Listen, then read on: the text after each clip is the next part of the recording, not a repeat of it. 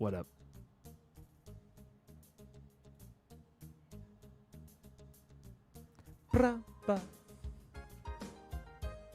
Hopefully you guys can hear the music.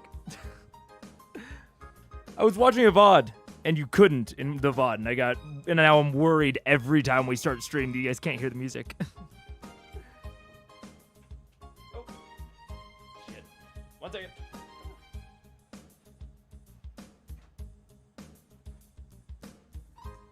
Does it look dark in here? What up? What up? Chat Noir, Mike 30, G Hercub, Amarok in here earlier, but having to leave for IRL friends? Ew.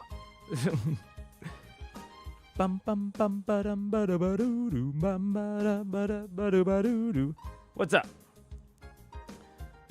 This is Critical Eyes, episode 90. Hello, welcome. You're here. We're doing it live. My name's Mega. I've been a DM for a while, but I've never seen an actual play, at least until this one. This series of me watching it. Me watching Critical Role Vox Machina. We talk about the good, the bad, and the ugly. What might be going on behind the screen in that crazy mind of Mercer. The mind of Mencia. And we have a little bit of fun doing it. And this episode, what are we doing? This episode, my takeaway from last episode is actually about the Ashari questline as a whole. Because we've been talking about it off and on of the Ashari questline compared to other personal quests especially, but just compared to other quests in general. And I had a realization yesterday when I was DMing, which also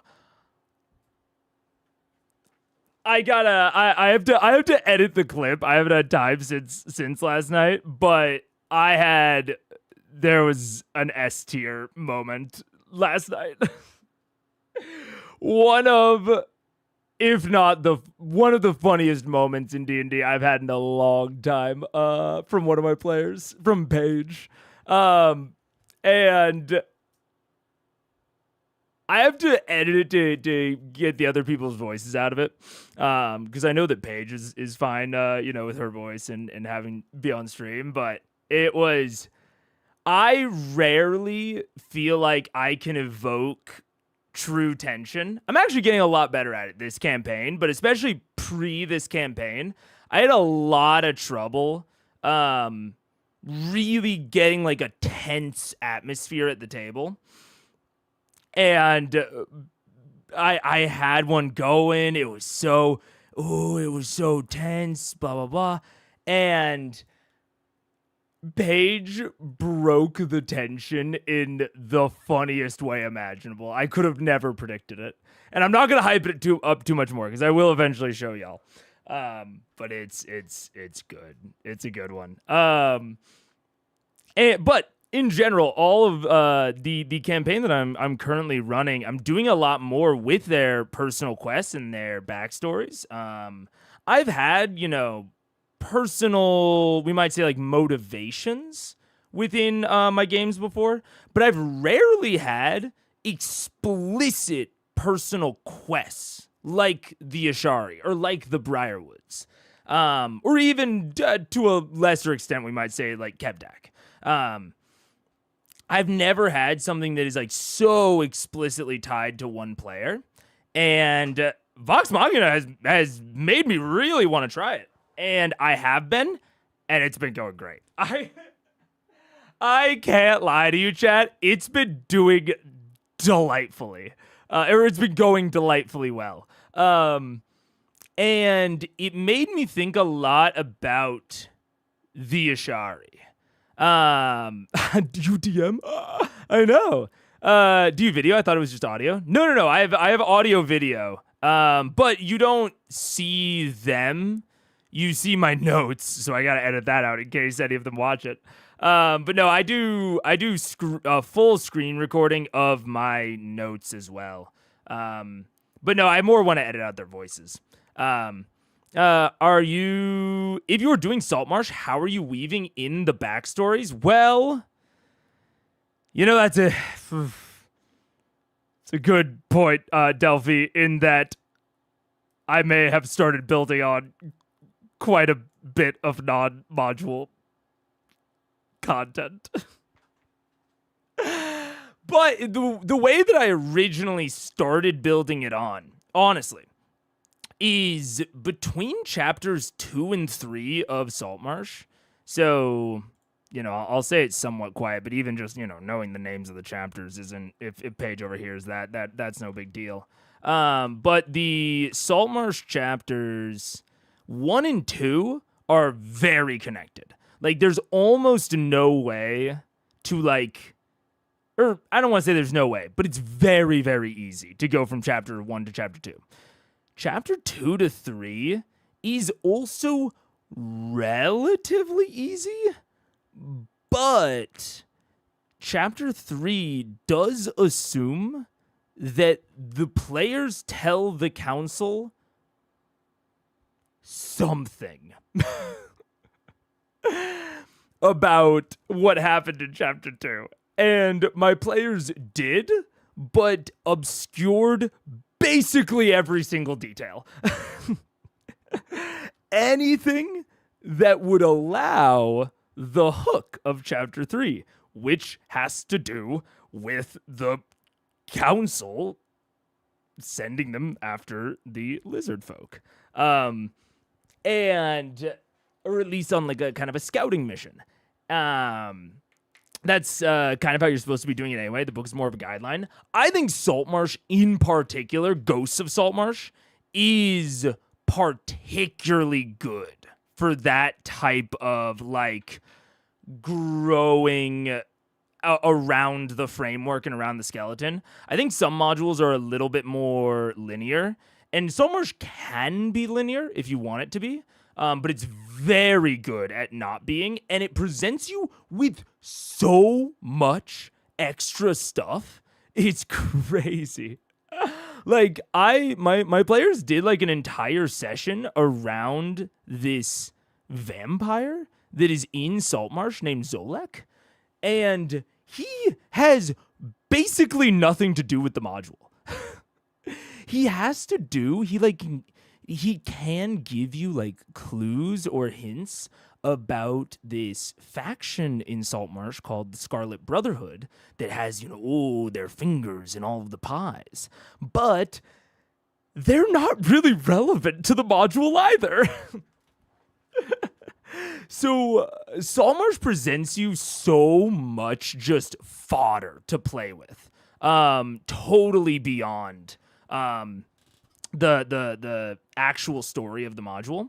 And so I have gone and built on even more. So I built on the vampire has this assistant warlock kid named Nefentuk, and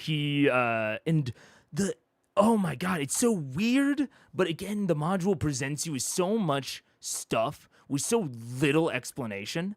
So the vampire is in a basement of a house that is warded. It was, not cursed, but he was trapped there by an ancient cleric that put a protection spell on the house and said that only someone of pure of heart could carry the vampire from the house. Trapped him there. And then that just so happens to be in an area of Saltmarsh called Crabber's Cove that is overrun with hundreds of feral crabs that kill people that go into Crabber's Cove. And I was oh, there's obviously a connection. There's not. Crabber's Cove is just, there's a bunch of feral crabs. Whatever.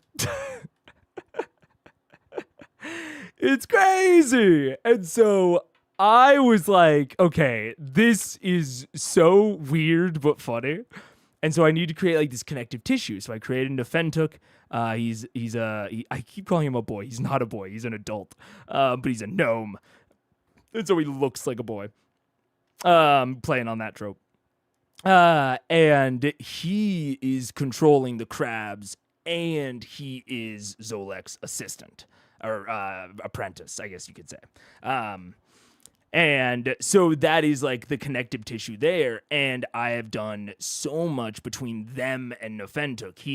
Nefentook stole their bag of holding, and he's a fathomless warlock. And yes, I finally got to work in the Kuatoa for the first time ever. He is a fathomless warlock, and his patron is a Kuatoa Gestalt deity, and who is slowly turning him into a Kuatoa. I'm having a ton of fun with it. But all that is to say, you had no idea Saltmarsh was a module, just assumed it was a series of one-shots that had no narrative connections. Honestly, okay, it's funny, John, because that is probably a more accurate way to describe the source material. So Saltmarsh is Ghosts of Saltmarsh, I should say. I often just refer to it as Saltmarsh, but Saltmarsh is a location. The module is Ghosts of Saltmarsh. And Ghosts of Saltmarsh is an anthology adventure where each chapter is based on an old like first edition adventure. So like, let me see if I can pull it up here. Yeah. So well, I won't show chapter 3 in case any players are watching. But the haunted house, so chapter 1 and 2, the sinister secret of Saltmarsh. Where is it? The haunted house. It lists it somewhere. Aha, yeah, there we go. This adventure is designed for 4 to 6 level 1 characters. They complete both portion. About the original, produced by the UK branch of TSR in 1981. The Sinister Secret of Saltmarsh was designed by Dave J. Brown and Don Turnbull. It was a revelation at the time, marking the first appearance in a D&D adventure of a haunted house and a raid on a sailing ship. It also set the tone for TSR's UK subsequent output, which often featured strong central narratives that challenged the players to take a creative approach to problem solving. And there is like an individual module that inspired each chapter of Saltmarsh. So Danger at Dunwater is from the original dungeon module U2, Danger at Dunwater, by the same people. And then later we have like Isle of the Abbey was inspired by this totally separate book. It was designed by Randy Maxwell in Dungeon 34, 1992. So cool.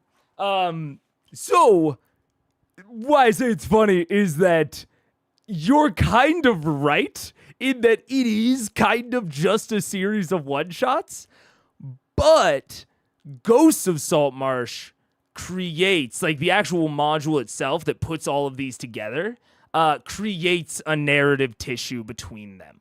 But it is very loose. I give a review of Ghosts of Saltmarsh, shameless self-plug really quick.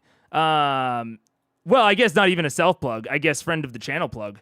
Mr. Welch in Mr. Welch's recent video, not most recent, but relatively recent. It's gonna be the one that's like an hour plus long. No, not Beck Me. Oh God, how many months ago was this? There we go. Mr. Welch's 50 channel collaboration teaser, and then Talking Fantasy Adventures with Mr. Welch and 4 dozen of his dungeon tuber. I think I'm in there somewhere. Oh yeah. Second from the bottom, right above Mike. There we go. Anyways, in that I review Ghosts of Saltmarsh, and I think that Ghosts is very cool. I'm having a lot of fun with it. Heavily recommend it. There is a lot that you can do with it. But it does have this, I don't want to say it's a problem, but it is like the connective tissue between the chapters is light. And so if the players decide to go in like a certain direction or not, it might result in the narrative tissue not quite working, which is what kind of happened with chapter 3. And so I started really diving into one of the characters' personal quests as a way to get them back on the track of the module. And doing that, my kid, that's why you always stream when we vend. Because it's working hours. I don't know. I like streaming early in the day. If I stream too late, I get too, not tired, but like, I don't like not having any time post-stream. And I'm also bad at eating. So I like eating after stream. That's the short answer. But anyways, it got me thinking about the Ashari and the personal quests and looping all of that in, because I have been really focused with my player quests. I've actually started pretty much all 3 of their personal quests. All 3 of the players have started their personal quests. They're just differing levels of depth into them. And they are also different sort of levels of self-directed. One of them is much more like also pressing than the others. So there's definitely an ordering, and I kind of talked with my players out of game to make sure they were kind of cool with the ordering, and they are.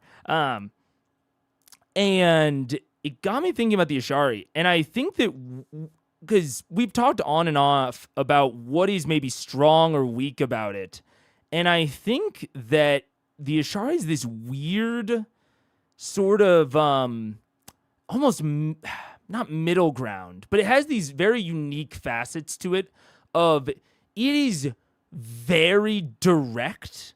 Like, it's very, very clear what you need to do to finish the Ashari questline, to finish the Aramente. We might as well just call it the Aramente. That's what it has a name. It is, you have to do these 4 distinct things. And 4 is kind of a weird number, especially given what you have to do. You have to go to a specific location and talk to specific people that are like, have lore reasons for why they're there. You can't move them around at all. It's not like they're a traveling group like maybe the herd. They are where they are. You have to do what you have to do, and that is it. And there's even... This is a little bit of a weaker point. I think you could easily argue against it, but I think that debatably, it is also sort of implied that there's nothing you can do to prepare for the Aramente. It is, each location has its own thing that they will decide, and like, at least it is felt to me that part of the Aramente is sort of figuring it out in the moment, and that is part of the test. Again, I think you could argue that, but as opposed to something like Percy, with the Briarwoods and the list specifically, Percy had the list with the names on the list. But as we've talked about in like the past 2 streams, the names didn't all have to be in Briarwood, in Whitestone. If Matt had wanted to, or if Matt and Taliesin had wanted to, they could have easily elongated that quest line a lot and really seeded where those people were. And not only seeded where those people were, but something as easy as you don't know where they are. You have to look into them. Kind of like we got with Ripley at the end. Like, tracking down Ripley, that sort of sequence, which was like basically a 2-episode sequence. You know, it was relatively short, at least, you know, compared to the total length of the Briarwood arc. And we could have had that Ripley sequence, that sort of track down and confrontation, for each person on the list. Now, I'm not saying I would have preferred that. I like the way that the Briarwood arc worked out. I don't think that would have been preferable to me. But the way that the quest was designed, the names on the list, allow a lot more flexibility than the Aramente. I think the main thing you could have done for the Aramente is made the locations of the tribes more obscured, like made the tribes themselves harder to find. I think that would have felt a little awkward, narratively.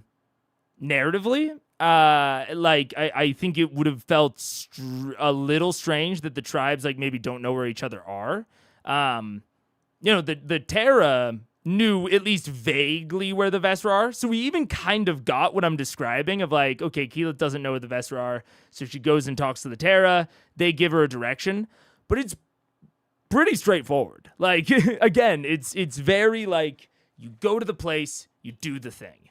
And I think that clarity can be really attractive. It's really attractive to me, that sort of very straight up clarity in quest design. But I think, at least for me, like I was thinking about what my takeaway was going to be from last episode, and I was thinking about like, well, how did I feel about last episode and about the last few episodes? And I find myself just being like, meh. I find myself kind of struggling to care about the Aramente because Keyleth has progressed so much. And, well, I guess that's arguable and debatable, but so much of Keyleth's story, I would say the majority of Keyleth's story and her character work has taken place outside of the Aramente and relatively disconnected from it. Because there is this, we are told as the audience, there's a tie between the Aramente and her leadership capabilities and her being able to lead the tribe. But because we only got one Aramente on screen, and I'll be, or before the Vestra, we only got the Pyra. It was pretty early on. And I'll be real, it was pretty lackluster compared to all of the other things that they have done through the vestige hunts, through the other quests that have made Keyleth grow in leadership. Like, Pyra is... I would find it difficult to say that I think Keyleth changed because of the Pyra in any way. I think she changed because of Raishan. I think she changed because of Care and Vax and Percy and Westron. I think she changed a lot in Westron, or at least dove deeper into existing characteristics. The Feywild. I mean, I think we've seen Keyleth develop, but it certainly wasn't during the Pyra, at least if you ask me. She developed a connection to the Pyra, but that's sort of neither here nor there from her Aramente. So when we go to the Vesra, despite how much I liked the environment, and despite the complications of the Kraken, I think the real thing that I was left with at the end was, what does it matter? You know? She's gonna go and, get crowned at the Zephyra. She's gonna become the voice of the Tempest. And I don't even think that she necessarily won't have earned it. But I don't think the Aramente was what she did to earn it. You know? Even that moment of leadership, that moment of teleporting them away from the Kraken and leaving some of her comrades to die, I think that's maybe the biggest, you could call it, leadership moment from the Aramente.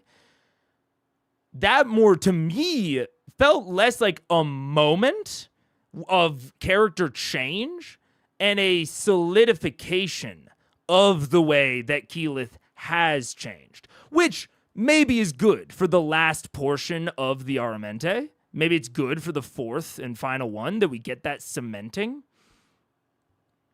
But it's fulfilling things from outside of the quest, which is tough. And I also, I think it goes without saying, I think there's also a big aspect to this of the Terra happened off screen. It seems like the Aramente was a little bit more maybe on their minds or in the discourse in the pre-stream. So it is also possible that we just don't have as much of a maybe connection to it. But even with that said, at this point, they've done more of this game on stream than off. So that was the real thing that I took away from it was when I'm doing a personal quest like this, trying to seed it in to other things. And I'll give a great example of where I think Matt did it. Fucking spoiler alert, who could have guessed? It's Craven Edge, baby.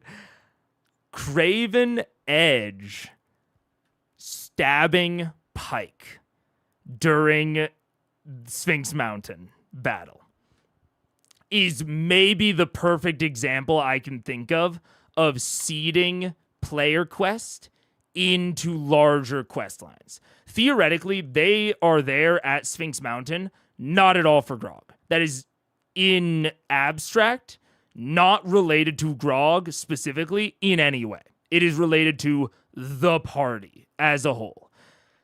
And yet, that moment, I had a relatively lackluster reaction to it in the moment compared to what chat wanted me to have. But looking back on it, I will compliment Matt because I thought that the moment there was a little bit weird. But I definitely think that it was a explicit moment of working Grog's personal plot, his personal arc, into the larger story, into the events that were happening. And so it made it feel like his arc was always happening with the object that would end up kind of resolving it, or at least being like the climax point of it. We have that, very soon after.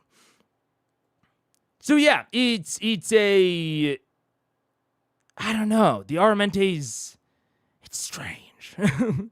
It's strange. My favorite lesson was that sometimes doing nothing is the best move when a dragon army flew past Whitestone's protective illusion bubble. Yeah, that's a very good one. Yeah. Sometimes doing nothing is the best move. Sometimes doing nothing as the GM is the best move.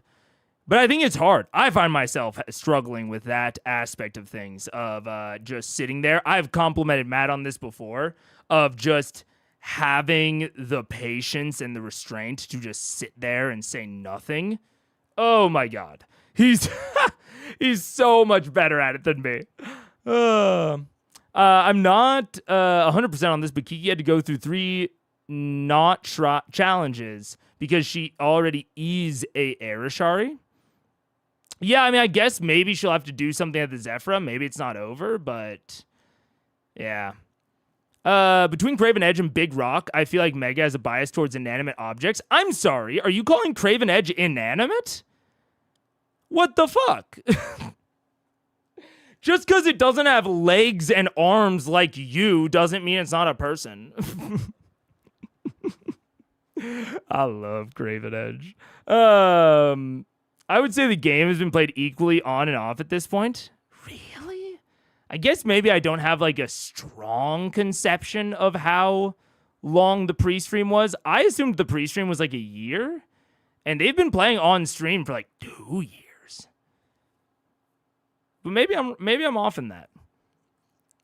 I see Aramente as more of a ritual as opposed to an actual way to teach or test leadership. I mean, I think that is fair, but I guess that's sort of not my problem, but I think that's sort of the weirdness of the Aramente is it is presented as this big personal arc, but they're not really made to do anything that really displays anything unique about Keyleth. Even the Kraken moment was, I think, a nice coincidence. It was a happy accident. I don't think that was, planned on Matt's part. So So I think that's the weird thing about the Aramente to me, is that it is sort of presented as this personal plot and arc, but it just doesn't have a lot of those personal arc things, mostly, I think, because it is so weirdly constrained. It's hard to seed the Aramente throughout everything. It's hard to keep hearkening back to it. And I guess you could just say that, that Keyleth's personal arc is not the Aramente, period. It is purely about learning leadership in sort of a vague sense, and then it will conclude at around the same time that the Aramente concludes. It's either very concrete in a really restrictive way where you just consider the Aramente the entire arc, and I think that has some issues with, again, not being able to seed it throughout the story. Or you consider her personal arc totally, I don't want to say totally separate, but relatively separate from the Aramente, at which point it kind of has no climax or any sort of distinct beats or end point, which is fine. You can have a personal kind of development arc that kind of just goes forever. You're always learning. You're a forever student. But I think it is certainly, I don't know. I find it hard to weigh the Aramente that low in my evaluation of Keyleth's arc because of how much weight they put on it in the story. When they're in the Aramente, they're constantly referring back to Keyleth, her lodestones, her plot, her Aramente. I don't know. It feels very, very disconnected. And I think even to hearken it back to Craven Edge, I think you could say that Grog's arc was nebulous in a very similar way of valuing friends over strength, right? But he had Craven Edge as a foil to that very arc. Craven Edge served as an outward display of his inner turmoil, which we don't have any analog to with Keyleth. The Aramente, I would say, is certainly not that. And then with Grog, we have this big final emotional conflict between him and Kevdak, where he has given up Craven Edge right before that. So he's given up this source of power, and he calls in his friends when his duel fails. So it's this very distinct fulfillment of what his arc has been about. And I guess, the Kraken could have been that. And maybe that is just a failure of the Kraken. But I don't know that even if the Kraken was way better, even if the Kraken, if me and chat got to redesign the Kraken fight, I still don't know that it would have been that. I don't know that it would have been the equivalent of Kevdak. And I think that is sort of buried within how rigidly the Aramente is set up. Is that it doesn't have the flexibility to meet the character where they're at and to interact with the character in a sort of custom way, so to speak. Forcing young people to circle the globe for this ritual is a great way to make them grow up. It's like that uncle that wants you to backpack through Europe. That's fair. I can certainly see that aspect of things. But I think that's also part of what is sort of weird about the Aramente is that it only kind of makes you travel the globe. It like the what do you call it? The Ashari are all incredibly isolated tribes out in the middle of nowhere. If you were really trying to if you're a very, we'll call it analytical Ashari, and you're just trying to get this done as quick as possible, there's kind of no guarantee that you'll get any sort of cultural anything. Which, honestly, if we want to talk possible improvements, I know that it's a big, obviously a big theory of mine that the Ashari, maybe in the past, were these sort of elemental diplomats to the other planes, and they would interact with the Titans there. But if the City of Brass Ark had been at the request of the Pyra, if the Pyra had said, we need you to go and do something in the City of Brass, that is your task for the Aramente. If the Vesra had said, there is a Locathah tribe in the elemental plane of water that has been poaching our lodestones from the Kraken, so you'll need to get past the Kraken and then go parlay with the Locathah, that might have something here. If this is essentially forced cultural exposure, I think you're on to something here. But the Aramentes themselves are so contained within these, again, very isolationist tribes, and the tasks that they have them do are just kind of, I mean, for the Vestra, it's basically chores. Dangerous chores, but chores. And for the Pyra, it was just a fist fight in the plane of fire. You know? So it's tough. It's very... Because the Aramente is also something that I would really like to like. And it's the sort of thing I could see myself coming up with. So I'm really taking notes on it myself. Equal only in real life time, but they met once every 4 to 8 weeks for around 13 to 14 hours per session. They're on EP 90, with each session be 3 to 4 hours. Game much more on stream. I see. I'm DMing for the first time in 2 years in a new system. Woo! Let's go!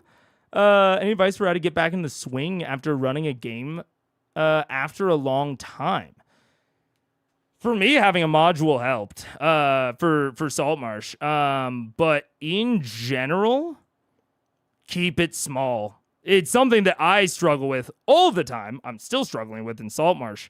But it's keep it small, keep it direct. I actually started off Saltmarsh in a way that I would say was probably not great, where I immediately introduced several like factions and factional tensions, and my players gave me the feedback after like 2 or 3 sessions of, because I noticed that they were very hesitant to do anything, not even really in an analysis paralysis sort of way, but just like they didn't like want to get involved in anything. And around the same time that I started to notice that, they gave me the feedback of, yeah, the faction tensions and relations seem so complicated, and everyone seems affiliated in some way. And I'm worried about like stepping on a bee's nest or stepping in something and like committing to one side and not being able to like retract that. And so we talked about it, and I think either one of 2 roads would have been better than what I started with. Either introducing the factions in a very contained manner with like individuals. So say there's these factions in the big city, your party is out in the wilderness, and they happen upon a confrontation between 2 agents of 2 of the factions. The players in that isolated setting can evaluate the 2 characters much more easily than they can grasp the factions overall. And the repercussions can be contained. Only one person is there that will be able to probably tell the story afterward. Or even if that's not the case, 2 at most. So as a DM, you can really justify limiting the amount of like kind of exposure of that event. Or you just don't make any of the first few conflicts or tension or like plot points about the factions at all, and just introduce the factions totally separate from the more individual focused story that doesn't have anything to do with them. Now you can tell I'm attracted to political intrigue. I'm attracted to factions. So that's what runs through my mind. But in general, keep it simple, keep it small. Even if you're in a big city, even if you're in a big, area, even if it's in Cyberpunk and it's one large city, focus on a neighborhood. Focus on individual vendettas or beefs or small local problems that can be very contained while you slowly learn the system and introduce more stuff. Also, I will say one of the things I learned from Blades in the Dark is if your players and you are familiar with another system, focus on the things in the new system that are similar to the old system at first. So when I first started GMing Blades, I was very interested in the magic. Like, the magic of Blades is very unique. It's very different from D&D. And I really dove headfirst in on it. And my players gave me the feedback. You'll notice I'm mentioning a lot of player feedback. I also recommend getting player feedback constantly at the end of sessions. I ask every session. And that really helps. But I dove headfirst in on the magic. And after like 2 or 3 sessions, my players were like, hey, can we like focus on some not magic stuff for a while? Like, the magic system is cool, but I'm having trouble like grasping it. And so I'm not understanding what is happening in scenes because I can't understand the magic. So can we focus on the mundane as we slowly learn the magic? And I was like, oh, yeah, absolutely. So focused, simple, small. Those would be my recommendations.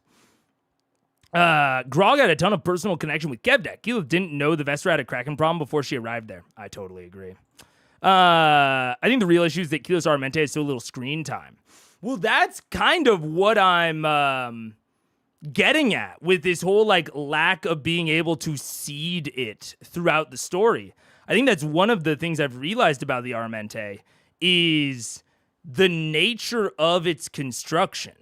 The fact that, again, it's like these 4 areas with these 4 tasks, and they're pretty small individual tasks. They're kind of one-shotty. Does not lend itself towards having a lot of screen time. Craven Edge could be brought up for a moment within the larger story, for 5 minutes every other episode, every 3 episodes. So it implied a lot more time and development. And I think it really like constructed a story that was larger than the sum of its parts. Like, I reference the Grog arc a lot. I think, honestly, if you went and actually calculated the amount of on-screen time that you could qualify as being part of the Grog arc, it would probably be not too dissimilar from the amount of time that you might consider the Aramente arc. It's probably more, but probably not as much as we might gut reaction think. But because it was able to be embedded within these larger scenes, we have like a moment with Craven Edge when they loot Brimscythe's house. We have a moment with Craven Edge outside of Sphinx Mountain, inside of Sphinx Mountain. We have a moment with him in all of these places, and it implies so much happening between the scenes and between the lines. Whereas the Aramente is contained. We know Aramente stuff is not happening unless we're in an Ashari tribe. And when we're in an Ashari tribe, it's all Aramente. So I think that's a huge takeaway for me when it comes to these sorts of things. Yeah. +1 to Aramente being more of a ritual. You can look at this as Keyleth visiting other tribes, getting blessings from other headmasters. Basically, she has to meet her new colleagues. Sure. And if that was part of it, if she had to say, actually, there's a great example. Oblivion, the Mages Guild questline in Oblivion, at least at the start, is about gaining entrance to the Arcane University. And then there's a more linear plot from there. To get entrance to the Arcane University, you have to go to each city, which each has their own individual Mages Guild chapter. And it is not that you have to do a task for them. That's not the actual framing of the quest. The quest is framed in such a way that you have to convince the Mages Guild the head of that particular chapter in the city, to give you their recommendation. It's not something that they have to do within the, construct of the fiction. If they don't want to give you the recommendation, they don't have to, which is not how the Aramente is communicated. The Aramente, it's, to me at least, it's definitely communicated as they have to give it to you. It's like you said, it's more of a blessing.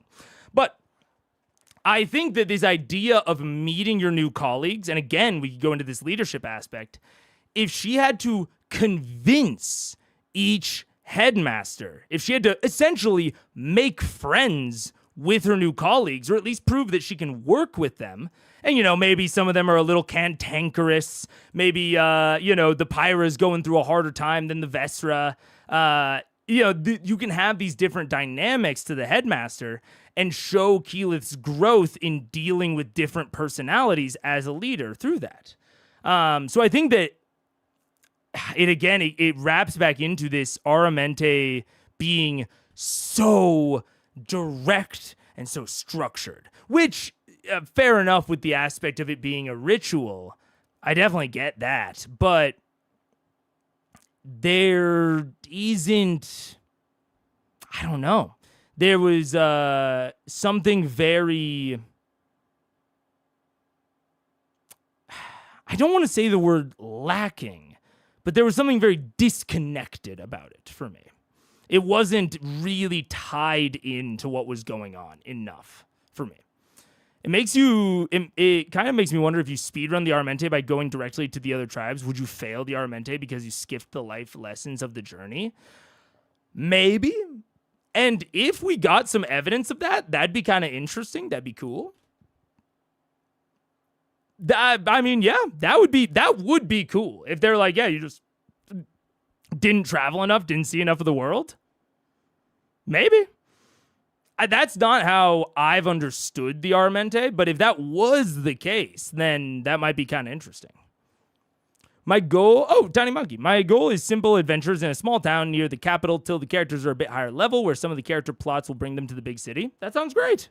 That sounds absolutely great. And then you can sort of seed what's going on in the big city throughout their interactions in the small town. You can have a visitor from the big city.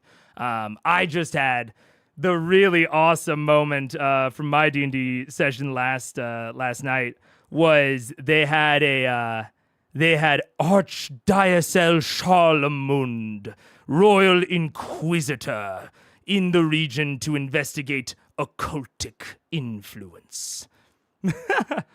And he's this big shot from the city, huge prick, and it was a way to kind of hint at the larger goings on of the world. Also, real heads know, if you recognize Archdiocel Charlemund, fucking thumbs up to you. I steal. I recommend DM steal from the shit that they like. But yeah. Thanks for your advice. Absolutely. I keep going on to the wrong screen share. But with that, I think we will get into it. The first half is long. It's 2 hours, 20 minutes. There's a narrative stopping point here. Break Actual break starts there. I have a feeling I will be targeting this one. It's possible this one. Possible. It's not stealing, it's an homage. I really do have to think about a better way to talk about it than stealing. But man, oh man, especially if your players don't know, and especially if you take it piecemeal, taking like specific things, like that's one character from a series that has nothing to do with anything else that's happening in Saltmarsh, and it's just perfect. He just fits so perfectly, and it's a really good like fallback for me in my mind of when I'm unsure how Charlemund might react or respond. I can just think about how that character responded or acted in the book. And he's already different than the actual character in the book, but it's, yeah, I recommend it, especially like interlacing it with your own originals as well. Like Nefentook is an original of mine. There's a lot of originals in there. But imitation, yeah. But I think it's a really good way to combat burnout. I'm the type of person that burns out quite a lot. I get some, not to use the pop psychology word, but I get some hyperfixations.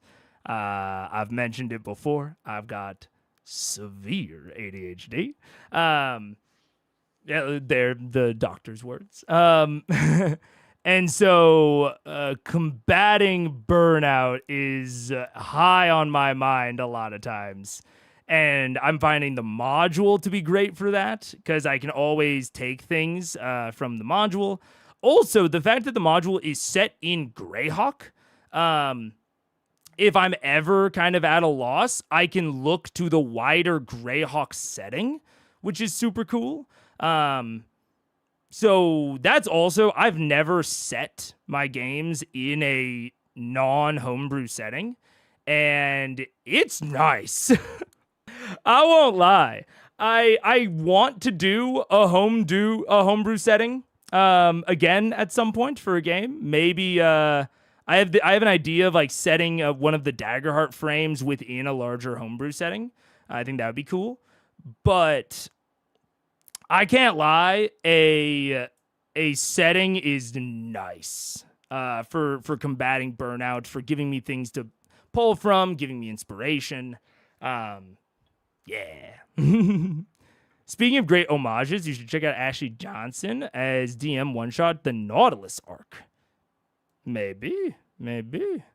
That's like half the first part. Yeah, G-Hercup. It's always a struggle when the sides are very kind of asynchronous. I mean, if we do the narrative stopping point, that will make this about 2 hours and this about an hour, 20 minutes. But yeah, sometimes it just be like that. What are you gonna do?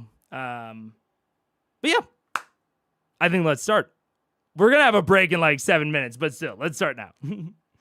Nerdy-ass voice actors. Oh, also, if I need to turn it up, but if anyone has noticed that there haven't been chapters or the chapters have been inconsistent on recent streams, I am close to that not being the case anymore. I don't know when it will be resolved, but thankfully, part of what I'm doing will allow me to go back and chapter older stuff. So those chapters will eventually get put on the previous VODs. But anyways, let's start playing. Around and play Dungeons and Dragons. Nice try, motherfuckers. Anyway, welcome to tonight's episode. Before we get into it, we have some announcements to do really fast. First and foremost, getting to our fantastic sponsor for the evening, returning the glorious Loot Crate. Thank you so much, Loot Crate, for being fantastic and for being sponsored by the show. Why am I just watching it from the beginning like a chump? Let's see. 12:55. Let's get some PC leveling updates.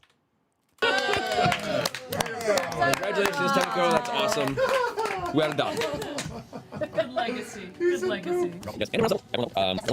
Whoa. What the fuck? Oh, holy shit. They added more playback speeds. Oh, fuck. My little thing that sets it is based on pixel measurements. Shit. Okay. Let me see what 1.1 is.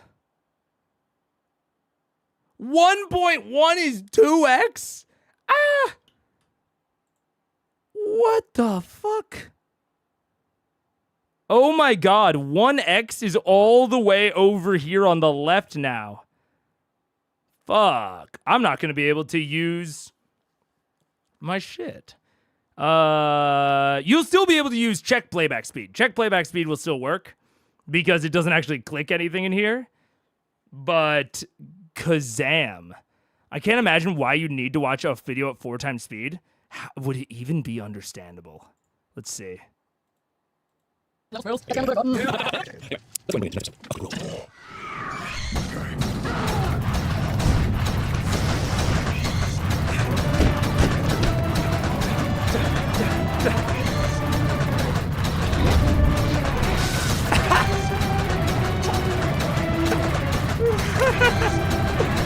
Oh, the cock laser was crazy. Ladies and gentlemen. Holy shit, that was wild. Oh, is it an early access feature? I think it's a premium feature. I saw the little P on it right here. So I think it's a YouTube premium thing. Which, look, I normally love having YouTube premium, but maybe this time I'm not as happy about it. Pure cinema. It's understandable just about for me. It felt more like speed reading than actually watching something.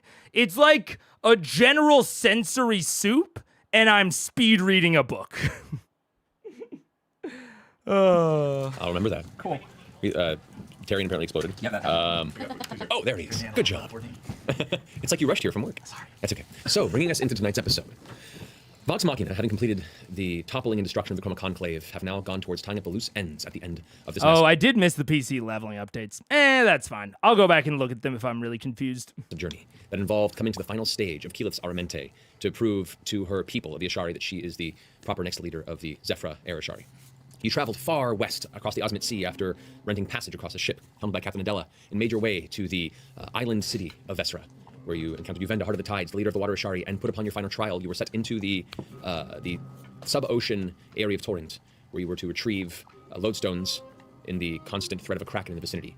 Unfortunately, the Kraken was triggered upon your attempt. A massive battle took place, one that claimed the life of Vasselheim, and barely escaped with a success under your belt. You managed to bring his body back to the central temple at the top of Vesra, and through bringing Pike's essence by a blessing through Saren Ray, complete a resurrection ritual that succeeded. Vax returns on his ever-dwindling borrowed time from the Raven Queen, it seems, thrusting himself into danger, but returned nonetheless. After this, you guys got some pictures drawn by Doty, as Pike intimidated him into learning your names in a wonderful method. You got passage on the ship back to Iman, where you have made your way back to Greyskull Keep, and that was where we left off, as you planned for the next leg of your venture. So, picking up from there, as an evening rest comes to you all, a night of sleep, Vax, you have a difficult evening, tossing and turning in bed, the general ramifications of recent events surrounding you, which, as a note, as a person who's back from resurrection, you are at a relative penalty for the next few days. I don't know if you were aware of that. Were you aware of that? Yeah. I kind of remember people going through that. Yeah. So, you have a night's rest after this. So that's, well, actually, no, you traveled on boat for a few days. That would have gone away. Hey. That's right, because you've made a whole journey back to Iman, so you rested up heavily in the boat. Forget I said anything. But, tossing and turning as the night eventually takes you into subconsciousness, you are plagued with flashes of deep-sea darkness, lashing tendrils, the ever-gaping maw, beaked, swallowing you, the light fading. And there once again you see, emerging from the darkness, The same expressionless, solid porcelain mask of the Raven Queen. The voice omnipresent but gentle, strangely warming against the cold of nothing. And the voice just calls out. I've given you back, my champion. But you are still mine. You have a purpose. Do not forget. You know well that my heart lies with them. Both of them. All of them. But I have put my faith in you. And I await your word. And wait you shall. I sense something on the horizon. I sense rousing villainy. I sense twisting the threads of life, but it's too far beyond my vision. Only time will tell. But I've watched your thread, and it leads to something bright, it leads to something great. But your thread is still clouded at that point. I cannot see beyond. And as that thread moves, it gathers many around it. Those you've come to love. Perhaps their fate is tied with yours. I think the ads are about to start, so I'm going to pause it before they do.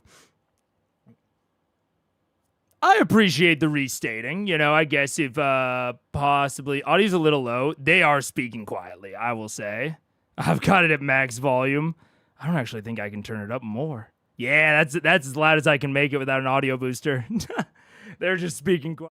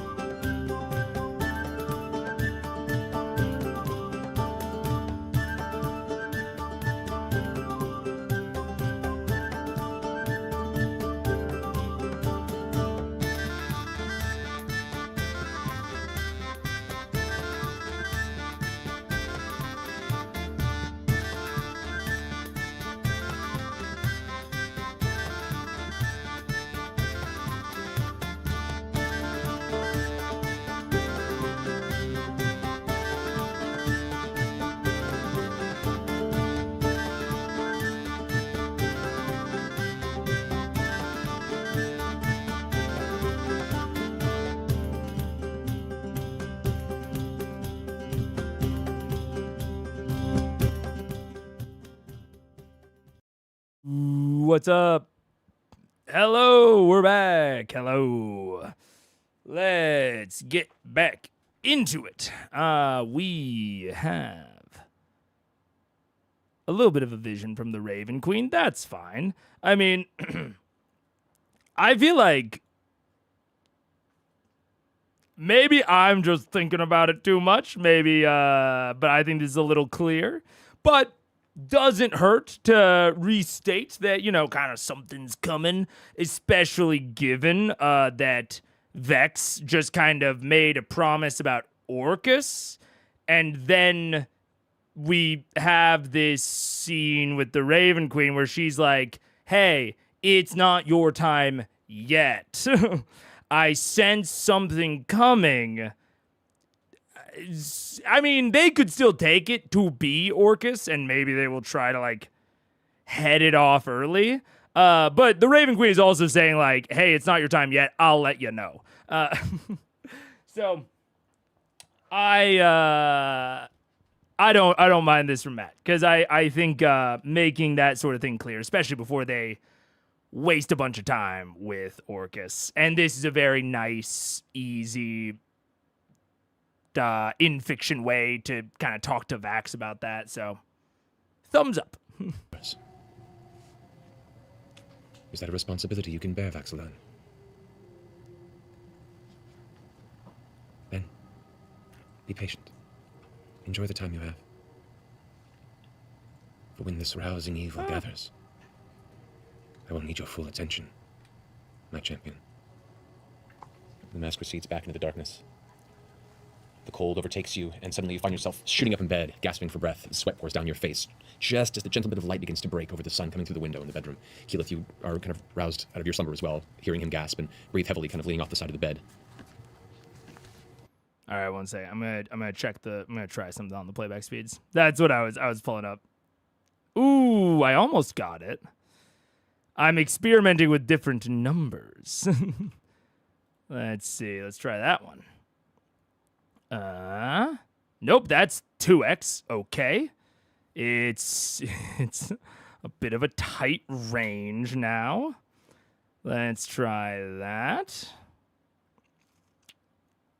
Deal with other shit. I'll call you when I need you. Exactly. Oh my god, that's 1.2? Okay, that's fine. I'll save that. That's 1.2. Hell yeah. 1.2, and then I want a little bit faster. 7.2. Let's try that. Oh, that's 0.25. Ah, shit. Oh, it's getting caught on the dot, I think. Well, maybe not. All right, I'm going to try getting it a little bit faster with that. Because I do use the, like, adjusting the playback speed functionality quite often. So I do want to make it available to myself. Nope, that's 0.45. Okay. Let's just try 1. Okay, 0.85. That's almost where we want it. 0.95. Let's try that. There we go. Okay, I can make do with that. I can make do with a 1.2 and a 1.75. Those sound good. I kind of want something in between, a little bit in between. Well, shit. I know I just said I could make do. One moment. Let's see. Let's try an 8.5.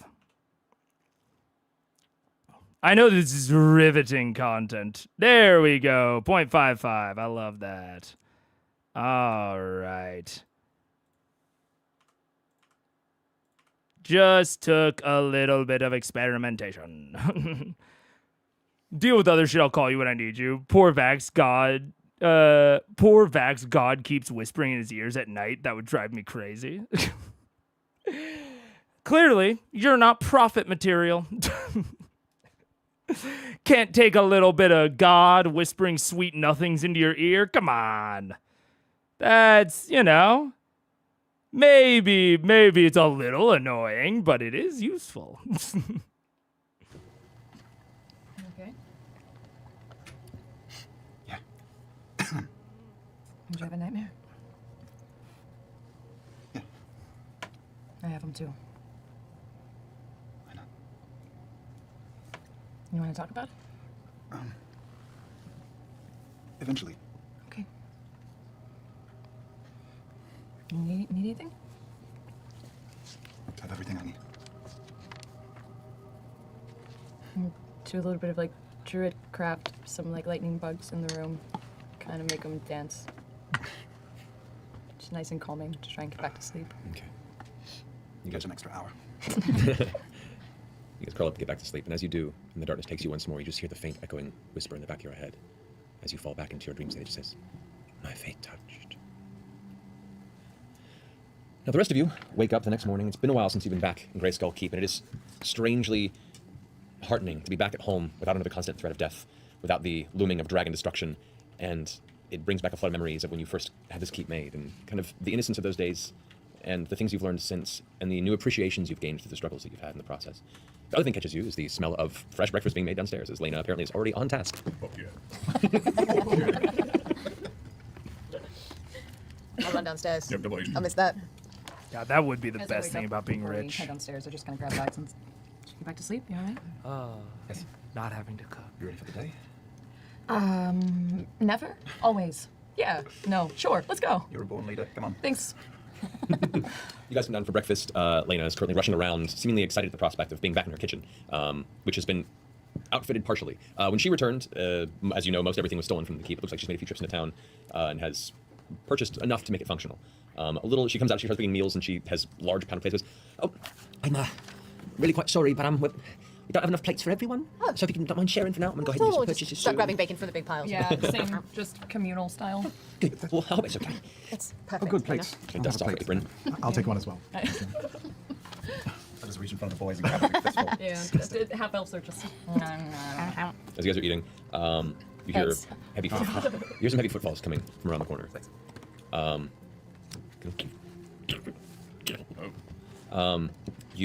The first thing you notice is a familiar female face. Once short red hair, it's now grown quite long, or at least grown longer to where it's about ear, chin length. You see Shane Tranter, one of the guards that you originally hired and had moved over to Whitestone to guard, walk in, leather armor on, big pack over her shoulder. Looks like she's also returned. As she comes in, she kind of throws a pack down. Right? Human. Oh. Human female. Wrong note. Shade trigger. Short human. Jade Tranter, yeah. Okay. And as she kind of walks and throws her pack down. Good morning. Glad to see you're all mostly alive. Did you eat already? No, is there Too food? bad. Nope. Help yourself. God, please, there is food. But no plates. But no plates. We'll make a You run are? into town. Oh, hi there. Just here for a visit, Tyrion Darrington. You haven't heard of me yet, but you will. Do you work here? Are you one of our employees? I'm one of their employees, yes. Oh, well, they made me an official member now, so... Great, so you'll be the one that pays me then? Oh, We will all chip in for whatever your monthly wages will be. Well, unless I'm mistaken, and, well, unless you canceled our contract. Mind you, we haven't been guarding the keep for a long time, so I'm not going to charge you for the time over that, and we appreciate you for that. But we are kind of back on the clock, and this is kind of my only job at the moment, so... start guarding. All right. And she kind of smiles and sits down and grabs like a bit of food and pulls it off into her hand and just starts eating out of her leather gauntleted glove. And just like, Tyrion, you don't have to worry about paying on this. How much do they cost? A fortune. I'm sure I have it written down somewhere. We had books. There were books. We kept There were books. books. There was also There a are dragon membership attack. dues, though. I fully expect to be Quarterly. treated as a full paying member of this, Yes, and I will good. gladly contribute 1/7 of the salary. Really not necessary. Really. It's quite all right. I insist. It's literally nothing to me, so... Someone should teach him the Vox Machina fight song then. You should do it, Grog. Yeah, Grog, you have the best voice of all of us. Yeah. Do you know the fight song? No, I've not learned any fight song. Most of the songs that I've learned are either religious in nature, or I read them in books and I've made up my own melodies to them. They were epic poems of yesteryear, and I sort of set them to a little melody, mostly happy. You made up songs then? Well, No, that's good. Each one of these songs is like personal to the member, right? So you make up a song about what Vox Machina means to you. I do that? Yeah. Wow. We'll need it by sundown tomorrow. Doty, we have some work to do. Working breakfast. he just sits down right next to you. Machina. Sakina. Put a sakina. No. Vox. Put it in the box. We'll work on this. I'm scouring my notes for where I wrote their salaries down. That was a long time ago. It was, but I've got my spiral here. I just... They're 100 gold a month for Wow. the first for 5 of them, and then 50 gold a month for the other two. Yeah. That's Vex's memory. That's my memory. 100 gold a month for each of the guards, and then what was the 5 of extra? them get 100 gold a month, and then 2 of them get 50 gold a month. I don't remember why or who, but that's how it was. I think the guards get 100 and the cooks and get the 50 or something. Servants get 50. There it is. Because I wrote down, I believe Shay, Cordell, Jarrett, Kendrick, and Natiba get 100 a month, and then the And then we servants, always Lena get and bonuses because he Aaron. was captain. Yeah, and because he was hot. Yeah. Yeah, well, there you go. Although Jared is technically not on your payroll anymore. No. Yeah. Jared's now a member of the Pale Guard in Whitestone. That's right. Yeah. Yeah, I That's remember. right. So reducing our costs. We're getting better at this. Yeah. Do you know where the rest of you have to the do crew twice is? as Shay? Well, Kendrick is currently watching up on the wall. Natibe I haven't seen since you sent him off to Wild Mountain. Right. Well, and she kind of gets a distant stare for a second and says, well, Cordell didn't make it through the ordeal. Really? And you can see her, like, kind of, she has that look of somebody who lost a close friend. She gets kind of a distant stare for a second, clenches her jaw, and then just shakes her head and goes back kind of eating absentmindedly. We should have some sort of service then, or at least a dinner. That's up to you. I've already had mine. My piece has been said. Well, we're glad to have you back. Me too. Glad so many of us survived. Do any of us remember why T-Bay went to Wild? No. You sent him a long time ago to look for information about the Briarwoods. Oh no. Oh no! Oh no. They did? I thought that was Assume. No? Did they send TV with Assume?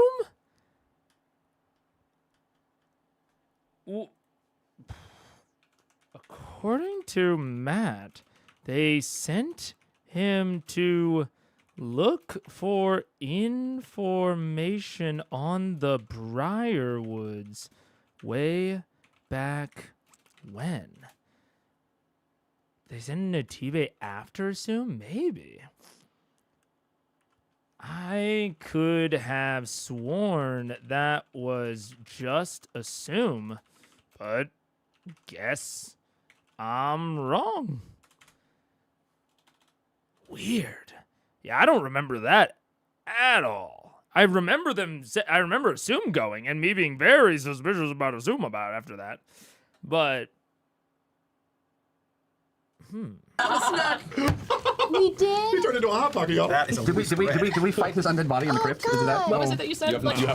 You have not crossed his path. A while ago, Yeah. Vox Machina never returning your calls. Wow. Vox Machina not returning your calls since since 1992. To be fair, spies by nature live a very dangerous lifestyle that they accept. Yeah. Who knows what his whereabouts are if he'll ever show up again. Maybe You he haven't just took heard our from money him. and ran. No. It's also very possible. Doubt it though. I would feel better about that, I but would feel probably not. I can try and scry. he's one of the I just like C2 the notion that maybe characters. we checked one more of those cells in the dungeon of White You Soul. want to try and scry on the TV? You know, I can. I'll say just because I'm kind of curious where this particular rabbit hole leads. Really? Maybe. It's not. Dude, what if I have the prediction that that Liam is like an alcoholic ex-detective? What if I got it wrong and he's not an ex-detective, he's an ex-spy? Liam plays Natibe in Crit C2. His former employers, the assholes Vox Machina, sent him to his death. And he's gone to ground. He's left the life. I don't think that shit'll happen, but that would be awesome. Not like we're actually going to go wherever he Yeah, is. yeah. Just go while we're eating breakfast. All right. Maybe we can find out. Scry on the It's TV. all right. This is our breakfast entertainment. This is our version of looking at our phones, which is just this is Vox Machina. Have you posted anything on Facebook? Have you figured out how to project this on a 55-inch flat wall monitor Actually, pressure? that's a good question. Yes, but the frame rate is only 120. Yeah, it's a little, and it's in black and white. Posted on Instagram 6 weeks DLP. ago, and that was it. All right, so you're doing scry on Native? Yeah. What do you have going? I see. Keep it. So as you guys Well- have breakfast, you take a moment, you finish the small ritual on the center of the cold stone floor of your kind of mess hall area, the keep. As you focus on your kind of fuzzy but decent enough memory of Natibe, as the ritual completes, your vision focuses out for a second and returns to you. And what? There's no Like, focus. There's no Natibe. He a Jolly Rancher in the belly of Cravenhead. I'm afraid the insane things that Grog just said is correct. He is a. I'm a powerful magician. Yes. Wait, T-Bay is no ranch longer. hand in the Yeah, he's on the farm. He's running through the fields on the farm. Happy as can be. Tal'Dorei. All the room to run he wants. This is actually really terrible. This is really sad in the weirdest way. I mean, yes, this is very dark. That's Dark time. terrible. Travis. I know I can't. We're laughing at ourselves. We haven't thought of this guy in 72 years. Pre-stream. It's been like since pre-stream that this has come up. Yeah. Okay.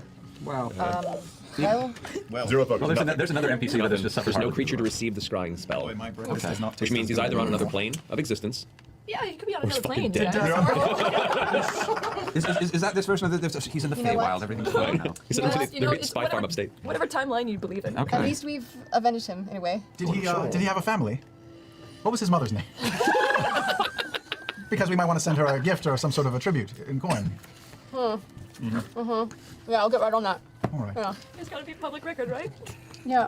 Anywho, we're that down was- a few servants. We should probably get some more guards. Nah, it's Hey good Shay, times. do you have anyone you'd recommend? You want to spend more money? Honestly, me and Cordell kind of worked as a team for a long time. We didn't really make friends. I can go looking in the city for you. No. That's all right. Keep your eyes open, but we trust your judgment. I mean, unless you want to go look for it yourself, I don't mind going and finding some good candidates. Find a few more. Yeah, I feel like the city is pretty overwhelmed at the moment, though. up to you. A lot of you, keeps have been ruined, and guards might be looking for work actually. yeah, people looking for work right now, Addition, a and few new people. you like you got more important things to focus on. So if you want to hire some guards and you have trust in me, throw me some cash and I could probably bring some people in. How do you feel about your workload? Do you feel like you can handle this? I can handle it. She like shakes the bit of scrambled eggs from her gauntlet in hand. Good leading. Good leading, How's your Keelan. Good keep leading. bandwidth right now? Are you Do you need to download some of your. Can I just? Your work This is to shitty. me? Can I just roll for insight and make sure that she's like trustworthy? I Describe the feel like she's responsibility trustworthy, to but we need to know what it is that you do. I rolled poorly have broken for my my insight. Would you But roll? Real life I'll just check. peeks through. You can roll poorly with the bonuses. 13. 13. Yeah, she seems pretty straight. Alright. You know, she's straight with you. She's not. We've Not trying got to a little layer it bit of all. a trip to take, and so perhaps when we get back, we can audition some new Yeah. candidates. That'll be fun. We'll enjoy that. I mean, we'll either be going for a few days. I would enjoy anything. Oh, it's quite fun. It's quite nice. I love me some fun. Are you going to audition like these new guards, like we did you? Oh, I can figure something out. Don't worry. I like it. Make sure they're trustworthy if we're not going to be around. And I hand her 500 gold for herself and her Kendrick Yes. and the 3 that you hire. All right. I'll get on it then. think I should have some time to go into town and do this here in the afternoon. She grabs another roll off the table, kind of thinks about it. Oh, glad to have you back. She turns around and leaves the room. I like her. She's cool. Yep, couldn't say too much. Now I remember why we hired her in the first place. Because she fought well.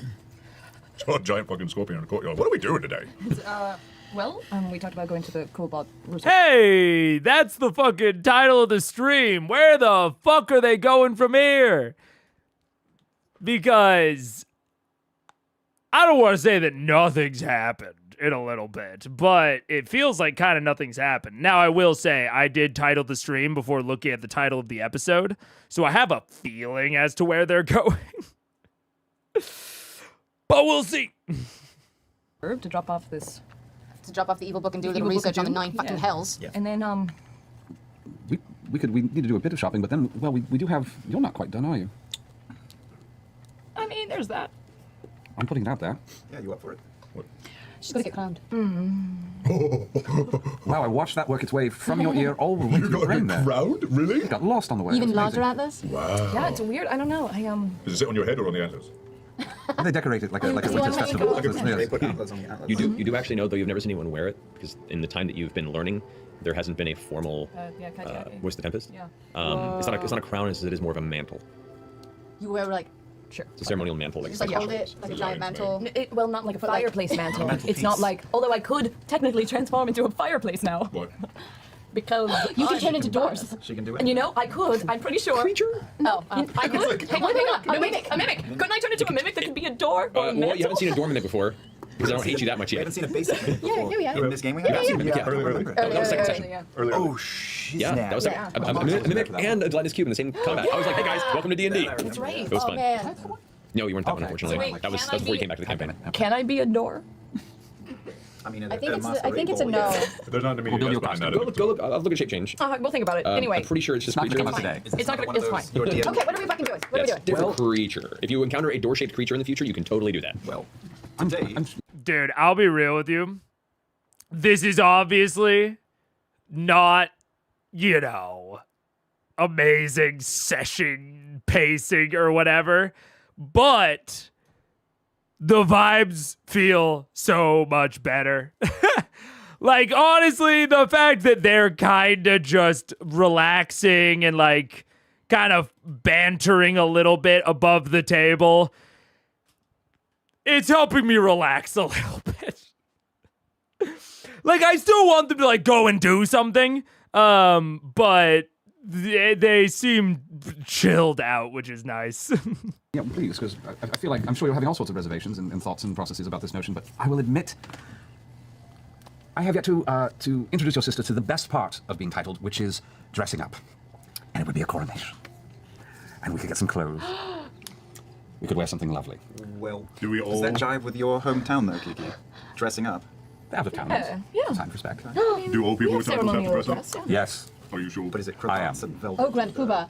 We're I'm very afraid you have to wear something quite formal. You know what? Something fitting of Breakfast your is disagreeing with me. I think I have to go back to bed. Heavy is the head that wears the Yeah, crown. I don't feel well. I gotta go. I'll go back up to my room. As Grog storms off. Man, I really thought we were going to get him to bathe this time. Does he have a version of wearing pants? Yeah, I'm sure we can work out shirts. something without pants. He wears Just a something- belt, a really glorious belt, just over the dwarven All belt. blinged out. He barely, it's like a kilt that's barely joined at the bottom already, so it's like a poopy diaper, to be honest. Get him boots that go all the way up to the neck. We have so much. I mean, it's Poopy diaper of dwarven kind. gross. Activate number 1 and I'm Seriously though, seriously though, what are we doing? Well, we're in town. We've got this book in a library, but we should decide what we're going to do tomorrow. I mean, what's to wait? Why don't we go home? It's just, you know, it's just weird. Yeah. It's just weird. With it, it's like, it's been so long, and it's like a lot of build up, and then it's gonna be over. You are adorable It's gonna right be. now. Well, I'm serious. It's been like a. Maybe your Like dad a will have life. information on the Nine Hells. That's you could, yeah. It's just my whole life. It's been building up to this, and like, you know, if we complete it, that makes it real. Wait, I do have a question actually. If you complete it, do they want you to stay? If I complete it, then I am the voice of the Tempest, and I imagine I can do whatever I want, right? Or you stay and lead your people? Yeah. Does the Tempest go on road trips or? I don't know. Oh. Has your life been leading up to this moment, or has your life whoa. been leading up to everything that happens after this moment? I am not entirely sure of the difference of what you just said. I'm just saying that as somebody who spent several years of their life avoiding the one thing that would make them even remotely happy, maybe just barreling through it is the way to go. We'll be there. I guess it is that notion of leading up to this one moment that you've thought of for a while, and then once you complete that, what happens next? You know? It's just like getting married, Keyleth.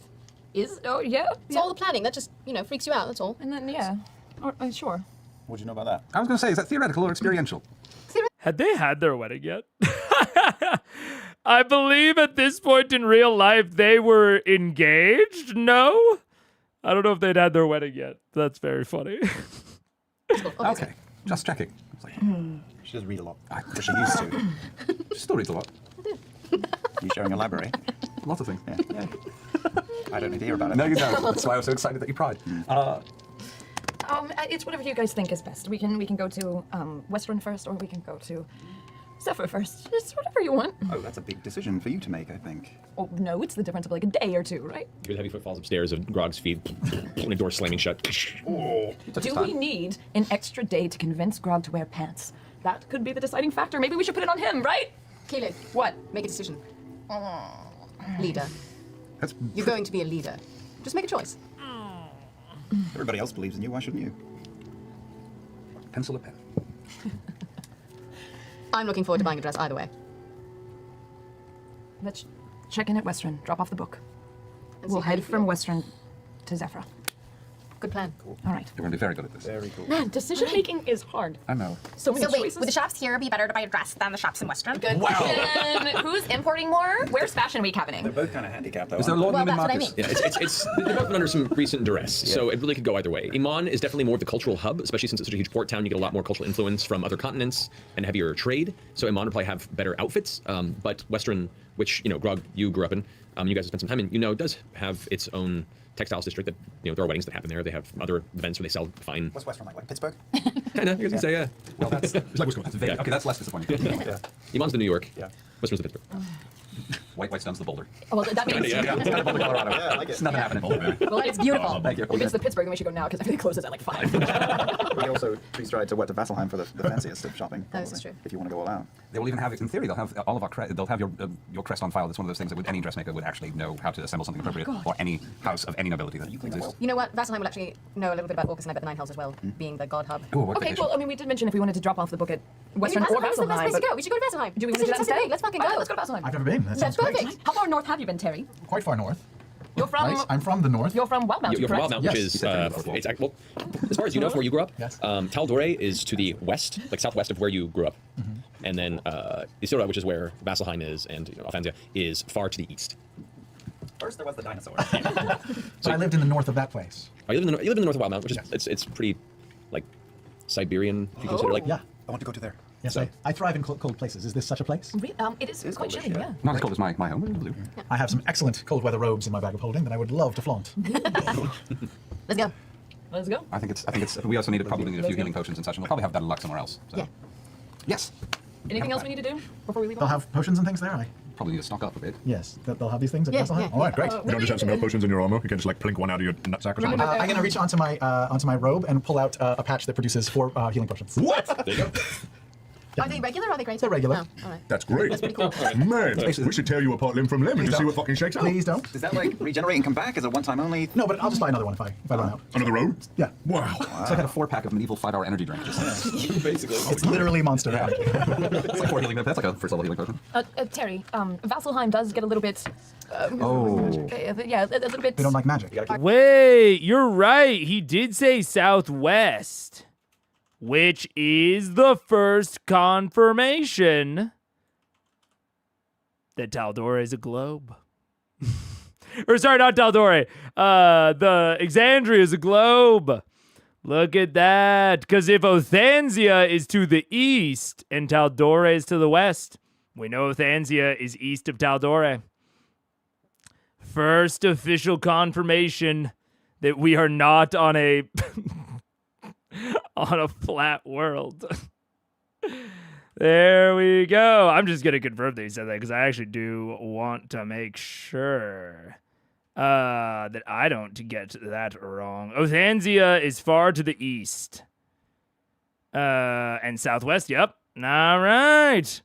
Flat Exandria theorists are fuming, foaming at the mouth. Arcane magic. I practice alchemic magic mostly, so I'll be okay, I think. Okay. You might want to keep a low Maybe we profile. should do it in I public. mean, alchemical elements, yes, but a lot of your Spells. and infusing everything is arcane based. Arcane-based, And you have a giant arcane metal man following you around. Oh, maybe I should disguise Doty in some way. Can you do that? No. I mean, I can throw a cloth over him, or Make him look like he's just a big dude wearing a robe. Or a ghost. With a hood over his a head. ghost. Is it Halloween? It is I don't think so. sadly not Hallows. We can put him in some. We can put him in some armor or some fake cloth of some sort. Let's just put a robe over him. Could you and I craft something for him before the journey, like a face mask of some sort that makes him look like a brave warrior? I'm really good at disguises. The trouble That's is, true. I haven't flexed those muscles in a while. Let him but give it a go. the trouble is he's going to emanate. You can make I disguises. can work with a little bit of Magic nose putty, and lens. yeah, I can make a fake I think, face wait, for are this you guy. an assassin? That I would love to As see. best as you understand, it isn't like, oh my god, there's some sort of magic source in Vasselheim, arrest everyone involved. It's not like super illegal. It's just generally frowned upon and called suspicion. No, I want to pursue you making a mask for Doty. I feel really rusty. I want to help him because I'm in a robe Oh, too. let's go full Cinderella on this. Let's get all the mics involved. What do we want this guy to look like? Well, I mean, there's no disguising the fact that he's 8 feet tall and squeaks when he walks. Should we turn him into a Goliath then? I mean, This guy's you're going brother. to do full body paint Oh, for this? jeez, for this seems Doty? really complicated. What if we just put like a stealth cloak over him or something? A stealth cloak. Do you have a Yeah, stealth and then cloak? paint his. Yeah, I do. Let's make him look like a Goliath that wears a lot of robes because he was horribly Yeah, scarred. I start taking Grog, robes. how do you feel about this?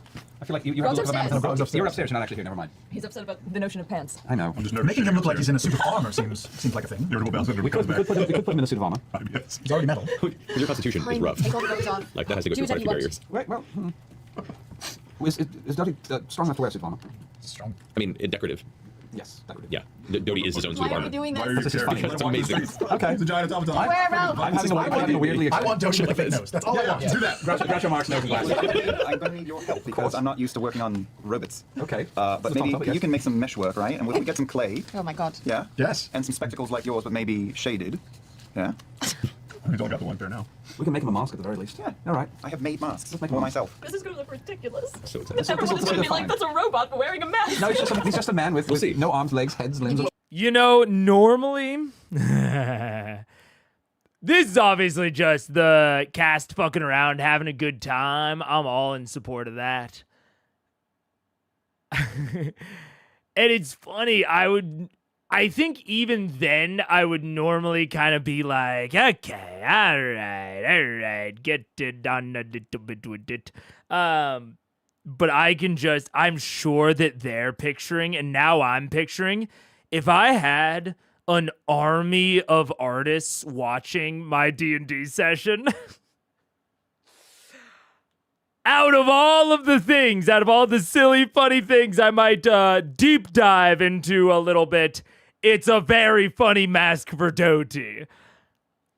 Because I'm going to get to see it after doing all this. And that's cool.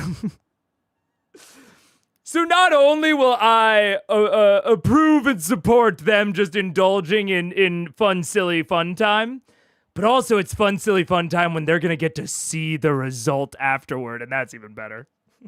We don't have to. I mean, No, we're doing it. No, we're doing it. Let's spend some time. Yeah. Okay. You guys everyone else can get their little run around Western done while we sit. Okay, so, Vax, needing materials to prepare such an elaborate... Hey, give me some money. I don't have any money. I never have You money. need money to go buy a stupid mask for a stupid robot? This is the first time in this entire goddamn campaign. No, it's not. Yes, it is. No, it isn't. Give me some fucking money. I can give you money. I want her money. All right. Thanks. All right. Like You know, it is important for him to express I've himself. passed out money lately before, I Arts think. and crafts are very therapeutic. I throw myself off of things for this one. She can't give me 50 gold pieces. Fine. Thank you. How about everybody gets 1,000 gold? It's a party! Really? All right, everybody take 1,000 gold. Sure. Me One, too? except for you. 1, 2, 3. Okay. Hey, Matt. Yeah? Do I have this ability? I feel like I remember it, but I'm looking through Oh no! Oh no! I'm pretty sure you do. I was wondering, I'm like, We'll see. I think you got a disguise kit. It's not an ability per I se. have imposter. He does. That's me. Can I use I mean, it's assassin to be. Oh, actually, now that he says that, he might be right. He might only be able to do it to himself. He has proficiency in the toolkit. I would let him do it. Whatever. Look, I appreciate Liam asking, but this is kind of the, it requires like 10 days. Yeah, because you're like constructing a whole alias. Look, this is actually just like the fucking boat scene with Ashley when it's like, look, make it easy for the GM to say yes. If I went and looked at his mechanics, I might, and you asked me to rule it raw directly, I might be forced to come to the conclusion that he can't do it. But I don't know. It just seems so harmless. And like, honestly, even if he technically can't, they could still try, you know? They could still try. What is it? Assassin's Tools. Yeah, he's got disguise kit. Oh, this might be 2024. Let's see. Assassin 14. Bonus proficiencies. Oh. Yeah, he gets disguise kit. Ah, why not? Why not? I mean, it's not the, there's another one. Where is it? It's infiltration expertise is possibly what he's like thinking of, which is all about like documents and stuff, and you can adopt the new identity as a disguise. But he's got the disguise kit. I don't know. I just fucking say, whatever. Yeah, he's proficient with the disguise kit. I'm kind of like, it's fun, it's funny. And Matt also just directly told them, hey, you're not gonna get arrested. They're just going there to like secure a book. It's not even like they need a huge lack of suspicion. They can march right up to Highbearer Vord, who has helped them hide cursed bullshit in the past. And they can be like, hey, Highbearer Vord, we got another cursed thing. Can we put it in the vault? And it got, I don't know. It doesn't even matter if Doty's there. So this is one of those things that it's kind of like, regardless of what the mechanics say, it kind of doesn't even matter if they fail. You know? I thought they were getting dresses. They're also getting dresses. I think they talked about going to, because they want to hide the cursed book either in the Cobalt Reserve, or they mentioned hiding it somewhere in Vasselheim, which is where they hid the Horn of Orcus with the Highbearer Vord. So, but I mean, regardless, Doty can wait outside, you know, you know. So, all that is to say,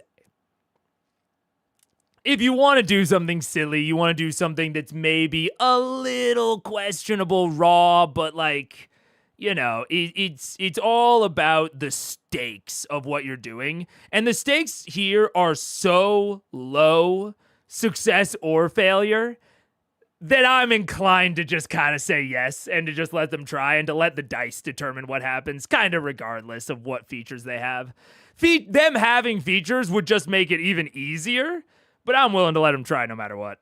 By the way, Neil, no. you don't have this ability? I want to see this Anyway, more. no. Yeah. Oh, we're doing it. We're doing Off your way through it. No, because imposter is the ability to mimic somebody else. It has nothing to do. A disguise kit is what you're using. Oh, a disguise And kit. I've always had a disguise kit. Correct. Because I did something back in the home game. I did something. Yeah, remember you've done a couple something. things. I mean, for real, the Raven Queen manages the Vasselheim library.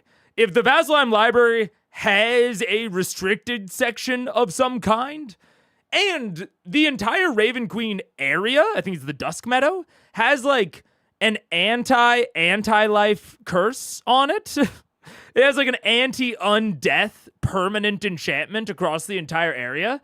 Seems like the perfect place for a necromancy book. So yeah, just like walk into Raven's Crest, be like, hey, can we just like throw this in the pool of blood?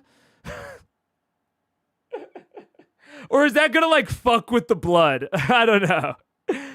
I feel like you just toss it in the pool of blood because it seems to only be a problem if you open it. So lock it up, into the pool of blood it goes. Who's gonna find it? Yeah. But it's not an ability you have.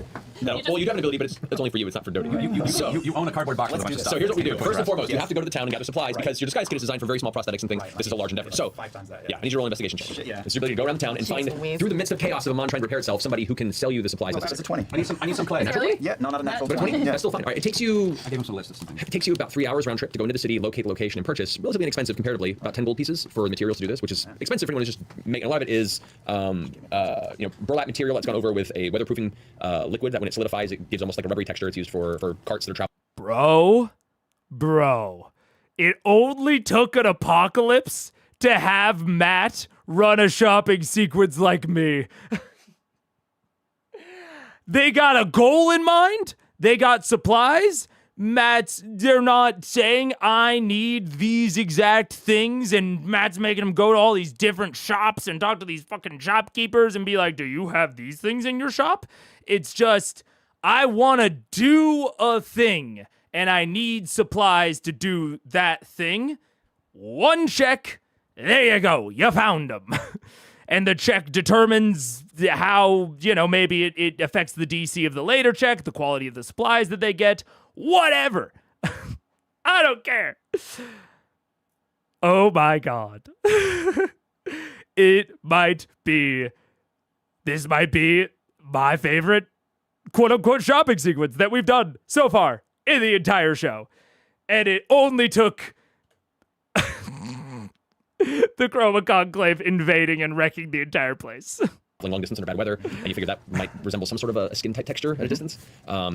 You gather other elements to build a mask, to wrappings and material to just kind of block things that might look metallic. So you gather things that might work in your favor. So as you collect this, what are you guys working on? We're making a mask? Well, we're doing the first thing that we're going to need is a way of connecting this to him without limiting his movement. So I'm making so that it's a very accessible, easy harness to get this on and off, and starting to design and put together how we're going to. What I'd like to make is a couple, like a porcelain cover for the hands and face. Oh, like porcelain so that hands. it actually looks like perhaps it won't draw immediate suspicion, but if it does, it will look like somebody with an artificial limb. Maybe they've been hurt. You know what? I give Taliesin a pass. I give Taliesin a pass. Because normally I would be like, like, you don't need to be so specific. But when like half the point, 60% of the point, maybe even 90% of the point of this is what it looks like aesthetically at the end, I think the supplies portion can be abstracted, but I'll give Taliesin a pass on going hyper-specific on the mechanisms and all that. He's just giving the artist guidance at this point. Oh, man. What if there is more shopping in the ebb, then can you call it your favorite? I can call that my favorite shopping sequence so far. Maybe it's not my favorite shopping episode. But that little bit right there, thumbs up. Give me 10 sets of scissors. So are you crafting the porcelain? I am. That is not. That is not. Yes, but your materials. You're used to I'm using. instead of porcelain, I'm going for the ceramics that I use for some of my build. It's more practical. Okay. I mean, I've been working on some jewelry shit. I've genuinely This learned. is true. Okay, I gotta go back and watch it at lower speed. I think me and Matt might have made the exact same face in response to Taliesin. Also, Matthew Mercer watching my videos in the future again. Yeah! Availability of materials. You can't just assume you have porcelain or the materials with which to make porcelain. I think it's truly what is putting me and Matt in more of the same mindset is that I have always viewed the time setting and the general tone of D&D and you know, even like pre-Conclave Exandria as a somewhat limited availability market. However, I think that Matt kind of didn't. But now that the apocalypse has happened and the Chroma Conclave has happened, he is now in the same mindset as me of, well, you can't just get whatever you want. It's, you know, Iman is a big city, but it's rebuilding. You literally just might not be able to get the material to do the thing that you want to do. And that is always how I think. But I will say, to give Matt even more credit, it is his world. Potentially, material availability is higher than I think the portrayal of Exandria would imply. I'll put it like that. There could easily be more happening behind the scenes that is just not shown on screen that makes the logistics of material availability make sense for Percy to be able to get kind of whatever he wants. And to Matt's credit as well, he also does make Taliesin go to a gunpowder vendor, Victor, in Vasselheim. So Matt does restrict some materials to some degree. And it seems like he just doesn't think about it beyond that. But to continue complimenting Matt, I'm essentially going to just assume that everything makes sense, honestly, just because I've seen this. Before, I kind of didn't have faith that Matt was even considering all of that.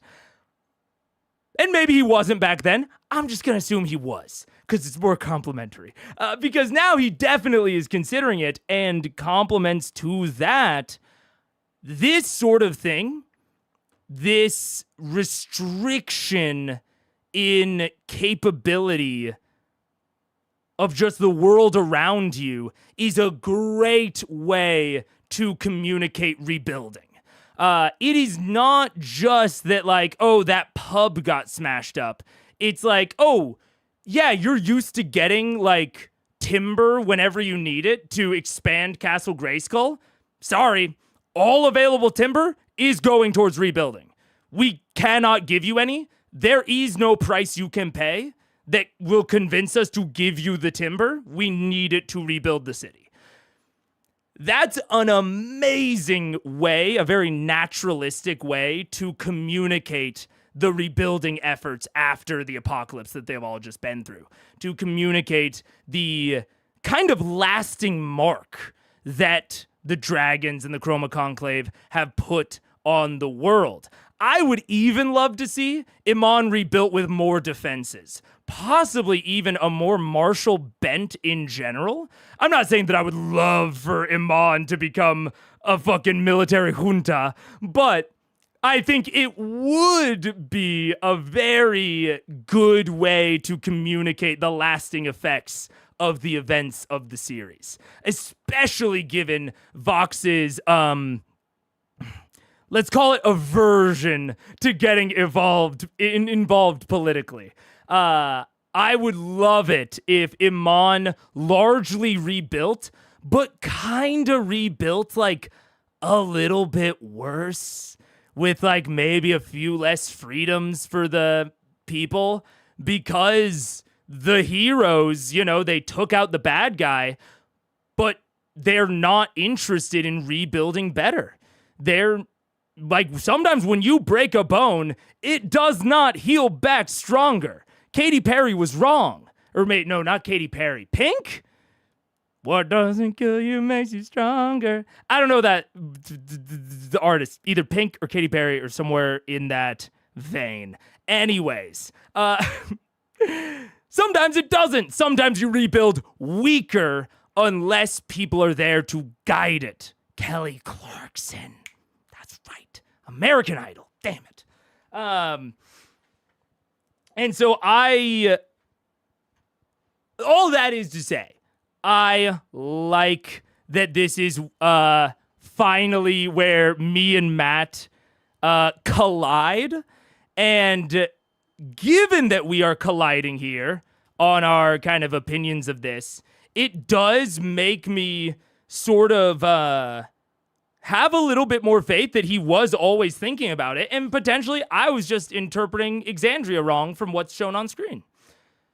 Yeah. Porcelain is so hard to work with. If you were not a potter, I would set the DC check at like 25 to 30. As well, yeah.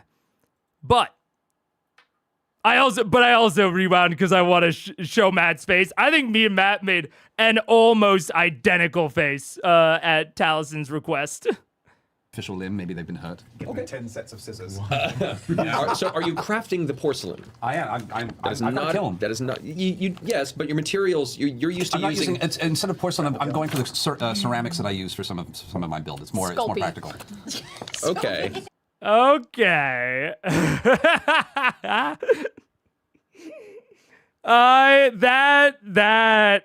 That's a alright player, like, sure. And that's thinking through how much of this do I allow. Because that's a vague ass statement. And I'm not quite sure how to rule that. But I'm gonna let you keep talking without saying no. Say more before I say yes or no. Let me look at something here. I mean, I've been working on some jewelry shit. I've been genuinely learning how to do This is true, but the skill set for jewelry is very different from the skill set of porcelain. I need you to make a ring. You're aware, Taliesin? You don't act like you're aware. Look, he's had it too good for too long. You talk about pattern of behavior. If you let a player do, I don't even blame Taliesin here. If I'm being straight up with you guys, I don't blame Taliesin here. Matt's let him get away with this sort of shit for 90 episodes. I understand why he has this I can craft anything mindset. I'm glad that Matt is finally, putting some amount of roadblock in the way. But it is funny that it's coming in this. And honestly, I don't want to imply that this is what Matt is doing. So I'm not even like necessarily giving it to him as a compliment, but I do think if you have let a player, do something or, quote unquote, get away with something for so long, you have established an expectation, a pattern of behavior. Even if you talk to them above the table and say like, hey, maybe cut that out, or, let's like work on this, whatever. Even if they agree, they might just on instinct continue the pattern. That's part of patterns of behavior, is they become instinctual. And so putting up some mechanical roadblocks in a low stakes situation like this with Doty, I do like as a way to start breaking that pattern if that is your intention. I'm not sure that is Matt's intention here, but if it was your intention to start having Taliesin think more about, okay, what are the actual skills you have? What are the actual materials you have available to you? What are the actual procedures you can even accomplish with this level of technology and magic? If you want him to start thinking about that, starting that and breaking the previous expectation in such a low stakes scenario, I really like. Because jumping it, or not jumping it on them, but springing that sort of thing on them, trying to break this pattern in a higher stakes scenario could be much worse. Like, obviously, Taliesin didn't try to craft anything during the Kraken fight, but imagine he did. And Matt starts putting in mechanical roadblocks that he doesn't normally during that tense of a scenario. Not good feels. Not good feels at the table from that. So, I like a lot of stuff about this scene right now. I'm 22 and have mastered every craftsman skill. Yeah, a little bit. Like in a video game. I'm gonna go into town and buy some plates for Lena. Okay. I will say, I'm willing to have this. We could just use mud from outside. Yeah. do you have a set of potter's tools? Because that would be specifically what would be used for this. If you're working with ceramics and porcelain. Can I roll to see? Because I have a kiln, so I might have it, but I don't know if I have it. You have a kiln, but you have a kiln that's designed. It's more of a metal used. It's more of a metal used forge. So but it'll destroy ceramics. Yeah, it's not. Yeah, it's okay. It burns So a certain heat.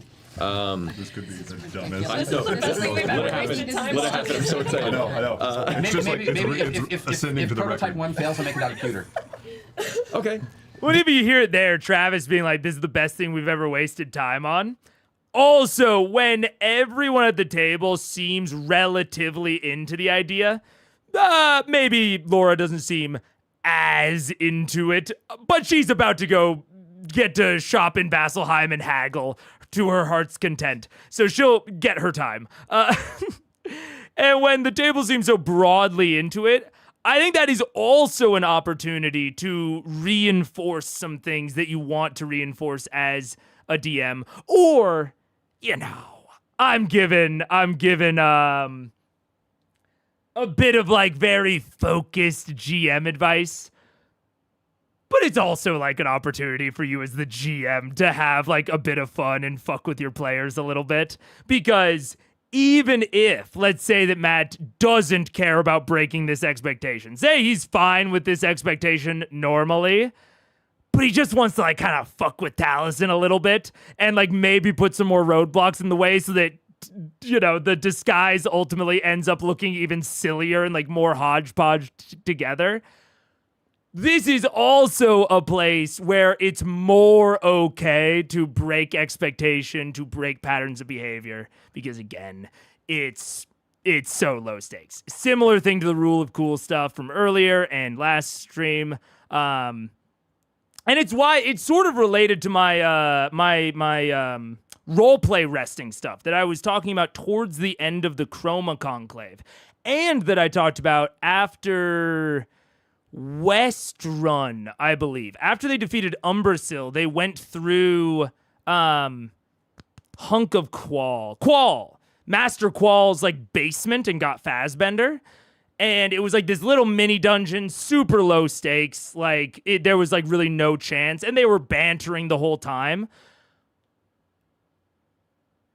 There's a real consistent pattern that I've seen that I don't know how purposeful it is in Vox, but I'm definitely trying to like note it for my own games, of this idea of like low stakes, quote unquote, like role play resting, where they're still making rolls, they're using their expertises, disguise kits, crafting, magic.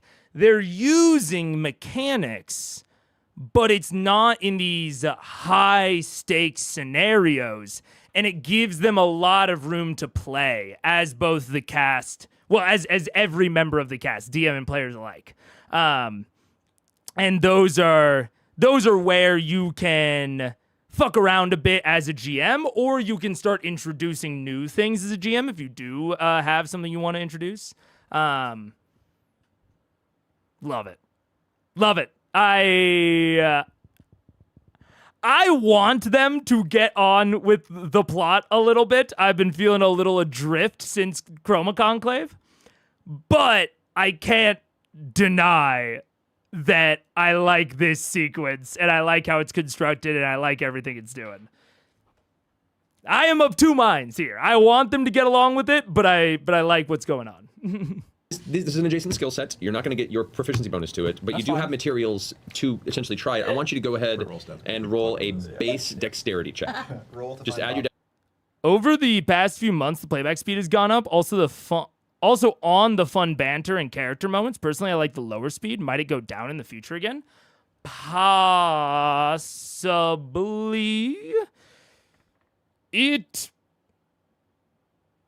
How do I say it? It is. The playback speed adjustment is always a vocal savings thing. Now, I won't say that, like, you know, like right now it's on like 1.25, which is, you know, not that much faster. I think it'll always be a little bit above 1x just because, like, my average talking ratio is probably 3 to 4x. So, you know, for a 2-hour first half, it's pretty much guaranteed that a stream will be 6 to 8 hours. If I was always on, you know, 1x.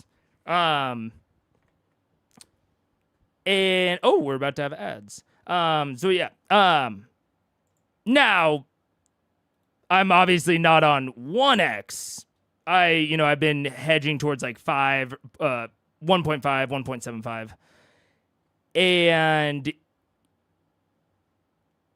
that is, it's all rooted in vocal savings, or in vocal rest. And it is one of the, it's also, well, these are related concepts, I suppose, but the aspect of the VODs being too long, one of the things that I'm really working on behind the scenes, and I want to work on even more, that's why I'm not going to start another series after, well, it's one of the reasons. I'm not going to start another series after analyzing Umbra, is because I want to get the project that I've been working on done so that editing the videos is easier. Because right now, if I explode into a 9 or 10 hour stream, that stream does so much worse analytics-wise, and there's no post-edited product that people will watch instead. They'll just skip that stream.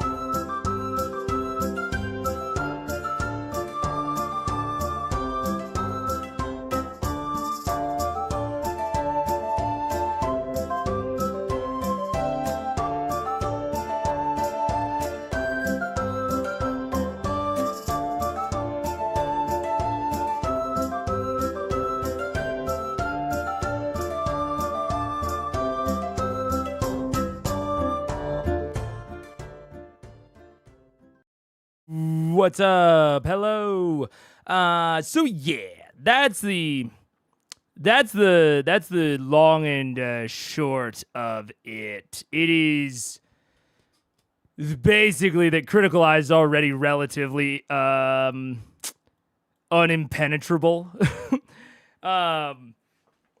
So I'm working on getting it to be getting more alternative routes into the series so that it can really be like the long form product, and then I can have all these short forms. But yeah, right now it's a combination of a lot of things that is pushing the speeds up. Confused Strawberry also put it well. The episodes tend to be longer. I'm not sure if like the average has explicitly gone up. I was scrolling through, I couldn't quite tell. It does seem like the average is probably higher in the last 20 episodes that we've watched compared to like the first 20. But I don't know how direct that correlation is. So all in all, the playback speed increase is something that ideally I would like to be on the lower end, but I'm not sure that I would necessarily hold out hope for it. At least if you're wanting like get down to like 1 to 3x, or 1 to 1.3x. Yeah. Dexterity modifier, you're not proficient. I'm trusting on Gil because he also can't do Say the incantation. Mecha Leka High, Mecha High. Fuck me, Where are those Gil. pottery tools, Gil? And those pottery tools are That's a good roll. 22. 22. It takes you the better part of the next 2 hours, but you managed to create some... 2 hours. Thank you for helping me, Ghost, by the way. I mean, they have to cool and harden, but in the process of crafting it and heating it, you do have some decent ceramic plates that you think might work. They're going to be fragile. That's fine. Not like they'll crumble on their own walking, but if they hoping- need them, take any sort of like, chip and damage to ceramic. Oh, this is one other thing I want to say about it that is not actually reasonable. Like, it's not like a logical part of the explanation, which is why I didn't think about it before. There's also an emotional aspect of when I play at a lower speed, I am pausing less often, and or when I pause, I have less to say because less has happened between the last pause. And while Critical Eyes is like the main thing that new people will see, because again, I don't have much like edited or concise content, I have this like brain worm in my head that someone will join the stream, see me just sitting in silence watching, and then we'll leave. And that's not like a purely logical thing. I can't have that in the back of my mind all stream, and I try to forget about it. But that is something else that pushes me towards higher playback speeds, which is why, again, one of my big priorities right now behind the scenes is making the development of critical eye patches a lot easier so that the first thing that people see of critical eyes is the more edited versions that is like compilations of me talking and not just watching.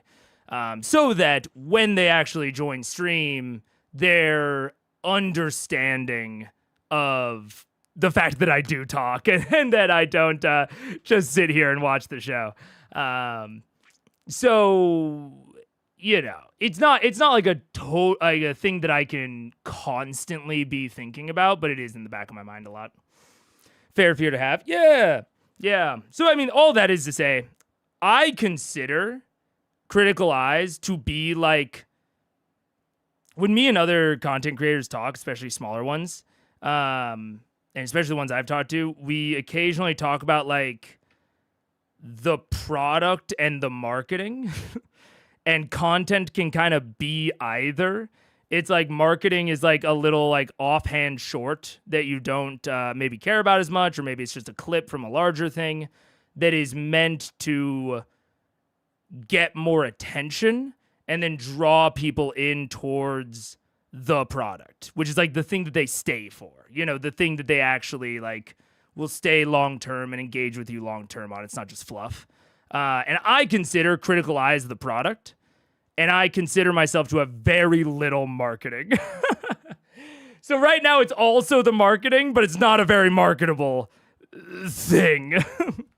So I'm focusing on making the marketing easier so that I can make the product even better. Because right now, I do make some concessions to make it a little bit more marketable that I might not make otherwise.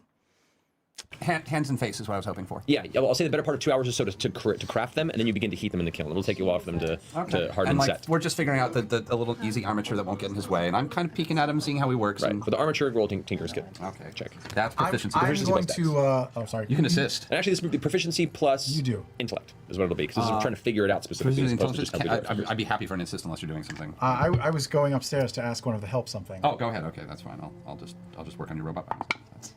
Sorry. 21. Passive. Okay, yeah, easily enough to figure out how hard it is. What are you doing, Terry? What was the servant's name who you said used to have short hair, now long? Shane. I go to her? Him? Yeah, sure. It's her. And she will punch you so hard. I offer to buy her hair for 100 gold pieces to use as a wig. How do you say this? Yeah. Okay, she's literally outside. How do you say this is a perfect question. Because it really depends why she hasn't cut her hair in a while.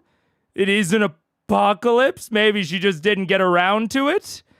And maybe she would be willing to give it. But I don't trust Terry to ask in a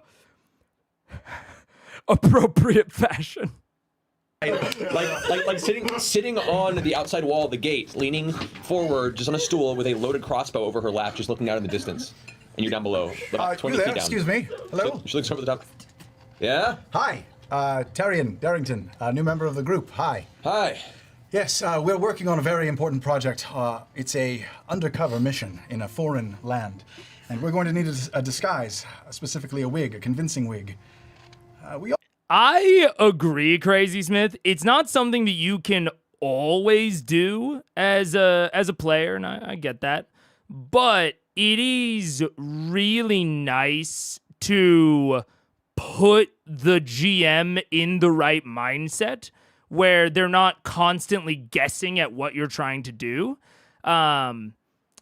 Putting them in like that goal first mindset before you even engage in the conversation lets them catch up a little bit and just think about like, okay, when he says this, how are they going to react? It lets you sort of get a little bit ahead so that you're not gut reaction improving. And you know what? Sometimes a gut reaction is what you want in a scene. I think it's better, or how do I say it? I think a DM's gut reaction with a NPC that has been around a lot, so say Gilmore, Allura, those two, Pike, those are gonna be the ones that I think the types of NPCs that a GM is going to have good and robust like gut reactions to, and maybe you don't necessarily as a GM want to think too far ahead with them. But with an NPC like this that has like 2 character traits and has probably had minutes of screen time before this, it's nice to give the GM a little bit of extra time to think about the reaction before it actually happens. I think you're going to get a more robust conversation that way. So I appreciate that Sam did it in this scenario as well.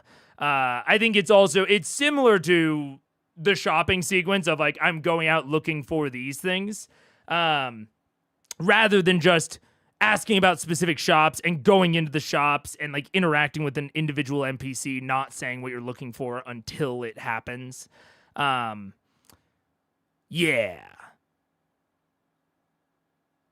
I'm going to be thinking about that general heuristic that I just said a little bit more, because I've never thought about it in that way before. And I'm going to see if it holds. Because, yeah,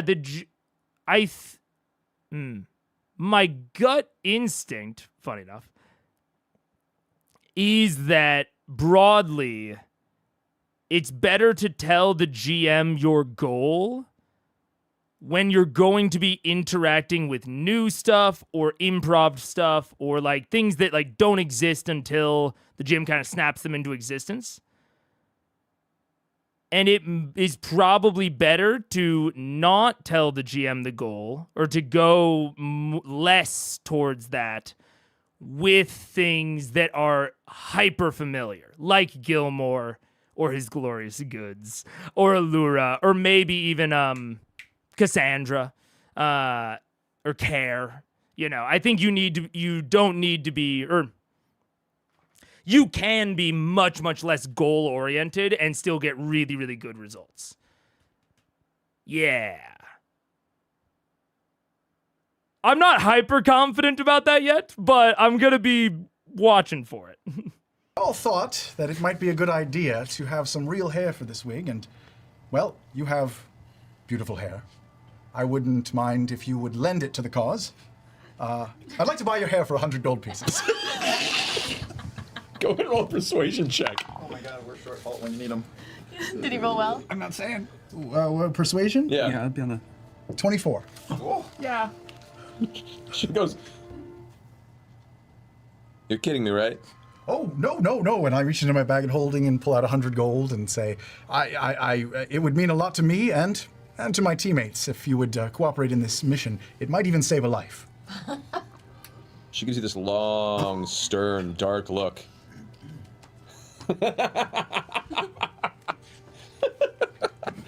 Make it 500 and you got a deal. 500? All right, fine.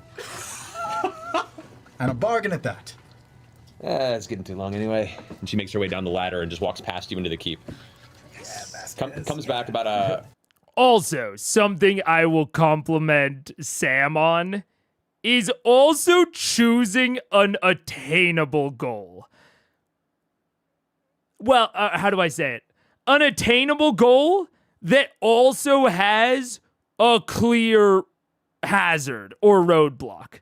Like, the idea of her once having had short hair but now has long hair at least shows that she is open to the idea of cutting her hair in abstract.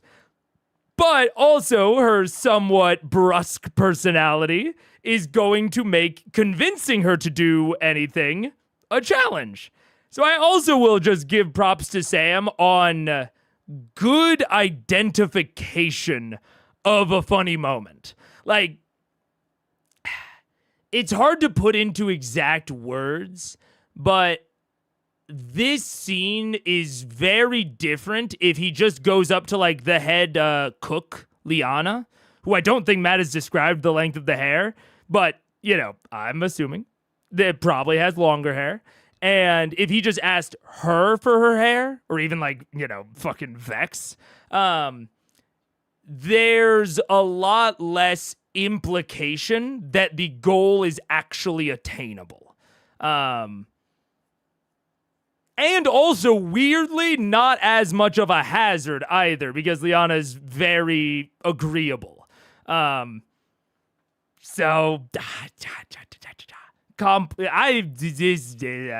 is a good first half, man. I'm liking a lot of the interactions. The characters are doing well. Matt's doing well. I'm loving it. Half an hour later, head completely shaved smooth. Oh, wow. And she's got in a little square of fabric, a cluster of all of her red hair. She kind of balls it up, comes over. A pleasure doing business with you. This haircut might very well be the fate of the world. So thank you. You're welcome. Here's your money. Thank you. Here's your fucking hair. Goddamn weirdo. And then walks off and heads back to her perch at the top. Buy my book. Buy my book. Okay. You know how. I'm gonna try to make a wig out of it. Okay. Don't really know how. You look like a Glue? I got alchemy, right? I can make like You goop. want to? No, I'm not helping. Never mind. Don't want I to can help. make some goop, some glue to put. I also love Sam. Gonna try to make a wig out of it. Don't really know how. Like, bro clearly has experience with fashion. He made Doty. He's probably not as experienced in crafting broadly as Percy, but he's probably not that far away. And Sam is just like, I want to try. I've never done it before, but I'm just going to give it a shot. And I don't want to make it like a dunk on Percy or dunk on Taliesin sort of thing, but it's like that I can't imagine Percy saying something similar. Of like, I want to try it. I don't know how to do it, but I'm going to try. Of course, Tal was ready to explain how to craft a wig. Yeah. And it's just like, I don't know, sometimes or not sometimes, but just, I don't know. I think that sort of attitude is good. And I say this as someone that when I play, I've said it before, I'm closer to Taliesin than Sam. I will often try to justify how I know how to do a certain thing ahead of time, or, how this thing isn't actually that hard, blah, blah, blah, blah, blah.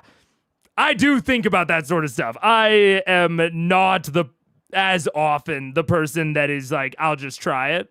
I'm trying to be more of that person in the modern day. But I don't know. I think it's really, really solid.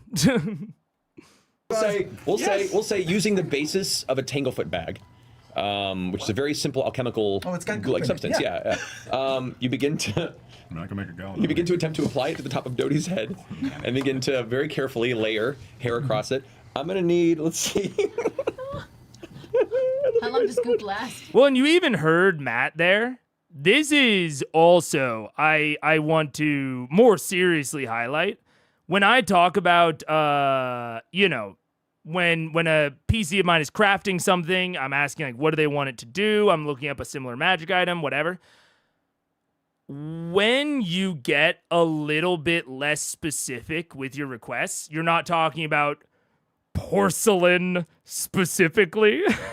When you just say like, oh, I want to try to like attach the hair to his head with like some sort of glue, then the DM can be like, okay, glue is similar enough to this Tanglefoot, blah, blah, blah. You're trying to slather it on, paste it on his head. You can cooperate a lot more the more abstract you make it. Because, I mean, not every GM, but I think the average GM wants to say yes, especially if it's funny and silly and fun. Like, Matt wants to say yes to this. He's gonna work with Sam to figure out how to get this hair on Doty's head. And so Sam keeping it a bit in the abstract realm, not saying, I want to use this material to make a sticky resin. I'm going to go out to the tree outside and try to tap it for sap and all that sort of shit. By just being like, something sticky. It allows Matt a lot more flexibility to find something that makes sense within what is available and be like, okay, you can find this. Does that work? Is that like kind of what you're going for? And you can be more collaborative on these sorts of projects. Yeah. Tal is a millennium old, so I believe he knows how to make most things. Yeah. Craft another simple reeve and graft the hair using my hairstyling tools. I can draw a sketch. Yeah, and I can melt down some leather to release the oils, then dry those oils to make a sticky resin. Yeah, exactly. Exactly. Then we get into like, okay, well, can you actually do that? I don't know. Again, I know I'm being very critical, but I'm looking in a mirror right now because I'm the same sort of way. I'm telling a lot of this to myself. Because when I'm a player, I would like to be like Sam in this moment, but I do tend towards the specific. And so I'm like, okay, keep it abstract. Because I do think that is going to broadly result in more of what you want as the player at the end of the day. Will Doty just always have hair now? I mean, it's pretty sticky. Go ahead. Just make a dexterity check. Okay. Ooh, not good. I'm feeling lucky. Oh, yeah. 17. 100%. So it looks a little carrot toppy, but it works. It's these clusters like kind of poofy red hair, but you layer Job, dead friend. you layer it in a way that looks as good as you can, given the fact that you glued hair to Doty's head. It could have gone a lot worse. From a distance, it kind of looks like a person. I also gave him a little bit of goatee. Yeah, well, just to match me. Okay. Yeah, great. You now have. Do you mean the Fu Man, or did you give him the full goatee? Because you just did the Fu Manchu. Probably just the Fu Man. Okay. All right, there you go. But he's gonna be covered by a mask. Oh yeah. Oh shit. You have crafted your own avatar. Is the hair curly or straight? It's a little wavy. Wavy. Oh, Yeah. Okay. Her hair had been short before. When it grew long, it came out a little wavy. Right. So yeah, it has a little bit of a. It kind of looks like what's the actor's name from Mask? Oh wow. Eric Stoltz in Mask. His hair there. It kind of looks like that on Doty. Critical role, ladies and gentlemen. Yeah. Eric Stoltz.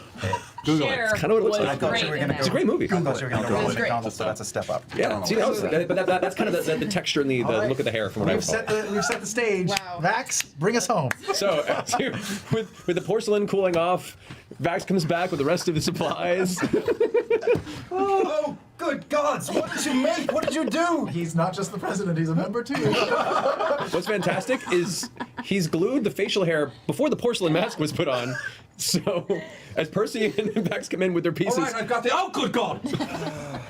It's not. I mean, it's bad. It's really bad. No, it's. but I mean, like it's. it's a start. I think the hair will actually help the molding We're clay gonna put a stay little in rock. It'll be place. fine. And you've got hands. Oh yes, that too. Yes. Excellent. Excellent. All right.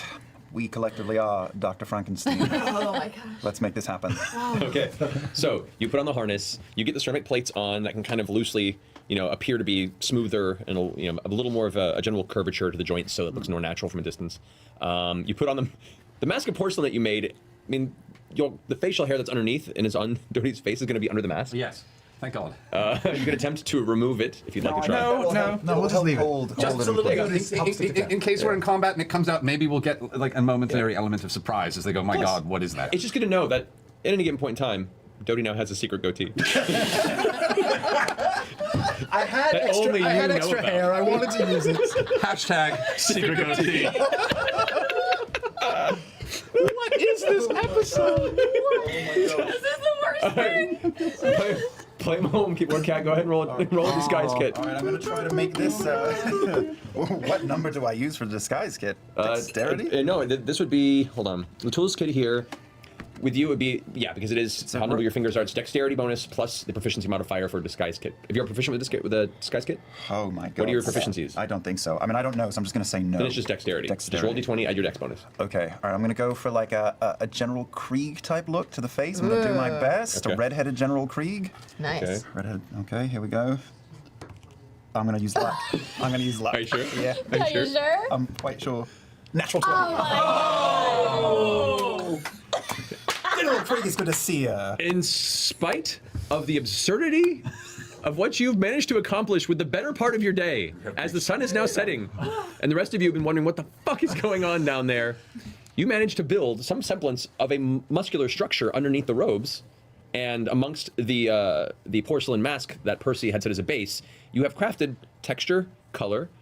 It looks kind of like a face. It looks like Lincoln from Disneyland. It does. It looks like a kind of shitty animatronic, which I means was the 16th president. like it really does. Like not a good Disney animatronic, like State Fair animatronic. Yeah. Like Chuck E. Cheese. Like Chuck E. Cheese. yeah, this has been through a few fires. Yes, it's Yeah, it's Bonnie Springs. It's straight up Bonnie Springs. But given the circumstances, not too bad. Boys, I'm Guys. so proud of both of you. Art is subjective, all right? Click on top of this thing and we're golden, I think. Hashtag Brian Foster smells like cabbage. Happy St. Patrick's Day, everybody. I'm quite pleased. I'm quite pleased. I didn't think that Doty could be improved, but you all impressed me today. Thank you. Thank you for this. Good work, everybody. Good work. Good work, everybody. Yes. Good teamwork. Teamwork. Yeah. Yes. Feels good to say it. Well, good work. Shall we go to Vasselheim? Yeah, let's go. Grog? No, come down. Dog! What have you been doing up there? Is that General Krieg? It's very expensive, don't break it. Why have you aligned yourself with this creature? I knock on the side of its head. Ka-dung-dung-dung-dung. That's not Krieg. It's Doty. No. Duty did not have firecrotch hair. He did not have a face or hands say or firecrotch? approach. He didn't have any of that stuff. Yeah, but girl, we glued it on. We Oh, we he's wearing a with it. disguise. Yeah, he's Yes. disguised right. Who did that? All of All of us. The team. Mainly the team. these three. Mostly Keyleth. I'm impressed. It occurs to you guys, you don't know where the hair came from. What? Druid craft. Whoa. Well done. Got all your hair. Can you do that to me? Where Where did you get the hair? Where's the hair from? What is it? I've got some tricks up my sleeve. did you pull like a patch off and it turns into a bunch of hair? Maybe. Maybe I did. God, Did you get glue all over my robe that I put on him? Maybe. Maybe I did. Make a perception check. Oh, motherfucker. That'll do all right. 24. That robe is ruined. Oh no, it's not ruined. Well, certainly, elements of it are permanently glued to Doty. Oh, I think this is your hair dyeing robe now. Sorry. That was my stealth robe. And And it now will be yours. once more. I'll have it cleaned Wait, and that's pressed for glue you. on the That's a stealth robe? The elven cloak? Oh. Does that mean that It's a the magical item that you put on. You put a magical item on That's a the robe. only robe I fucking had. Oh, that For I'm nothing. gonna glue it to him. much sentimental value. I know. Now there's a robot with sentimental value. It's all right. You're still alive. Hope you do. Let's just do the thing. Come You're on. right. Now that I kind of like blur my vision, the glue is the most noticeable part of the robe. I think it blends into the texture actually quite nice. know. Makes it look like you've seen some shit. Motherfucker, let's go to Vasselheim. Yeah, let's go. Okay. This guy's job. I'm gonna buy you a new robe. It has a very, like, when and like Doty's been standing there, as soon as you guys, let's go, and Doty starts moving, it has this very, like, scary Return to Oz feel to it. Like, it's, you're just like, I like it. This is everything I've ever wanted. Oh, man. Hey, where did you learn contouring? Because that's really well done. You've seen what I can do with hair, right? I mean, are you really surprised? Good point. Let's go. It's the Elvish Elf. It's the Elvish Elf. The Elvis have. Clasp time, clasp time. Yeah. All right, Alright. so you go ahead and head up to the Temple of Sarenrae within your keep. There's the central tree there. You go ahead and transport via plants to Vasselheim. Where in Vasselheim do you want to And exit? we have the book. We have the book in a chest. Chest in a book. We have the book. All right. Not the chest, but Yeah, we have the book. Clothing. Yeah. wrapped in cloth. Where? Is there wasn't there the tree that was near the Slayer's take? There is one, yeah. There's one Yeah. in patches there. Okay, We'll so do you that. use that one. Let's use that save point. Yeah. That what are they called? Okay. Waypoints. There, that's yes. Thank you. Wait. So as you guys emerge, it is still like early afternoon in Vasselheim. Like the sun was just setting in your location. You guys have traveled far northwest at this point. It's still midday. You emerge roughly in the center of the quad roads, a little bit north center area of the quad roads. What are you looking for? Well, we should go. Library. Yes, the library. Library. We delivered the Horn of Orcus to the Platinum Dragon. Yeah, the Platinum Sanctuary. Yes, so we should probably go talk to them as well. Because I imagine they'd have a good hiding place. That's where I put the Ark of the Covenant, certainly. Yeah. And also to talk to them about Orcus. Correct, since that's. And then shops for more potions. Do we want to split up? You want to go? That's actually Talk not a bad Orcus? plan. Yeah, sure. Okay, you're gonna go research Orcus? Yeah. Sure. The twins? Yeah. All right, Percy, you want to go to the Platinum Reserve? Always. All right, we'll take the book. Terry, you want to come with us or the twins? With you, absolutely. All right, Grog. Oh god, the options both suck. Fuck. Those are twins, they're more we're also inclined to going to learn violence. about the Nine Hells. No, okay, wait. Books? Yeah. No. What are you doing? Books. No. I'm doing my own thing. We're gonna go learn about I scary had wanted to things, go though. buy some potions and things. Is that an option here? Oh, do you want to be team potions? And buying things? You like buying things. Team shopping, Terry Rod? Actually, Good at buying potions. Terry, I What? pull Terry aside. Yes. What? If you're gonna go shopping with Grog, you need to know. You need to know. Don't look at him. He is terrible with money. away. Terry, he's terrible with money. I mean, like he will offer them. Stop it. He will offer them double what they ask for. Oh, and that's not good. Don't worry. I've been raised around money. I know its worth. I have I'm at just saying- least 6 trust funds, and they're all managed quite well. I'm so happy for you. Sure what? Just keep an eye on him, all right? I will receive your trust, and I will fulfill your request as a fellow member of this team. Fabulous. Thank you for entrusting me with Yes. this mission. thank you, Terry. Good luck. Grog, keep an eye on him. Make sure everything. Oh, I will. As they leave, I spank Grog hard in the ass and say, money was meant to be spent. I like that, twin. All right, you scatter in 3 different directions. To First, the library?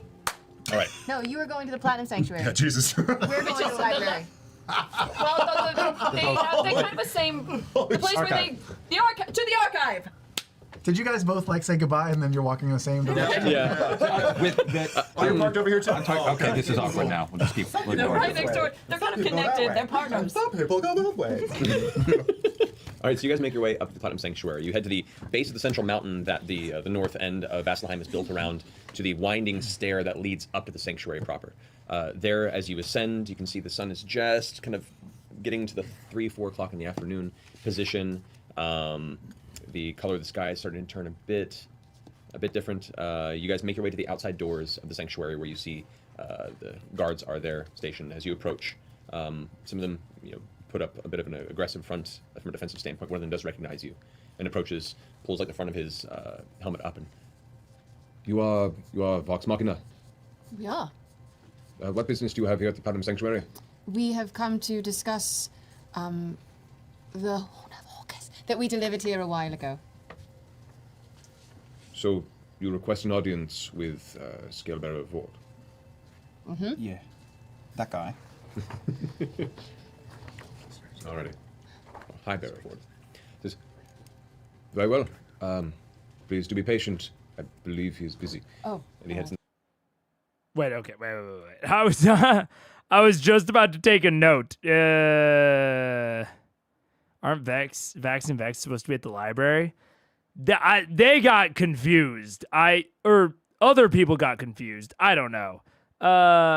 Scalebearer, the Sphinx's name. What, Travis, the Sphinx's name? I don't remember. It's Osisa. High Bearer Board. Did Magus misspeak? I'm assuming Magus misspoke. Because he kind of goes, but it's on the captions. 1 second. I'm just going to rewind just a moment. Scalebearer of Ward. Watch that. Yeah. That guy. Alrighty. Hi, Bearer of Ward. High Bearer Board. Okay. Very well. Never mind. Please do be patient. I believe he's busy. Oh. And he heads inside. The door is closed behind. As he does that, I look to Vax and go, hey, I have an idea. So the book we have, right? What if instead of leaving it here, we left it at the Raven Queen Sanctuary? Don't you think they would keep it more safe? Because she hates undead, right? This is like her nemesis, right? She does. Yeah, I mean, that's the whole thing. I don't think that's a bad idea, but I feel like if I go there, I need to stay for a bit. Oh, really? Yeah. Do you want to do that? No, not yet. All right, cool. Let's forget I mentioned anything. Let's do that. All right. All right. About 15 minutes or so pass as you guys kind of look up. It's a gorgeous view from up here, by the way. I mean, for Vasselheim, the cloud cover is probably 70 to 80% of the year, with coming storms and sleet. This is one of the few days you've been during this part of the season where the sky is open. You actually see some blue in the sky, and as the light of the day begins to grow more towards a dusk color, you start seeing kind of the distant change, and it's just endless, thick, dense forest of the Vesper Timberland all around the city. And so it is kind of a serene waiting period as well. I just lean against Trinket. Trinket. And Trinket, you call him Trinket a bit. Trinket is like heights. And is up here on this platform, it's literally like a very small rail, and then it drops probably a good 150, 200 feet down And so Trinket's just like staying as far away from the edge as possible. Eventually the doors shift and one side opens up slightly. The same guard walks out. All right, very well. Follow me. Turns around, leads you in. He's clearing his large, very well polished tower shield to his side. He still has his helmet visor up. Leads you into the central structure. Do we know what we're going to say? We're going to talk about the book. We're going to ask them if they can destroy it. Or hold it, right? Do something with it. Preferably destroy. Okay. It's history, though. It's dangerous. True. You guys are led to the audience chamber, surrounded by the wide net of pillars in the central area. It has a hole above the top of the temple where the light comes through, and there you see, stepping in kind of hurriedly from the opposite side, flanked by two advisors, is High Bearer Vord, the Silver-Touched. You see his elven form, his very fine features, his skin still very pale, almost pearlescent when the light hits it. Huh.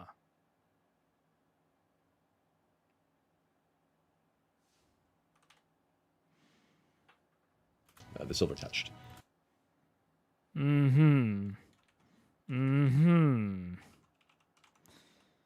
High Bear Vord, the Silver-Touched.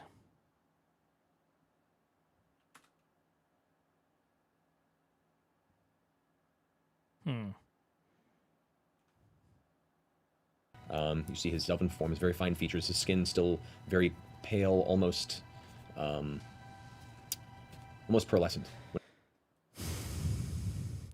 Pearlescent, as in a way you might describe like a porcelain mask. I feel like I could describe that as pearlescent. When the light hits it. And his robes kind of just flow behind him, dragging a good 4 or 5 feet across the center. It's such an open space between the circular pillars that hold this. It's just this tiny image of him approaching you amongst this wide open space with his two advisors. As the footsteps get louder and louder, he approaches. So yes, you've summoned me. What is your business?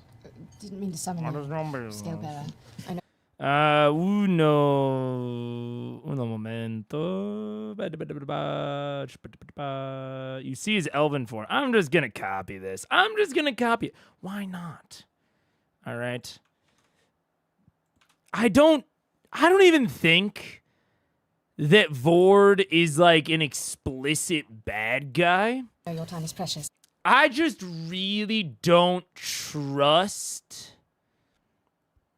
I don't think the gods are giving the people the full story. I think there is a controlled version of history, and Vord is the mouthpiece for that false or modified history. He's one of the mouthpieces. Vord or Kima? I mean, I guess it depends on trust them for what. I currently believe that Vord is aligned with Bahamut. I just don't have the, I guess, like built-in trust of Bahamut that maybe the system would imply that I should. There's too much weirdness for my taste with the good gods and their historical actions. And High Bear Vord isn't like, he's not doing shit to make me trust him more. It's not like, oh, I'm maybe a little bit suspicious of Bahamut's representation of history, but High Bear Vord's a dope dude, so it kind of overcomes it. He's a little there. So he's not doing anything to gain more of my trust. Kima, on the other hand, I didn't trust at all at first, but I have come to think that rather than manipulative and malicious, she is just kind of zealous and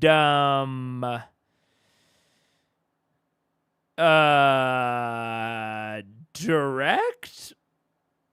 doesn't think things through. You know, she's a bit of a jock. She's a bit of a jock, and she really believes that, you know, she believes in Bahamut and, like, the mission that he sent her on. And if he sent her there, she must be able to succeed. Blunt? Sure. Yeah. And, so with both of them, it sort of is, trust to do what? I would mostly trust Kima to fight alongside me, but I also think that if Bahamut asked her to slit Percy's throat, she would. She might feel a little bit sad about it, but I think she'd do it.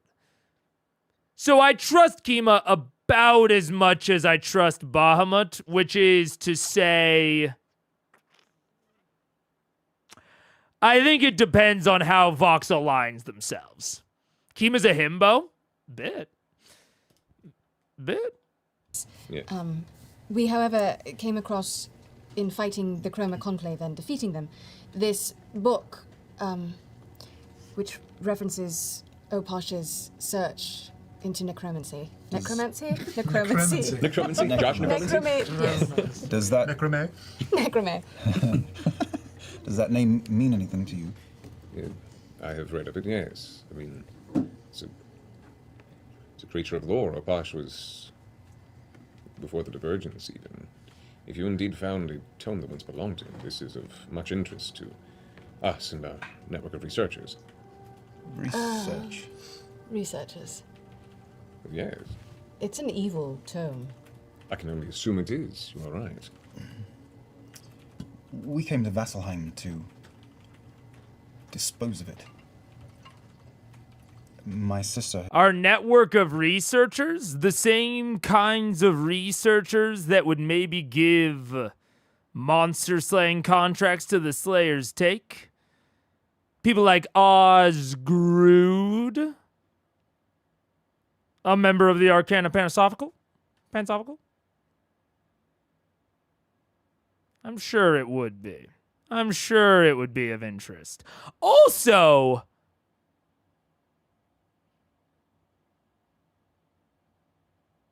fair skepticism on their part. Because, and maybe this is like a bit of a retcon, I'm not sure. Because I took the note earlier that, where is it, etc., etc., etc. Arcane stuff isn't going to get you immediately arrested in Vasselheim, it just draws attention and suspicion. Which, I don't think it's like an explicit retcon, but I definitely gotten the tone of like, hey, Orion, do not use any arcane magic at all while we're in Vasselheim. It'll like cause trouble, not just suspicion, but we never saw any direct reactions or consequences to said arcane practicing in Vasselheim. So it's tough to say exactly what would have happened, or maybe if like the tone was just off, or if Matt has wanted to change the tone in retrospect, maybe. But any way you slice it, High Bearer Vord having a team of researchers wanting to research the magic book of not only the arcane magic book, the necromancy magic book. I mean, am I crazy here, or does that, I mean, I know I'm not crazy because fucking the other two are also kind of squinting at that, but like, bro's talking about researching the shit that caused the divergence. They taught mortals magic corrupted. This is all about Like, the Second War is about the gods, about mortals learning magic, and kinda, it seems, necromancy specifically. I mean, what even was the penance? The penance is like the thing that they're still paying. This is the event called the penance by High Bearer Vord. Within Vordian philosophy, theology, there seems to be a separate oath also called the penance, it seems, where mortals make up for the infraction sins of their ancestors. I mean, and I speculated at the time that Vasselheim thinks others are breaking the penance via their use of arcane magic.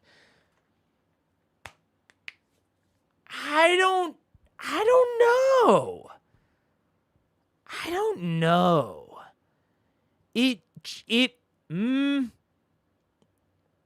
Even if it is a retcon, it's a suspicious one at that.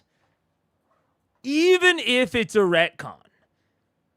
It's like, why is the Pope like, yeah, I love that book on demonology. I love the Lesser Key of Solomon. Fucking 2 streams in a row that I mentioned the Lesser Key of Solomon.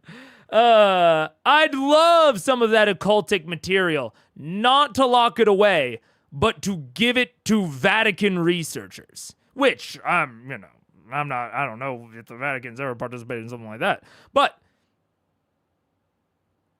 doesn't seem totally in line, and kind of calls into question them being like, hey, lock the Horn of Orcus in our basement. I don't know.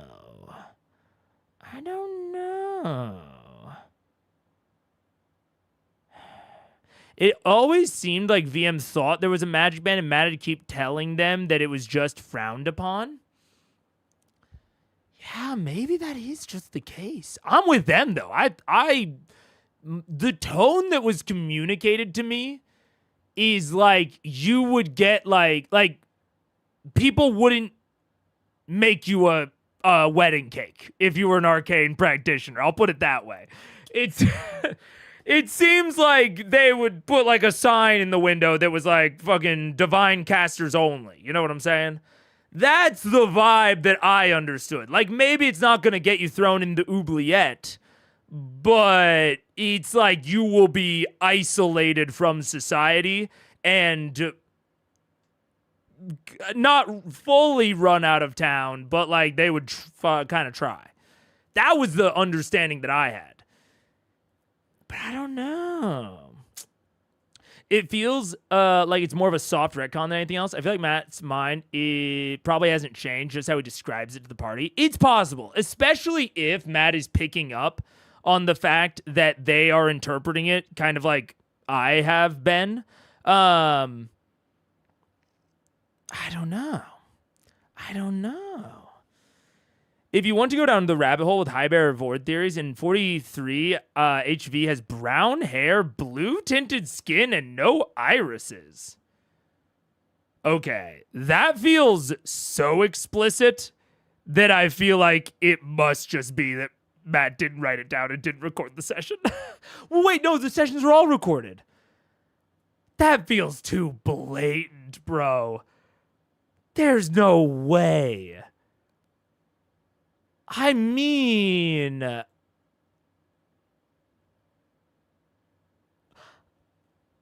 did I write that down? Yeah. Long, light brown hair. Features very elven, soft bluish. His eyes have no irises, no pupils. No irises, no pupils? Bro just has pure white eyes?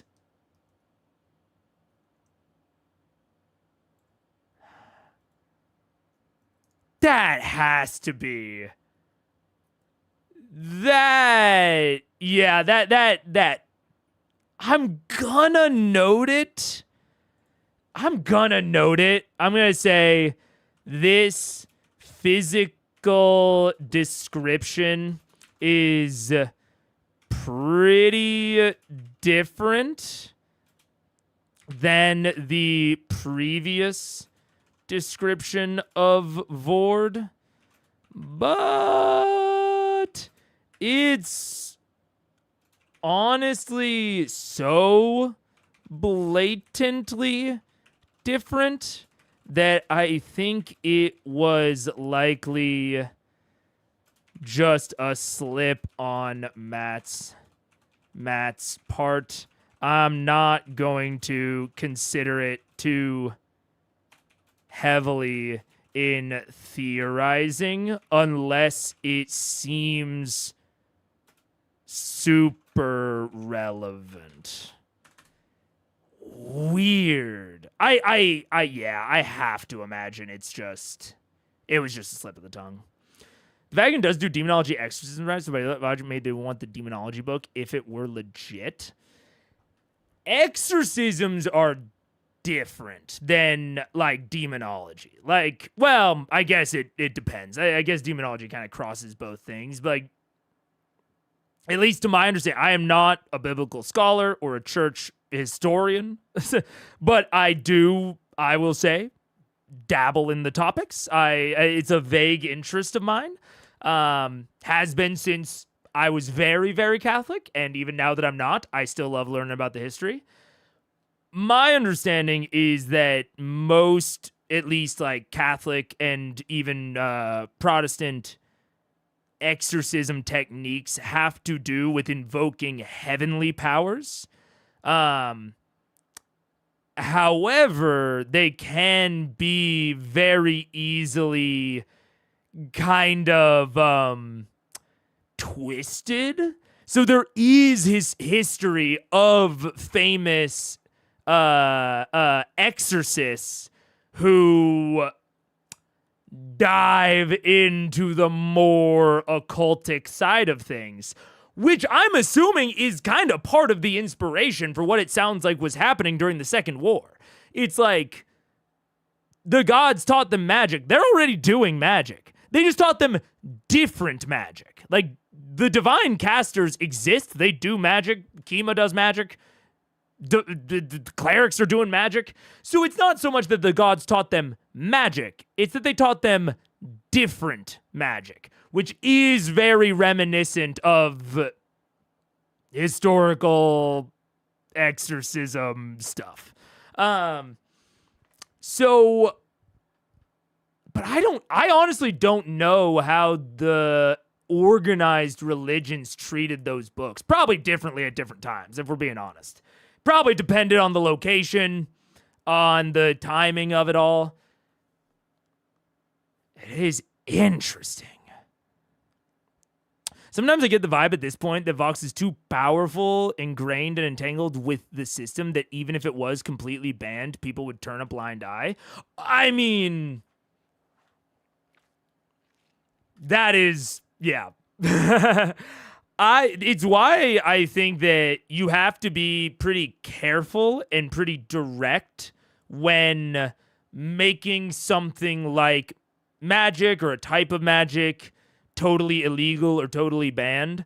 Because you're right. As the characters progress and get more powerful, and like you said, get more ingrained if they are doing the hero thing, it does become harder to, we might say, prosecute them. It definitely becomes more difficult. And I mean, that is like part of the story you can tell in like tier 4 play about the party's like kind of ascension beyond mortal laws to an extent. You know, they have to like take on cosmic entities. They can't really be too worried about the laws of one city, not even really a nation. And so it's not so much that I would say, you know, don't ban magic in a city. I think it's a distinct part of Vasselheim's world building that I do like, is this like arcane skepticism. I find it very interesting, and it's been a centerpiece in a lot of my theorizing. But you definitely have to be aware as the GM of how the game changes as the players level up, because it does. there's this. I've talked about this before, but there's an old D&D system or like D&D adjacent system called BECME that I believe, to my understanding, I might be off on this, so feel free to correct me, came out between first and second edition or between second and third or was an offshoot of second. I'm really not sure about like the timing, but BECME was a D&D system where you unlocked mechanics as you leveled up. So BECME was an acronym. Let me just show you. BECME TTRPG. BECME. A version of the tabletop role-playing game Dungeons & Dragons, specifically referring to basic, expert, companion, master, immortal. So, as you leveled up, you essentially unlocked new mechanics, and those new mechanics would be very, like, thematic for what that basically phase of that character's ascension would be about. So basic is like your basic dungeon diving. Expert represents them becoming experts in their respective crafts. Companion is when you could get hirelings and people that would follow you and help you. Master, you started to be able to like rule over kingdoms. So it became more of a kingdom management game where people would be titled and would be like engaging in politics between neighboring polities. And then immortal is when the characters ascended to godhood and they are now dealing with divine politics and managing followers and cults and beliefs. They were very fundamentally different games that would kind of...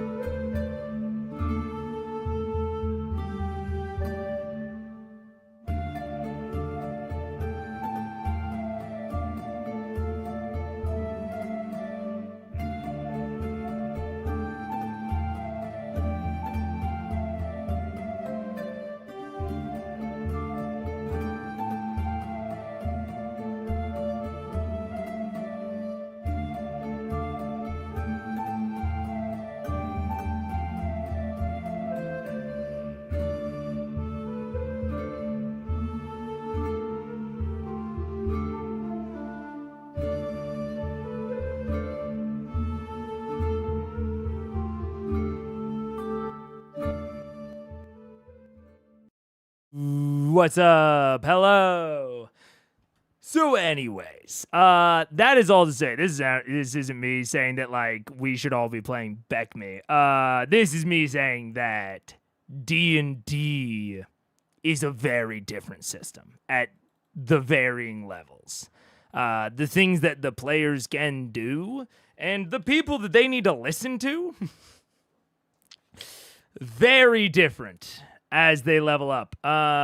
And so it's something that you got to consider as a DM as they level up is the types of challenges you're throwing their way and how the world reacts to them and making sure that the players understand the new power that they wield and, you know, how disconnected they are beginning to become from the common man or the common person. Because, you know, no matter how much they try, the mechanics kind of force them to disconnect in terms of just like the things that they require as entities and the things that they can do, you know? So, anyways. Has read it, parts of it, and it's foul. It should Laura just said all of it. not be allowed to exist. We can ensure that it falls into no hands beyond this temple. However, we do have to research the contents. You understand the necessity of understanding the evils and darkness that are out there, that when they arise, we can properly counter them. Can I insight check him? Yes, go for it.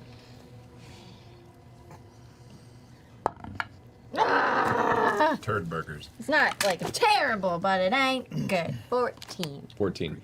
He's hard to read in general, his position and station, and his eyes are so white, like the iris is almost not visible. Okay. So yeah, I'm okay. With the whole like the iris is barely visible, I think that it's not supposed to be a different physical description. I feel more confident about that now. It doesn't seem like Matt is purposefully changing the physical description. It seems like there was either a slip before or a slip now. And his stone face and his explanation, but he's making sense. You know, if you have information on Necromancy. on necromancy, Yes. or any devices that Darker Forces utilize, it better prepares you if you know what those entail. Right. And if there is any place that could withstand the corruption of such a book, it would be the strongest focus of the Platinum Dragon's divine power that exists on the planet. Well, that's good. So you get it. You get the sense that Vord is not deceiving you. Okay.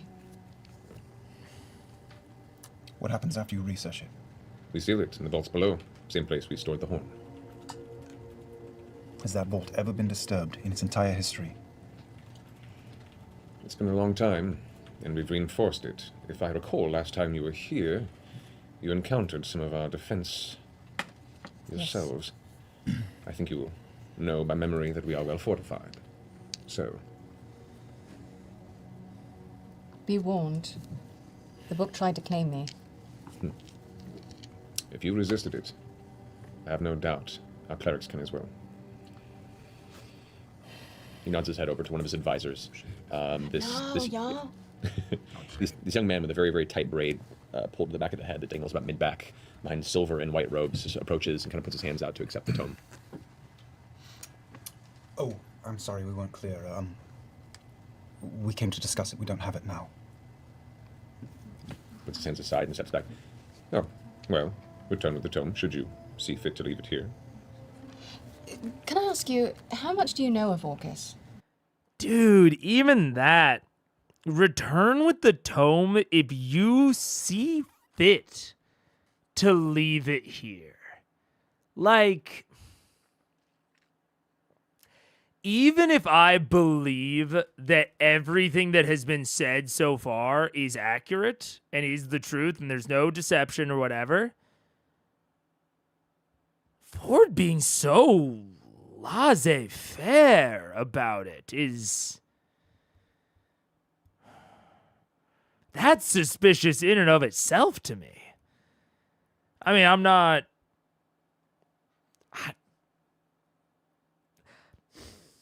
I don't know. I don't want to be too conspiratorial about this, honestly, because I kind of get the sense that this isn't supposed to be suspicious. Like, I know that seems wild for me to say, but I do get the sense that Matt is not trying to make High Bearer Vord suspicious here. I just can't help but be weirded out by the fact that he seems to barely even care about this book. He's like, oh yeah, we'd like it, but you know, whatever. I don't know. Especially in terms of like Vex saying like, it almost claimed me. It almost claimed one of the most powerful heroes in the land. And you're not even like a little concerned about it? I don't know. It just... But I honestly think it's... I think it's Matt not wanting to commit them too hard. Like, I think, yeah, I agree, Confused Strawberry. That's why I'm hesitant on being conspiratorial right now, is because this gives me the energy of something that doesn't make sense in fiction, but is being done for TTRPG purposes. But it's hard to tell. Because if I ignore the fact that this is a game and that Matt is making decisions and might be influenced by the idea of not wanting to railroad them or not wanting to commit them, if I ignore all of that, frankly, this is suspicious as hell. This is one of the most suspicious activities that I've seen thus far. To me, at least. But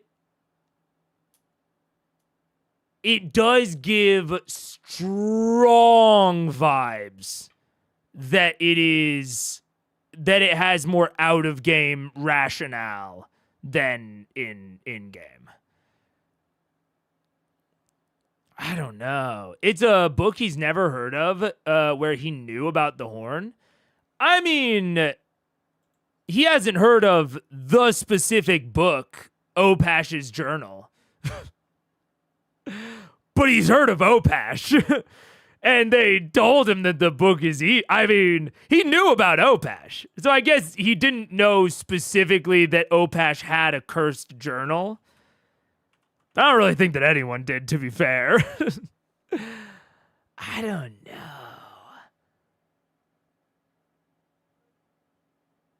Give me the book. Oh, that's suspicious. Keep the book, whatevs. That's even more suspicious. Honestly, he was starting to talk me down. He was like, we're going to read through it, and then we're going to put it in the vault. I was like, okay. Maybe. So I was, when he was like, give me the book, I was like, I don't know. And then he kind of talked through it, and I was like, okay, possibly. And then keep the book, whatever. I don't know. In Matt's world, it seems evil objects draw people to itself. The book didn't. Do we know that? We only see the story from Vox Machina's perspective. Like, to be very direct about it, why did Thordak's body wash up on Viscon? That is far away from the Hesped Archipelago. Dead bodies or not moving bodies, I don't think can be carried that far. I think it would be too heavy. Why? I don't know. The Horn of Orcus, when we talk about like it drawing people to it, maybe it drew Kavarn to it, but it didn't draw anyone else to it from our perspective. It didn't draw Kima. Bahamut sent Kima.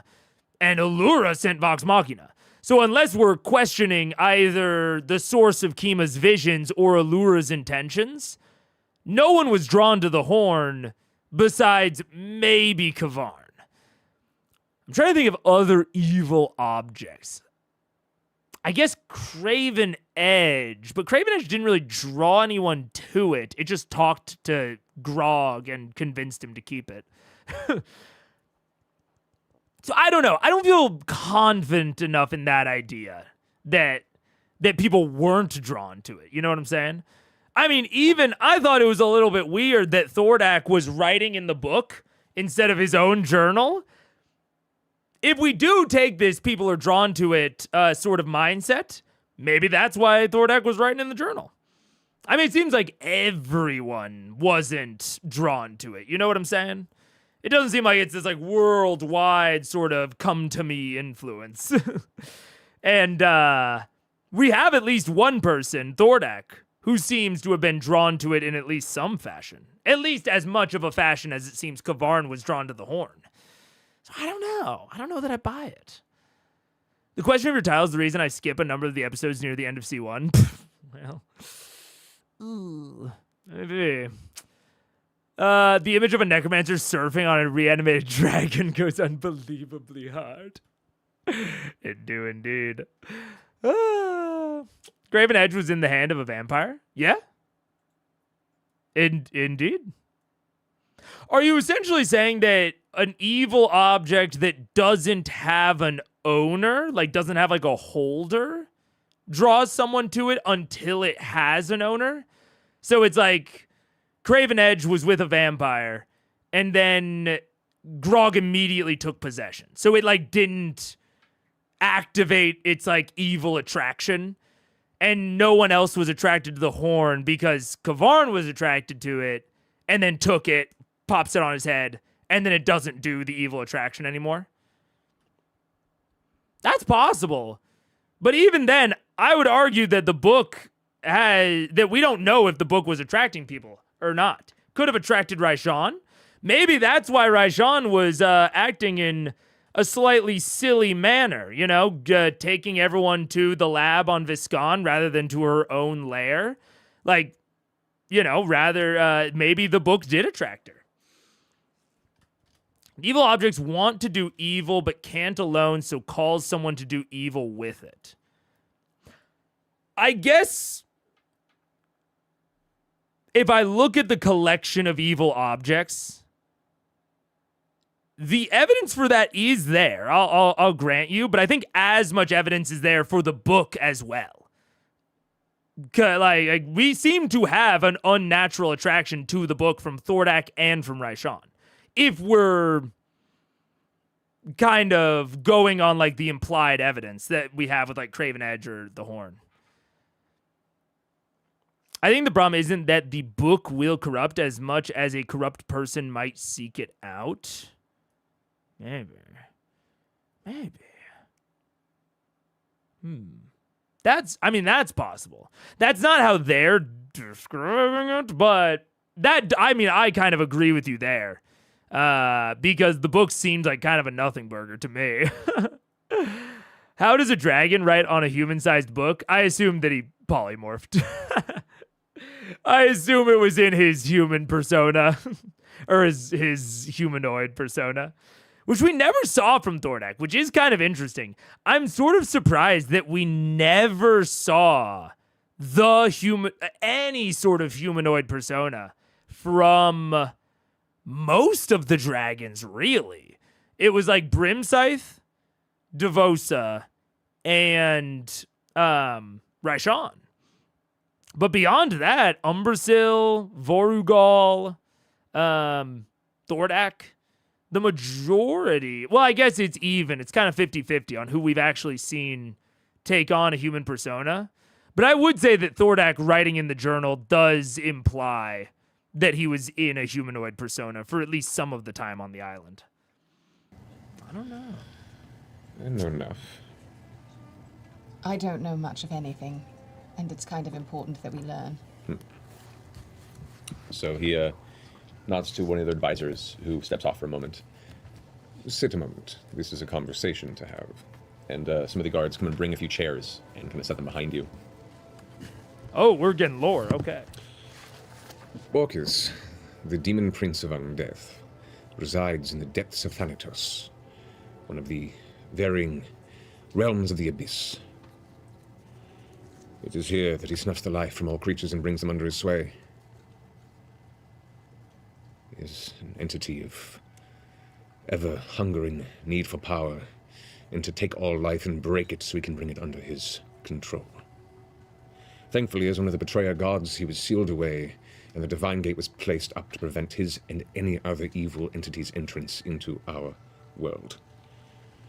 However, that does not prevent him from sending his minions, sending his powers, sending his influence out through the permeable small gaps in this gate.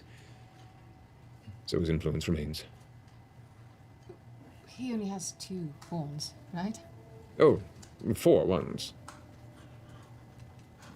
4. 2 that he maintains on himself to this day, and 2 that were severed, enchanted, and bequeathed into 2 of his, or at the time, one of his champions. And all these many months you've been in possession of the horn you have? Yes. And you don't have another one down in that vault? We do not. What have you learned of the one you do have? Well, this belonged to a great and terrible champion of Orcus. It was utilized in the Calamity, the war that came to the very gates of Vasselheim. This armored evil was destroyed and torn asunder, the horn scattered. We currently have some of our finest and brightest out in search of the other one, now that we know that they have and can be recovered. Not to any avail yet, but we're doing our best. If you hear any word of that horn, will you send word to us? Of course, and you do the same, please. Of course. One was dangerous enough. We need to discuss a few things. Okay. All right. This fits. There was a little bit of a calamity talk right there. Interesting. Orcus. Okay. Orcus is the demon prince of undeath specifically. Depths of Thanatos, one of the varying realms of the abyss. So not the hells, which I don't know if that's news to them or if they're just conflating the two. He snuffs life from all creatures, the entity of every need for hunger, take all life and break it. Thankfully, as one of the betrayer gods, he was sealed away, and the Divine Gate was placed up to prevent his and any other evil entity's entrance into our world. Okay, this is actually closer to what I did think was happening. Okay. That does not prevent him from sending his minions, sending his power, sending his influence to the permeable small gaps in the gate so his influence remains. He has 2 on himself, 2 that were severed. It belonged to a great and terrible champion of Orcus. It was utilized in the Calamity, the war that came to the very gates of Vass. This armored evil was destroyed and torn asunder, the horn scattered. We currently have some of our finest and brightest out in search of the other one, now that we know they have and can be recovered. Not to any avail yet, but we're doing our best. Okay. So nothing crazy. So this is my current sort of, okay, I guess I can get rid of these. So we have the Feywild and the Shadowfell sort of glommed onto the material plane.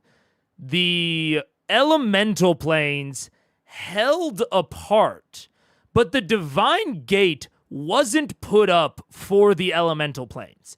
The elemental planes were separated during the First War. So the First War happens, they knock out the Primordials / Titans, the planes are separated. Then we go into the Age of Arcanum. So this is assumingly what it looks like during the Age of Arcanum. Maybe the Shadowfell is connected, maybe it's not, unclear. Maybe the Feywild and the Shadowfell don't even exist yet, also unclear. But we then have the Second War and the Calamity and the Divergence and maybe Penance? I don't know. And we have the gods put up what they call the Divine Gate, which seems to be this dotted line. So this is the Divine Gate. And Sarenrae and all of the other gods sort of act like they can't get through the gate, but the souls will pass through the gate. It seems like the Raven Queen's sort of job is to manage the gate, because she's not the god of death, she's the god of the transition. You don't go to the Feywild or the Shadowfell when you die. You don't go to any of the elemental planes when you die. You go to one of the far planes, the hells, the heavens, whatever.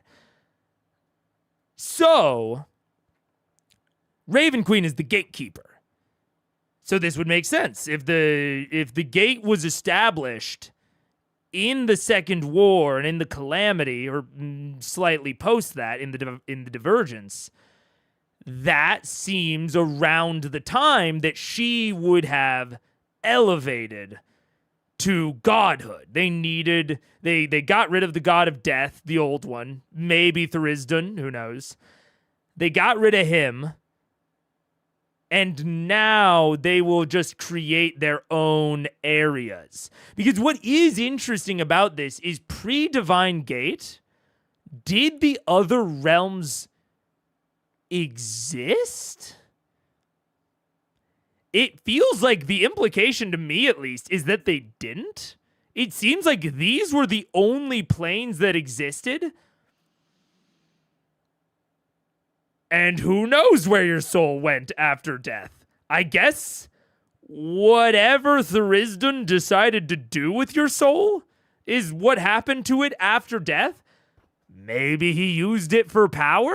Maybe there was no afterlife in the Age of Arcanum? This could be why the ultimate sort of end of the Age of Arcanum is this source of eternal life and this research into using souls as fuel, because people discover it's that very apple of Eden, knowledge of good and evil. People might have discovered that, yeah, when you die, there is no afterlife. A big fucking evil god just noms on your soul after you die. That's it. That's what you got to look forward to.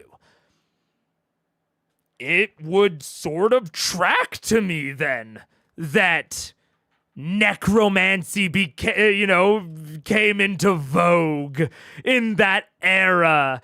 People don't want to die because death is to stop existing.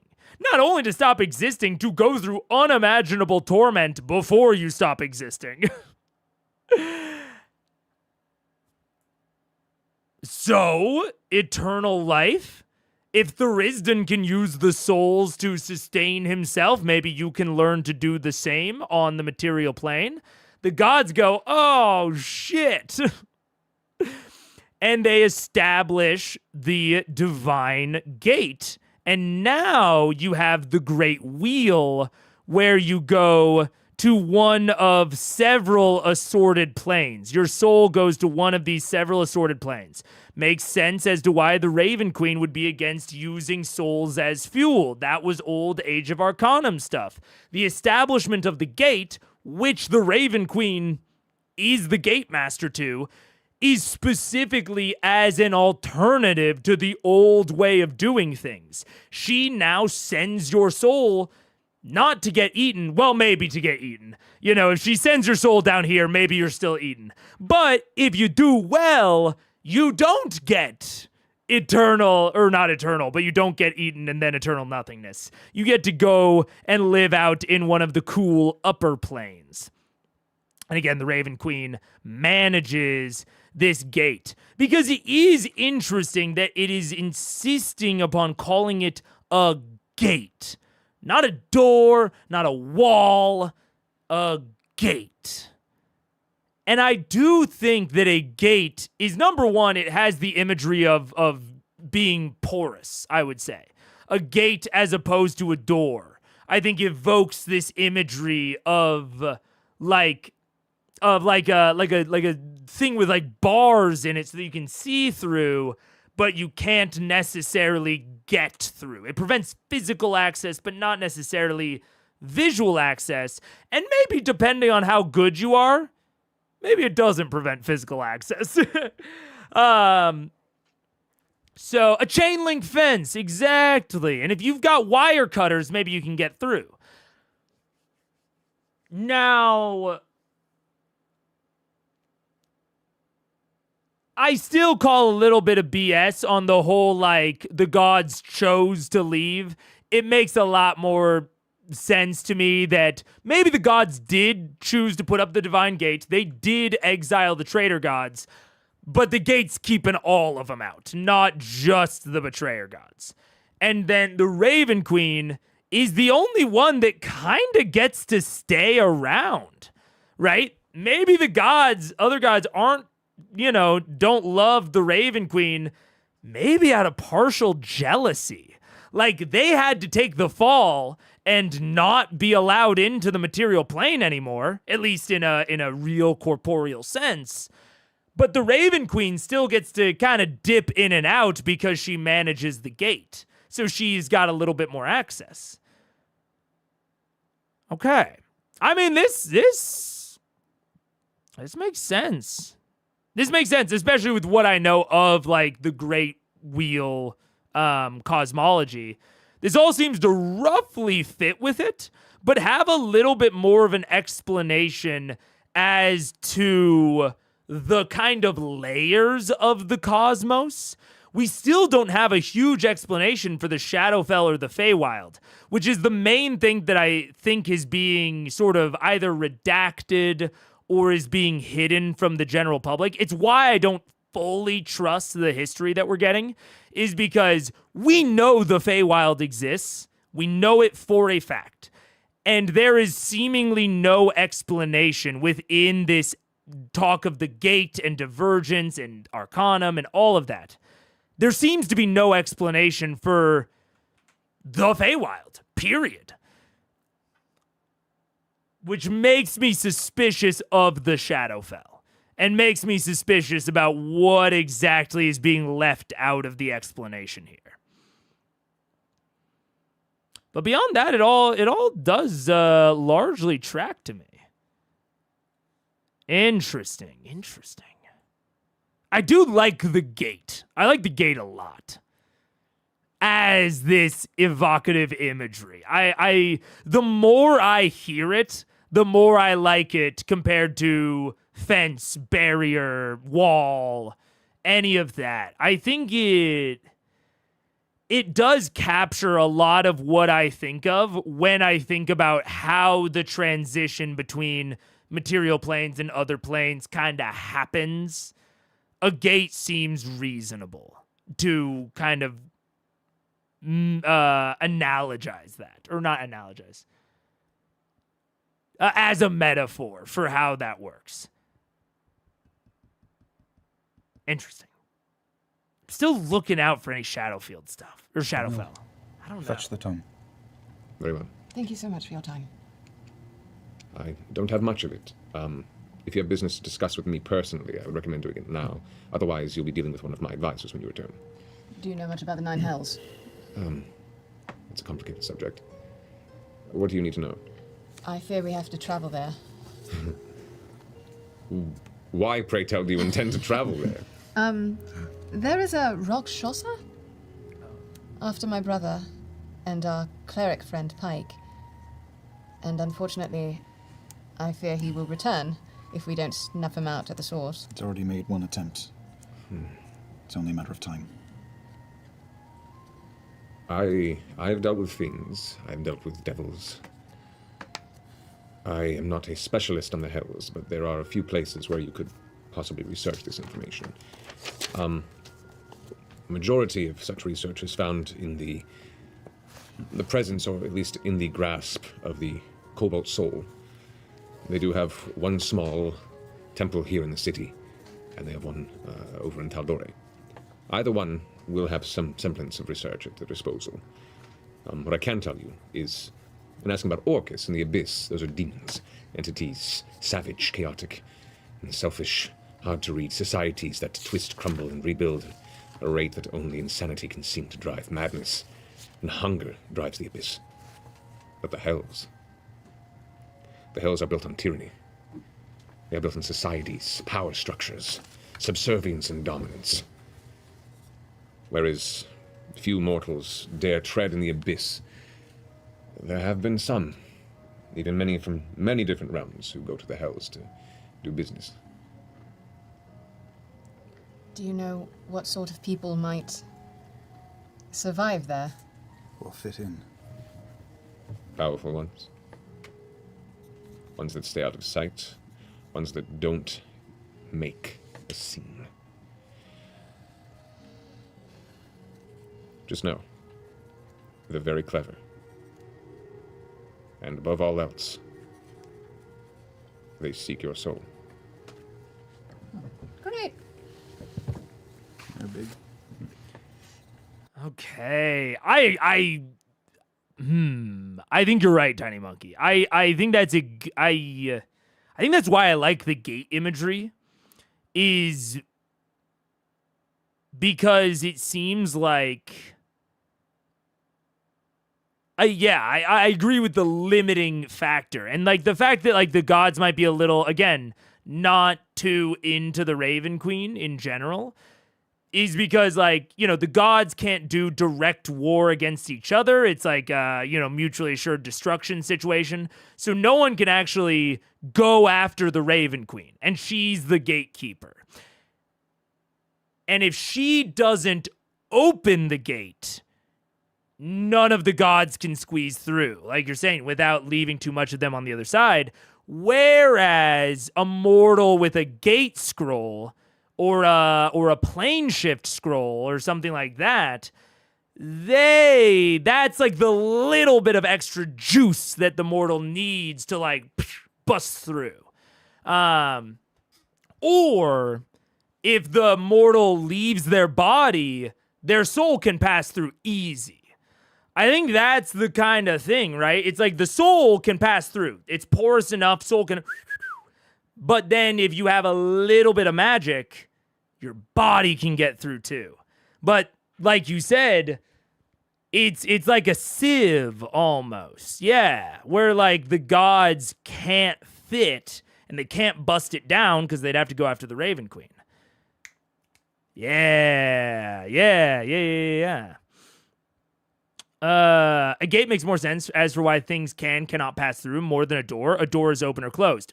Absolutely. Yeah, the more I hear it, again, the more I'm liking the gate. I was a little confused about the gate at first, but I think the semi-porous nature of a gate makes sense. It's weird for us to imagine a gate completely surrounding, you know, like a 360-degree gate. I think that's a little bit weird, but whatever. Narratively speaking, I think wall might fit better, but semantically speaking, wall is more prosaic. Maybe it's poetic license. I mean, I think either way, there has to be some amount of metaphor here for describing a cosmology. And so, no word is going to be perfect. It is interesting. Yeah. I wonder if the gods wanted to just leave most of their power in their domain. Could they go to the material plane? I think possibly.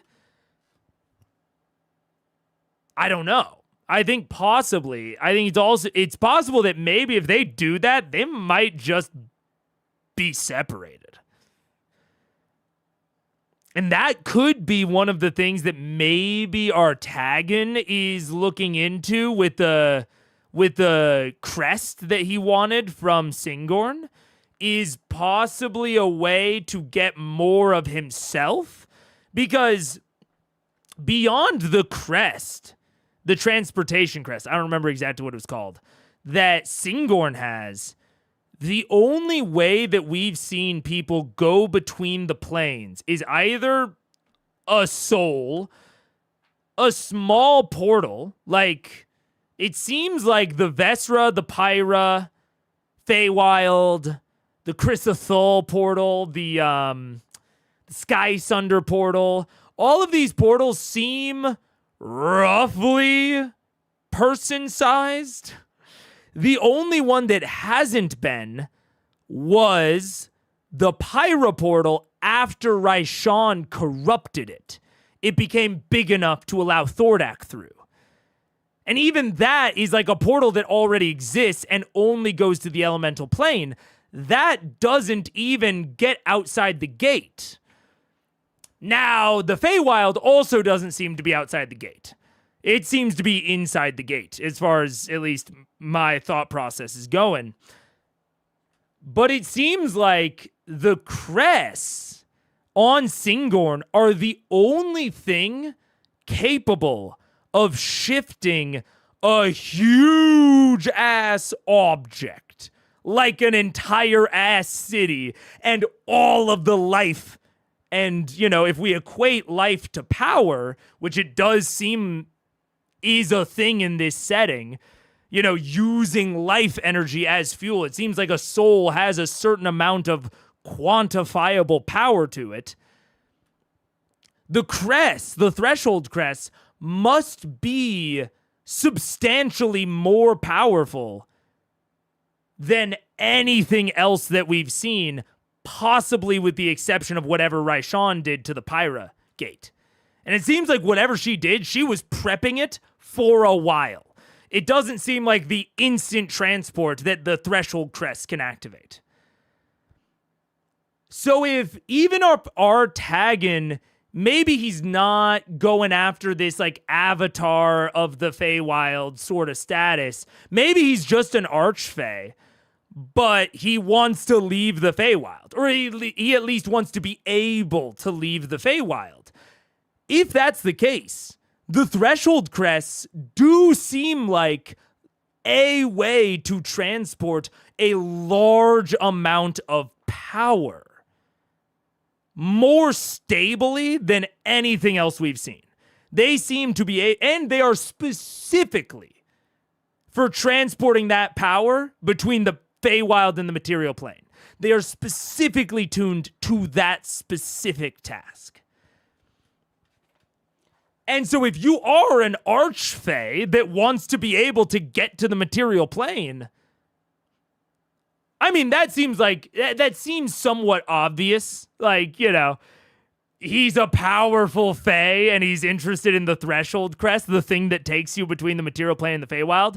Yeah, of course that's kind of what he wants. Or at least it's adjacent to what he wants. But it does possibly bespeak this bigger situation and, like, you know, the role of the Divine Gate and what separates all of the planes, and the fact that the Threshold Crest seems uniquely capable of transporting large amounts of power. And that's why Artagan can't just find a normal portal. He can't just go to the Nymph pool and go through the portal like Vox Machina did. He's too powerful. He's too powerful. He's too metaphorically large. Whereas Thordak was both metaphorically and physically large. Artagan is just metaphorically large, or spiritually large, we might say. And so he needs a more powerful transport method. That's why he needs the Threshold Crest. That seems reasonable to me. And it also seems at least somewhat connected with the Briarwood mission underneath Whitestone. You need a lot of power to transport something big between the planes. If they were really trying to re-summon Vecna to the prime material plane, they would need a lot of energy to do so. Is at least what it seems, especially if the Shadowfell is less connected than both the Feywild and all of the elemental planes, which at least that's the implication that I'm drawing right now, is that the Shadowfell is more separated, possibly even beyond the Divine Gate, which is why you can't just have a threshold crest that can just get you there. You don't have these just naturally occurring portals that we see with the Feywild and the elemental planes. You need something bigger that can bust through that Divine Gate for something as huge as Vecna, which is why we have the gate scroll embedded within the necromantic altar on the Glint Shore. It is a gate. It is the same thing that a normal mortal would use to bypass the Divine Gate. You just need more power to get an entire god through it, or at least a demigod. Yeah. What is a gate if not a door? And we all know Vox Machina's true nemesis. Yeah. Does that mean Artagan is a god? I mean, I think that Artagan is an archfey, and it kind of depends on the setting and the interpretation as to whether or not archfey are as powerful as gods. I think most of the time they are displayed as being, or as mortals thinking of them as less powerful. But there's also like distinct implication that the archfey are as powerful as the gods, divine and otherwise. So depends, I guess, on whether or not Artagan is a god. I do currently think he's an archfey, or at least something close. How powerful are archfey in comparison to gods, do you think? Depends. I have seen it go 11 different ways depending on who's talking about it. I feel like Orcus should hate Vecna because Orcus is a god of necromancy and presumably Vecna wants that title. If we assume that Vecna was trying to do a little bit of a coup, yeah. But we also don't know how Orcus and Tharizdun sort of interact, because it seems as though Orcus is not the god of death, just undeath. And we know that whoever was the god of death before Raven Queen ascended was a big old dickhead. And it's unclear to me as to whether or not Tharizdun is the previous god of death, or whether there's a third god of death just kind of out there somewhere. How Vecna fits into all of it, if Vecna was trying to coup the previous god of death, or if Vecna was the previous god of death. I don't know. There's some bullshit that happened around the time that the Raven Queen ascended. There's something that happened that no one has really talked about. People have drawn these lines, these factional lines in the sand, but no one wants to say why the Raven Queen ascended, why the previous god of death had to get scattered and destroyed and erased from history when Orcus just gets to chill in the abyss. Why does Orcus get to chill in the abyss and still influence the material plane as much as he wants through his agents? All the devils get to go to the 9 hells and rule over them in tyranny, conduct business, legitimate businessmen. Why was the god of death so specifically terrible? Especially when, to our understanding, necromancy was the sin of the day. It wasn't some crazy murder machine. It wasn't, it seems, death worship. It was undeath. It was the thing that Orcus is into that seems like it was the big sin of the Age of Arcanum. So what did the old god of death do that was so bad that he got deleted when Orcus gets to survive? Just exiled. I don't know. But there's something that they're not telling us, which is, again, why I'm not suspicious necessarily that Vord and all of these, mouthpieces for the winner's history. I'm not really suspicious that, they're... I'm not suspicious that they're evil in a sense, but the hiding and the secrecy makes me suspicious of their overall motivations. It makes me think that they might not be as pure as they might want to seem, or as altruistic as they might want to seem. I could see there being a self-preservation sort of deal. I could see, that, but I don't buy the divine gods just want what's best for us. Sort of image that I'm getting. Matt said the Raven Queen was a companion or something like that to the last god of death. I think an acolyte of some kind, Sad Queen was. I think a follower. I have it written down. Let's see. La la la la la. Da, da, da, da, da. Very beautiful, very sad. I will now be referring to her as Sad Queen. Yeah. Apparently was immortal and later ascended. Deathwalker's ward specifically wards against elemental damage. Sway Dawn, Domain of Winter, once mortal. Yes, right here. Once mortal, the Raven Queen ascended as essentially a follower and a partner to the previous god of death. That's actually interesting. The specific wording there, because I'm almost certain this is a direct copy paste. I don't think I would have summarized here. So this actually seems like she ascended to godhood when the god of death was still doing their thing. And then after that, god of death is erased from the history books.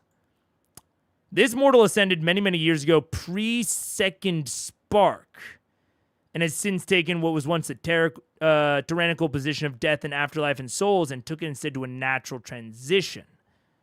However, due to a lack of respect, or at least a lack of, for lack of a better term, belief or trust from the other gods, she only gained dominion over the actual moment of transition, not the actual souls. So it does seem possible that there just is no more god of death, period, and that is sort of involved with this divine gate business, is that they just didn't want a god of death anymore. But we don't know why. What changed that made the other gods turn on the death god? I don't know. Very strange. Very, very strange. Will you keep watching C2, C3, and the minis after you finish C1? Yes, sir. That is the plan. That is the plan. Just a reminder, at least in 5e, Orcus is merely a demon lord, prince of undeath, while Vecna is a full god. Well, I mean... I don't take too much of the straight cosmology of D&D to heart. Clearly, Matt is inspired by it, but Matt has also directly referred to Vecna as straight up not a god. Where was it? Patron Saint of Secrets. Vecna was not considered a god. They were just known as very powerful. It is said that Vecna wanted to become a god, but was scattered. So, that could be misinformation that we're getting from, again, the winners of a war, in this case. It could be that people don't want to refer to Vecna as a god. but I'm taking all of D&D lore with a grain of salt. Because, again, we even seem to have distinct departures from D&D lore in this aspect of, like, the Feywild seems to be very present, and the Shadowfell is very not, at least as far as we're currently aware. The Winter's Crest is obviously it seems to be an Exandria-only thing, so I'm not taking too much of that to heart. Yeah. God of Death are usually pretty powerful in most lores. Yeah, that's true. That's true. They are. I hope you don't take this as condescending. Ooh. We'll see. There's something so fun about seeing someone slowly learn and understand something's lore when you know more of it, watching them slowly put together. Oh, no. That's one of the ultimate joys of DMing to me. No. I don't take that as condescending at all. That's one of the things I love about D&D. In fact, one of my weakest traits as a DM is to shut the fuck up and not tell my players more than they need to know. Because I agree, one of the huge joys of that sort of thing is watching them slowly piece everything together. I totally agree. Yeah. To me, it seems Raven Queen killed her lover and erased them to cover up her murder. I mean, that seems plausible. I don't know about... I have my own separate theory on the Raven Queen's relationship to the last death god. I still think it is likely that there was a previous death god. Vecna ascended to godhood, full on. I think Vecna and the mortal Raven Queen both cooed the previous god of death. I know that there's Forgotten Realms lore that sort of mirrors this with the Dead Three, Bane, Ball, and Merkel. Bane, Ball, and Merkel all cooed the previous singular god of death and ascended to be like kind of these three separate gods of death, the Dead Three. I could see it having been a similar situation with Vecna and the Raven Queen. So maybe the original god of death, possibly Thurisdan, was the god of all of death, and then Raven Queen and Vecna working together both coup the previous god of death, Thurisdan. And then they both take over. But Raven Queen takes over the transition. Vecna takes over the god of death, the more of the death part. But Vecna is immortal. The gods are not gonna fuck with that. Having a mortal ascend like that, but probably too powerful for the gods to really deal with. So, here's where it is. The reason I think that they're all working together is because I think that Sad Queen, the mortal pre-ascension Raven Queen, is a vampire. I think she's a vampire, and the only other evidence of vampirism that we have is from the Briarwoods, is from Silas. So I think that mortal Vecna was a vampire. And when it talks about the Raven Queen being a follower or a partner of Vecna's, I think it was a sire-spawn relationship.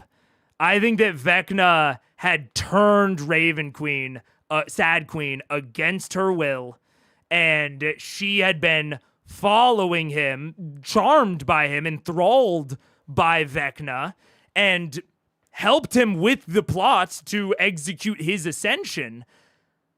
But after maybe she ascended, she lost the enthrallment. She was able to overcome it with her new godly powers, maybe even a way that Vecna didn't quite anticipate.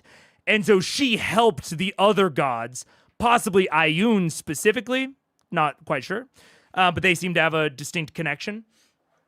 She helped the other gods overthrow Vecna and delete Vecna and the death god in general from existence, but the other gods still don't quite trust her. She gets to keep her godly status because she betrayed Vecna, but she doesn't, she's not fully in the club yet. That's my personal theory for how all of this fits together. And Thurisdan was the original death god that they both cooed. But I could be off on many aspects of the theory, clearly. But that is my current theory. And that is the reason that I partially think that is also because of the mask that the Raven Queen wears. The fact that she covers up her mortal visage and takes on this porcelain masked appearance. And the fact that she hates the undeath, she hates the usage of souls as fuel. I think that she covers up her mortal visage out of shame for the vampire that she was. And maybe even the vampiric tendencies that she still retains. I don't know. But I think that she does not... She really hates her old mortal identity as this vampiric thrall to Vecna. And that's the reason that she doesn't care too much about Orcus, even though they're theoretical enemies. He's the demon lord of undeath or whatever, demon god of undeath. She doesn't, they are naturally opposed, and they do.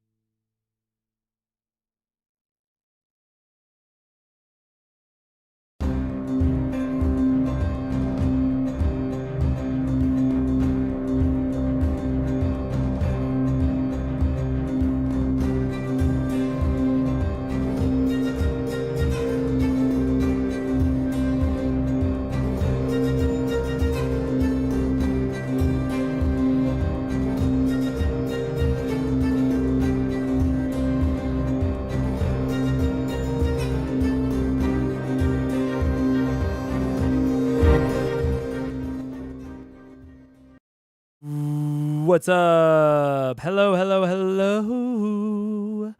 If the Raven Queen is or was a vampire, it would be funny her champion was the one bitten and hypnotized by a vampire. Which, you know, I've never really thought about, honestly, why Vax is fate touched. You know? Like, it just seemed like sort of a, hey, you're special, kid. Also, I didn't shut the door. 1 second.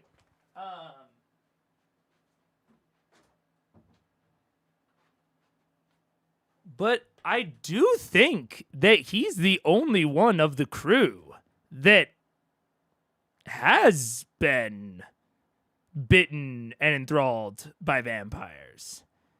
And right here, fate touched, rebirth or ruin maker or martyr conqueror or tyrant or nothing. She breaks the thread. Vax is fate touched. He bends the threads of fate. I claimed you when the chance arose, and almost directly stated that there were other forces that wanted to claim him. When one such as your unique essence walks these realms, do not think I am the only one to take interest, and I do not think you are the only one either. But I was there to seize the opportunity when it arose, and as such, you are now mine. I wonder.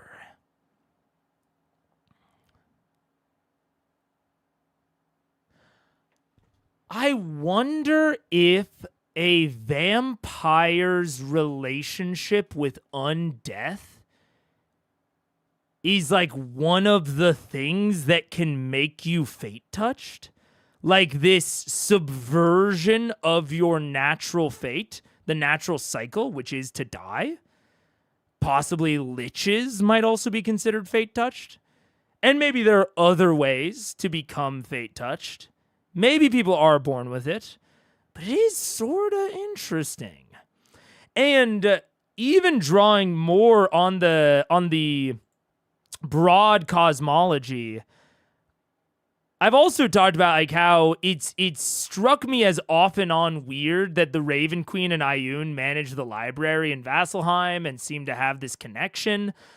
But now that I think about it, it could be. It seems that Ioun is elementally related in some way. Osisa uses a heartstone to extend her vision. It seems like she uses an air-oriented heartstone. I think they call it heart glass, but it's described exactly the same as the heartstone in Thordak's chest. So I think it's a heartstone. And Kamal Jaori has the big elemental dungeon. They have the For Remember poem in there. So it seems like there is some sort of maybe like miniature gate in here that Ioun manages. And that might be why the Raven Queen and Ioun are kind of in a little bit of a club together, and why they seem to be like the ones that are directly influencing things so much with like direct mortal, or maybe not mortal, but like material, non-godly entities. They're directly influencing things the most, which seems the case with Ioun's Sphinxes and with the Raven Queen champions. We haven't heard of any other gods having champions except for just now with Orcus. But that was back in the war, which maybe Purvan was as well. We don't know. I guess we don't know how long Purvan was dead, or maybe we do, and I just don't remember it off the top of the head. Either way, the idea that Ioun was wounded during the interaction with Thurisdun again implies to me that Thurisdun was trying to do something to one of these two gates. Either the miniature Ioun gate that separates the elemental planes seems a little bit weaker, we might say, or the Raven Queen gate that is much stronger and is holding all the gods out. It seems like the Risden tried to do something like that. And if the Shadowfell got ejected outside of this Ioun gate in the process, that might be what wounded Ioun in the first place. I don't know. There seems like something here. And the one of the things that has always weirded me out is when they were talking about Yank, the Garistro from the Abyss, I will add. And Vax asks, is there anything you can tell me about the fiend named Yank? She said, knowledge of this is earned, which is basically what Kamal Jaori said about a name is earned. You seek this with your allies. Some have already found secrets. I can only say that the path you walked to the Sphinx gave you what you need. Stay alive. So odd to me. Still odd to me. And the only thing that I can think of is that this is just a relation back to Ioun or something Ioun related. Because ultimately what they used is the gate scroll. And I don't know what else the path to the Sphinx would even be, unless it's just the vestiges. But that's not the path to the Sphinx. That's the path after the Sphinx. So I still don't know what that even fucking means. But it seems to draw, again, more of this relation between Raven Queen and Ioun, which seems reasonable if Ioun is managing the elemental planes and the Raven Queen is managing the separation of all the others. That they have some sort of connection, but I'm not quite, I still don't know. All right. So we'll go to the Cobalt Reserve. All right. One of my advisors will receive the tome upon its delivery. Fabulous. Thank you. Good luck. He stands up. As soon as you begin to stand up, the seats are already immediately pulled out from behind you. You kind of roughly get to the guards separate them. He leaves with his advisors, and you guys are led out of the temple, back onto the winding staircase, and into the heart of Vasselheim. I pull Vex into an alleyway. I don't know what the right thing to do is. I thought one thing going in there. Mm-hmm. And now I think maybe you were right. I have not wanted to go to that temple, though. She has finally been speaking to me again. All right. What about? When I died, I saw her. I have dreamed of her already. And she speaks of some sort of purpose on the horizon. And I don't know if she's talking about your promise you made or what. But she is with us. And I barely know what the fuck I'm doing, but I know that she doesn't want that book to exist. And I am frightened of going to that temple because I want time. I want time with you. I want time with her. Look, I might disagree with the action of destroying the book, but I mean, Vax swore an oath. He's a paladin. And out of everything, that might be complicated about implementing his paladin oath, this one actually does seem relatively straightforward, and I think he's right. And I like the way that Liam is playing this, kind of subverting the party's desires by separating it off and kind of speaking against what the party's actual plans were. I want to caution, I wouldn't do this unless you know either ahead of time or just through experience that the other players will be cool with that. Because, destroying a relic like this could be not cool with some of your fellow players. But talking about it ahead of time, if they're all cool with it, I think this is a very interesting development within his story, and I think he's playing it well. where he's trying to get an excuse to get rid of the book so that he can destroy it while everyone else kind of just thinks it's hidden away or whatever, but he's still like being sort of honest with only Vex. He's trying to walk a tightrope. It feels very rogue paladin to me, I won't lie. You know, trying to accomplish your paladin oath through sneakery and trickery and lying. I can't imagine a more roguish paladin. What's up, Perfect Fan? The book is a journal of Opash, at least as far as we're aware. It's got dark necromantic secrets in it, apparently. The actual description of the contents to me was a bit of a nothing burger, but it's implied to be more powerful than it seemed.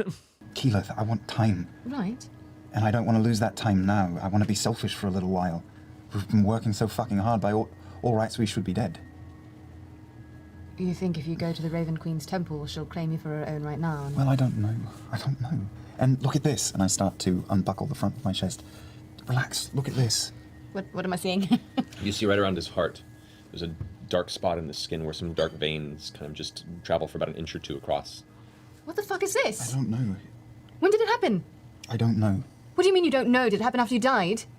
I think so. Hurts a little bit. What the fuck? So We have to get you to a cleric. That's not normal. Not really, no. I cover it back up.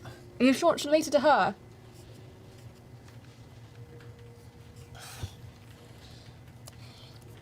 But I think you were right. And I think that they're going to hold that, and someone will take it, whether it's in 100 years or 1,000 years, and she doesn't want it, and... Well, they're holding the Horn of Orcus. Playing devil's advocate. Yeah, they already have that. They don't have this. Then let's go to the Raven Queen's temple. All right. You want to go now? Yes. Let's go. Okay, well, you guys make your way to the Raven's Eyrie. We go to you two. Raven's You guys are Eyrie? currently looking for a library. What's the Raven's Eyrie? Is that the library? Because I believe the temple is Raven's Crest, like the cathedral. And then the area is the Dusk Meadow, right? I don't know that I know what the Raven's Eyrie is. Interesting. Do you think Matt didn't go in depth about what was in the book because he didn't want anyone to get curious about it? Wouldn't you want people to be curious, though? Yeah, I mean, I guess it depends on what you mean. Like, are you saying that Matt might have been worried about one of the characters, like, wanting to do some necromancy? And that would be weird if the BBG is going to be Necromancer Supreme? Is that what you mean? Or I'm not quite sure. Possibly. Maybe elaborate. The name of the district, I believe, the district is Dusk Meadow. Yeah, Dusk Meadow. I don't know what the Raven's Eyrie is. Maybe it's the library. I know that the library that Raven Queen and Ioun co-manage is in the Dusk Meadow. Because I think Ioun doesn't have like an area of the city. I wonder if Ioun is the Cobalt Soul. Actually, that would make a lot of sense. Now that I think about it. Given that the Cobalt Reserve in Western, this big library. Where was the Cobalt Soul stuff again? Where was that? Should not be allowed to exert. Did I not copy that? Oh, I definitely need to copy that. Oh, I didn't. Okay. I need to go back and find the Cobalt Soul stuff. Because that seemed relevant. Probably scared the players would want to do some necromancy. I don't know. I couldn't see them wanting to do necromancy, but I feel like if you put the option in front of people, it makes it more enticing rather than not giving them the option of looking into it. I mean, I guess it depends on whether or not you are okay with the players looking into it. So, I mean, I would say if you are couching the big bad as this like purveyor of eldritch forbidden knowledge in general, right? Which is kind of how, Vecna is couched, if Vecna is the ultimate BBG. But even if it's like one of the primordials, they also seem kind of eldritchy forbidden knowledge sort of deal. Either way, if you then provide the players insight into that, I think you either need to go one of two directions. I don't think you can, well, it's not that I don't think you can, but I don't think it's as effective or interesting. I think you either have to make it clear why the knowledge is forbidden. So, like, if they shouldn't do necromancy, like, if necromancy is bad, then it should be bad enough that you're confident that the heroes of your story won't do it. You know what I'm saying? Like, if whatever Vecna is, there's some reason that the Horn and this book are evil, and they are being displayed as evil and all that, separate from just like, the spare the dying cantrip that's part of the necromancy school, right? There's something beyond that. There's some evolved form of necromancy. And I think you have to display why that is so bad. And I think Matt has gone a decent chunk of the way towards doing that, of like, seems like any of the advanced necromancy stuff takes souls to do. It takes like you expending someone else's life force in order to enact the advanced necromancy. That's pretty bad. That's pretty evil. So I think, at least in my opinion, I can understand if Matt is maybe scared about it. I think Matt has established why this necromancy is bad and they shouldn't do it. And if they do start looking into it in like can we use this for ourselves? Can we fight fire with fire? I think you should either, frankly, let them pay the price, or raise the stakes, raise the consequences. Yeah.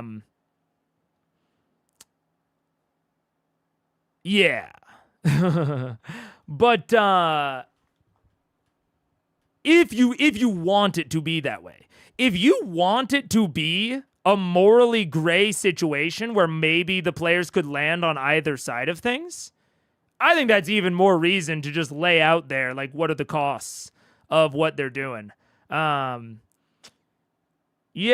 I don't know. The idea of like restricting either the information or the thoughts on it, I don't think it's bad necessarily. Like that, I wouldn't say that, but I do think it's a very blunt solution that I think restricts your storytelling opportunities, if that is what he was doing.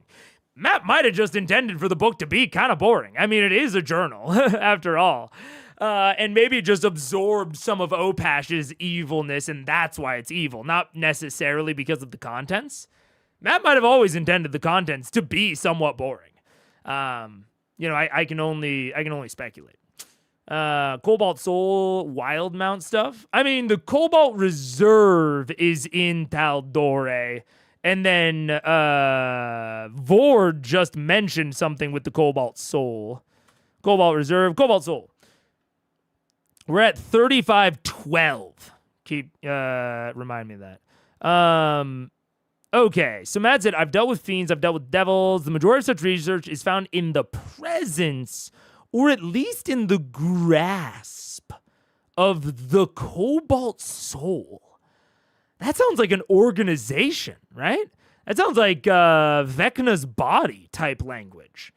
They have one small temple in the city, and they have one over in Taldore. I do wonder. Either someone will have some semblance of research, what I can tell you, asking about Orcus, etc., etc. I mean, I do wonder if the Raven's Eyrie is the library that Ioun and Raven Queen co-manage. And maybe that's the temple that he's referring to in the city, is the Raven's Eyrie, which is run, at least in part, by the Cobalt Soul, which is the organization that worship Ioun.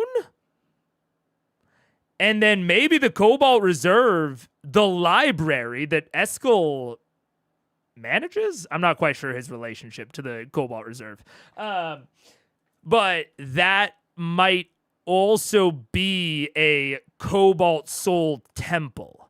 I mean, the temples of the knowledge god being libraries seems to track for me. So I think that could be the case. That could be the case. We'll see. I thought Ioun was to wound up to have temples wouldn't be big libraries in her name be counter to that.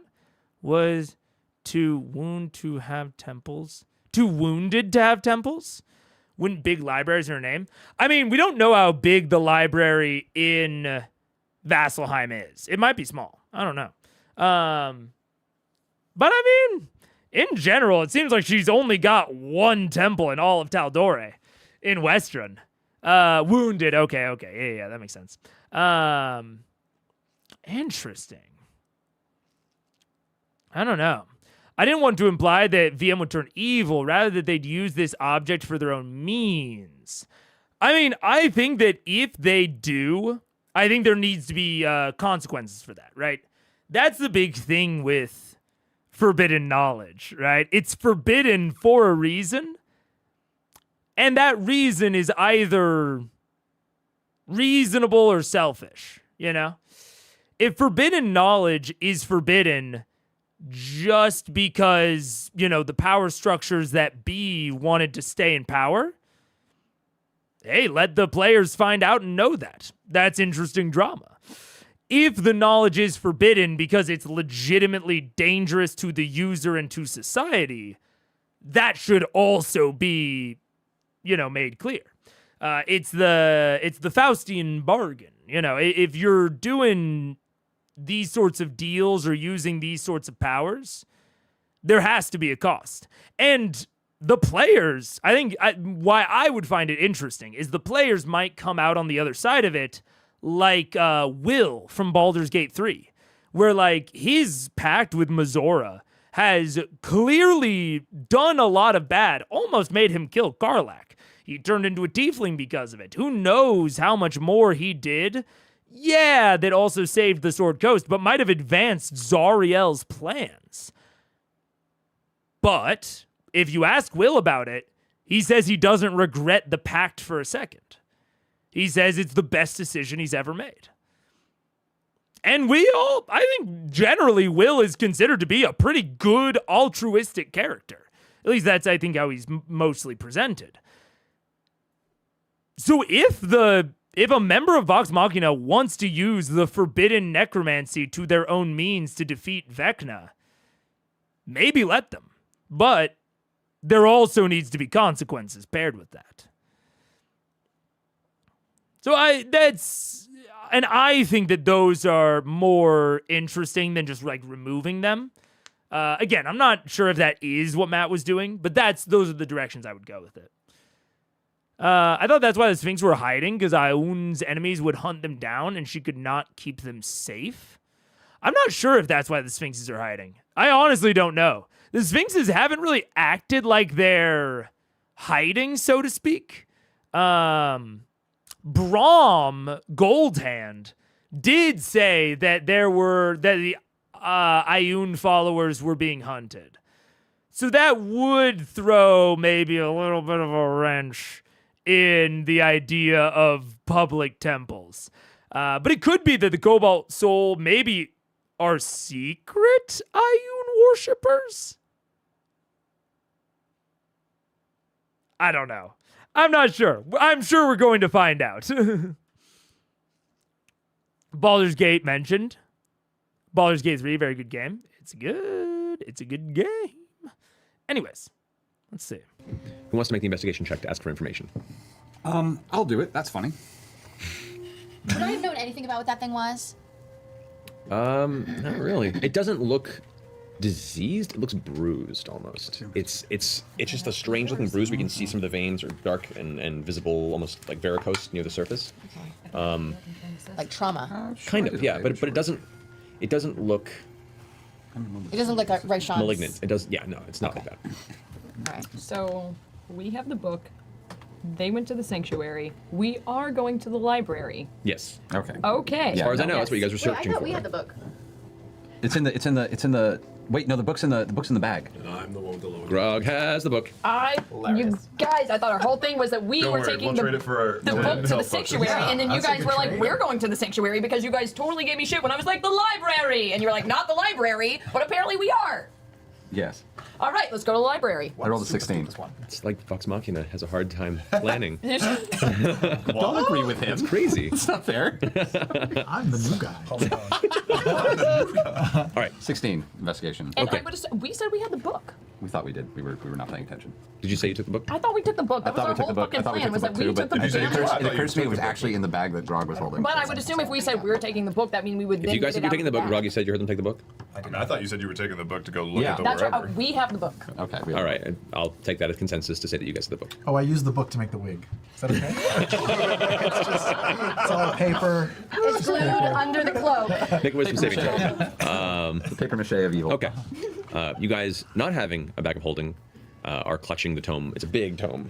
It's like... I thought we put it in a box, right? It's my book in No. a box. No, you didn't have a box. There was My no book box. in a It was box, a book babe. wrapped in cloth in the bag of holding. In a We box. wrapped it in cloth. So there you go. You have a tome. They also definitely did mention a box. But I will say, when they mentioned the box, I was confused. But I was like, I must have just forgotten about the box. Because I'm with Marisha. This is confusing. This is confusing. And it shouldn't have been so confusing. And... Oy vey, Vox Machina. Oy vey. Wrapped in cloth on your arm. You guys spend about an hour or so asking around. The locals, you know, they're not that they're not friendly, but not all of them are well versed in what you're asking. They say library. Some of them are more simpler folk. Are like, I don't. And eventually somebody says, oh, you can head over to the library. What's it called? The Cobalt Vault. It's in the kind of the southern region of the Quad Roads. That's exactly what I was looking for. All right, yeah, I'll show you. And the guy. Okay, all right. The Cobalt Vault. The Cobalt Vault. Library in Vass. Definitely the Cobalt, related to the Cobalt Soul, right? Fucking librarians. And yeah, all right, come on, man. Maybe they don't know where the library is, but they don't know what a library. Come on. Kind of gives you a couple directions down the road, and you make your way there. And it's similar to the Cobalt Reserve in Western, but it's about a quarter of the size. Okay. The Cobalt Reserve is the center of the Cobalt Soul monk order, the Ioun worshippers that gather information and maintain it. They're, you know, as Ioun's presence was kind of shattered slightly during the calamity. The calamity? In the battle against the Chain God. Whoa! That was in the presence calamity? in Vasselheim was kind of diminished, and then regrew through the Cobalt Soul in Western, and so it's kind of just expanding back into Vasselheim. But you make your way to the structure. It's the exterior of it is this. Lore! Bring! Okay, we've got some stuff. Wait. Okay. So the Cobalt Soul is Ioun. Fucking, how does he do it? How does he freaking do it? It is a little bit weird given that Brahm did, I think, say pretty directly that Ioun worshippers are hunted, but maybe they're not hunted in Vasselheim. They're just hunted in other places, and, you know, people in Vasselheim know that the Cobalt Soul are Ioun worshippers, but maybe, like, people on other continents don't know that the Cobalt Soul are Ioun worshippers. I don't know. That is interesting. Where is it? You head over to, what's it called? The Cobalt Vault. Okay. south side of the quad roads. So this is also which the Dusk Meadow is, I believe, southeast side of the quad roads. The Verdant Terrace is like south, I think southwest. And then Slayer, or the combat area is northwest. And then I don't know what's in the northeast, honestly. But all that said, that could help us place some things in the timeline. Because where is Ayun? Ayun? I can probably get there through Kamal Jaori. Osisa's mate. Okay, no, I can't, but I can get there through Osisa. Aha. Ayun. This is why you never split the party. Yeah. Chained God. Isn't God's fighting in itself the calamity? No! I mean, maybe. I don't know. It depends on your definition. The Second War. The reason that I am on this is because the Second War and how that relates to like Second War, Divergence, Calamity, Second Spark, all of that in there, at least at this point within the lore. So keep that in mind. How those things exactly relate to each other has not been made super clear. It's pretty clear that it was like prehistory, First War, Age of Arcanum, Second War, and then Divergence and Calamity and Penance all happen at some ambiguous time around the Second War. I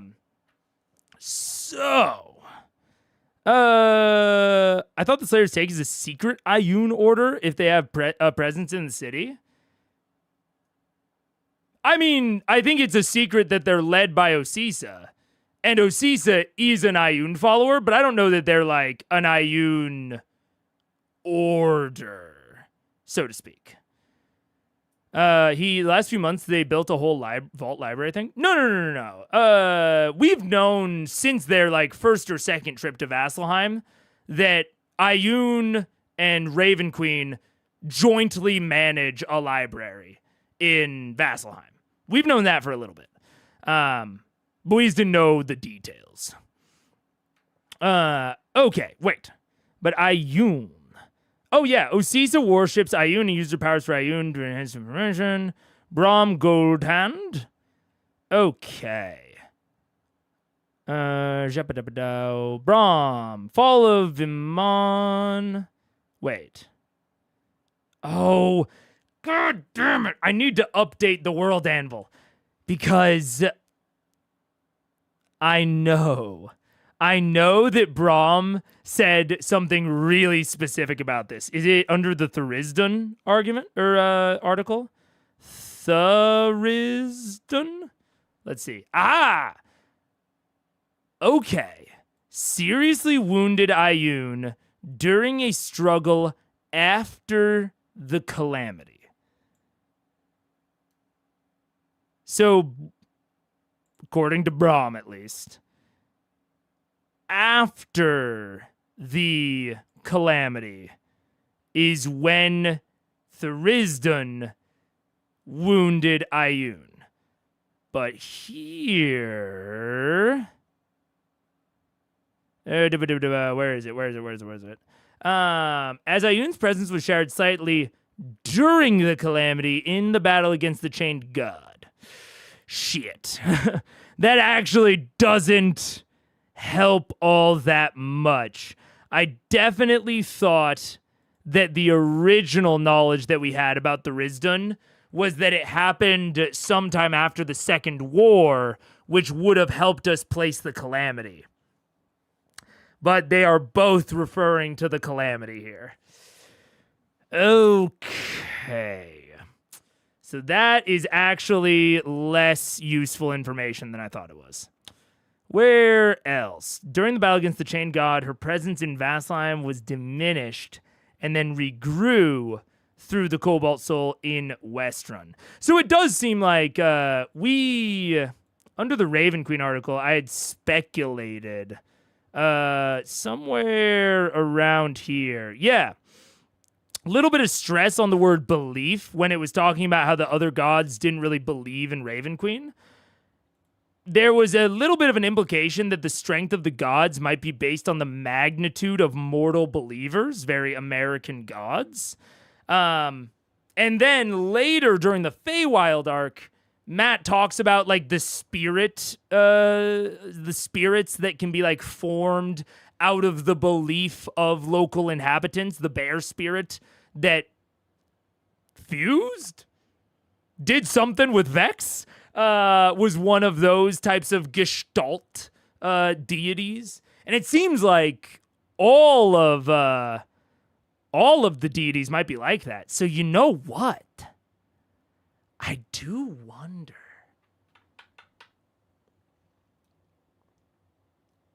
So the former death god, their name was erased from the history books. I wonder if that's how you coup a god in Matt's cosmology.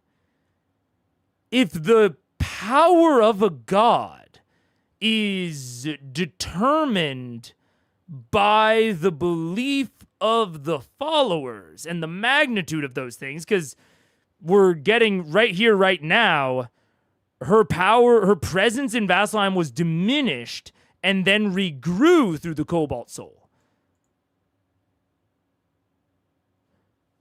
Which, to a degree, seems like if the power is based on the belief,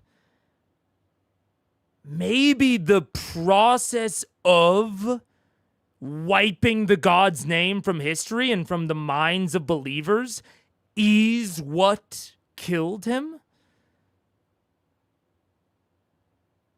That could be. And that's possibly why Raven Queen needed to work with Ioun to do it. And it could be why Ioun got wounded, is because it was such a removal of knowledge, in a way. I mean, not only was it this removal of knowledge, which seems like it could inherently affect Ioun, but it could have also shattered her believer's faith. If she's supposed to be the discoverer of secrets, if she's supposed to be the keeper of knowledge, if she would violate that belief, that holy tenet, in order to just, even if it's in service of destroying another god, she's not the god that they believe in.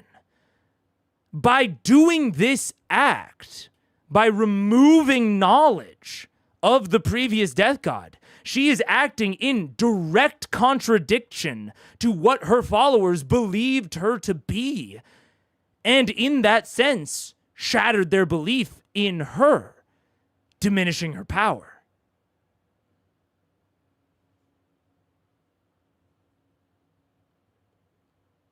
That could...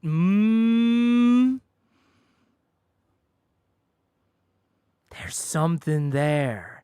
How does it relate to Vecna? How does it relate to Vecna? I think it could relate to the whole souls as power shit. When a soul believes in something, it's contributing its essence in a way to the thing. And so through garnering belief and followers, you're sort of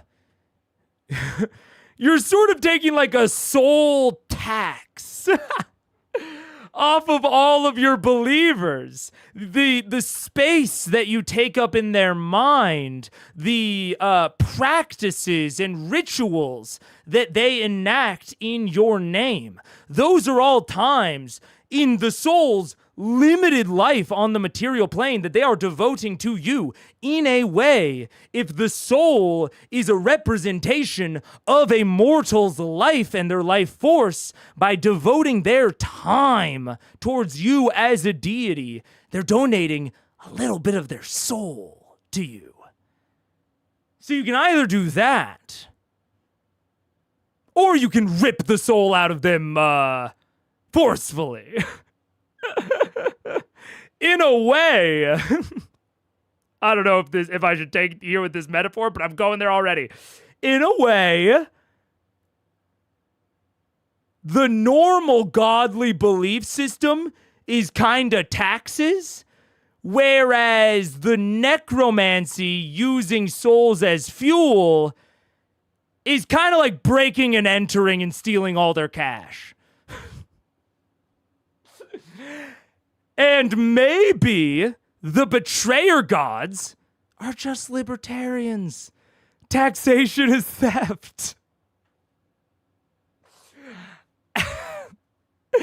And that is the message that I'm sure if I interviewed Matthew Mercer, he would tell you, yes, Orcus is a libertarian.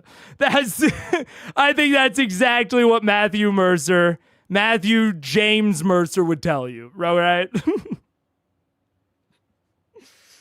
and I'll take the how does he do it? Let him flow in, I'll take it right now. If that's how this all ends, I think I will have deserved it. Oh, man, that very Discworld, yeah. Because isn't that the whole, like, kind of underlying concept of Discworld is the idea of this almost crystallized belief? Yeah. This is why Pike keeps working on building or restoring Sarenrae temples, because currently Sarenrae's power is diminished through lack of followers. Yeah, Teresa, exactly.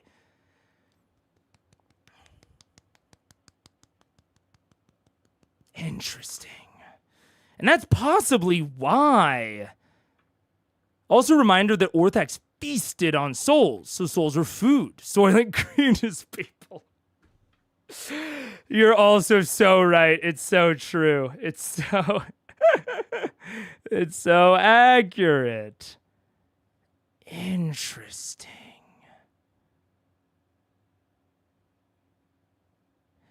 And I do also wonder, is this the, like, core? Wait. I'm never gonna let this go. I'm never gonna let this stupid poem go. The four remember.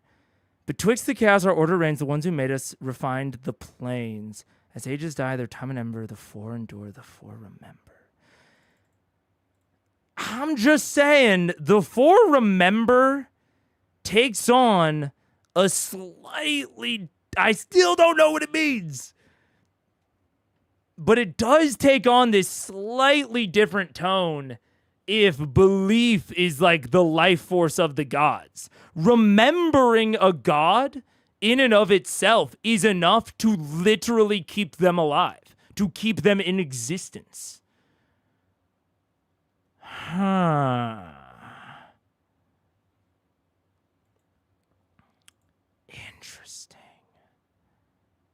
Interesting. Okay, we gotta keep going, but things are happening. I still am not clear about Calamity and Divergence. It seems like Calamity comes after Divergence. Or sorry, opposite. Seems like Calamity comes... Oh, I didn't spell it right. Divergence. It seems like Calamity comes. My current, I guess not theory, but my current understanding is that Calamity kicks off the Second War and Divergence ends it. That is my current kind of theory. They question the purpose of creation. There was a civil war. And it's saying that the battle against Thurisdun says after the Calamity right here. But then what we just got is during the Calamity. And it is also interesting, as Ion's presence was shattered slightly during the Calamity, comma, in the battle against the Chained God.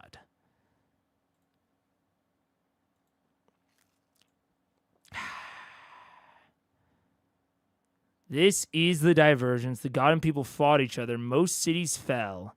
There was a power-up of existing vestiges. Dark gods got banished to other planes. And that was part of the problem. They pieced out warning about the dangers of the arcane. There's something here. There's something I'm not seeing. It's kind of light gray stone. It's a cylindrical building with maybe 3 different doorways around the outside and a giant bright blue and black marbled dome on the top. That looks somewhat transparent, like it's made of a glass type material. As you step into the front, it's actually, you can see a central chamber within the inside that's also cylindrical. So you have a small kind of walk around hallway on the immediate inside of this giant structure, and then the actual library is in the interior. And so on the outside, you see a few books, and there are some paintings and tapestries on the walls, and you see a few varying monks walking around, a handful that are kind of curious in turn as you walk in. They're all wearing the uniform dark gray and blue robes of the Cobalt Soul, and there is a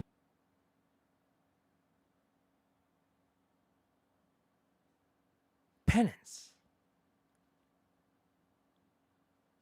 When did the Raven Queen ascend? Wait. I might have had the light bulb. When did the Raven Queen ascend? She ascended, I think the wording is pre-Second Spark.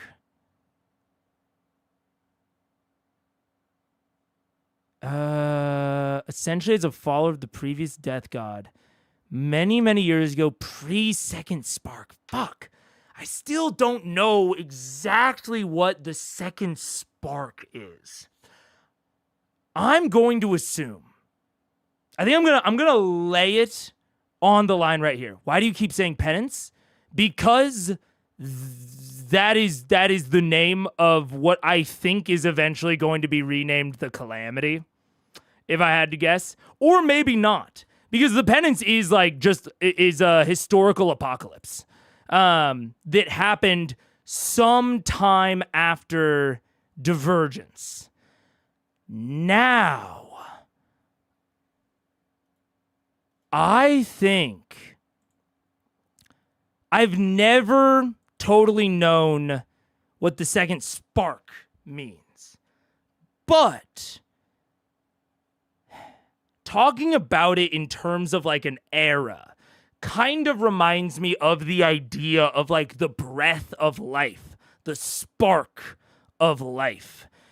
And we know, at least according to Vasselheim's own personal myth about itself, Vasselheim is the city that survives everything.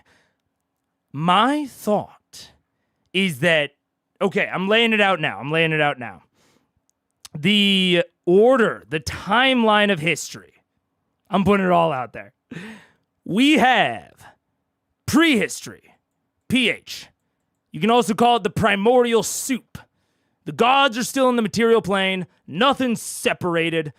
You can barely build anything because all these fucking primordials. Ugh.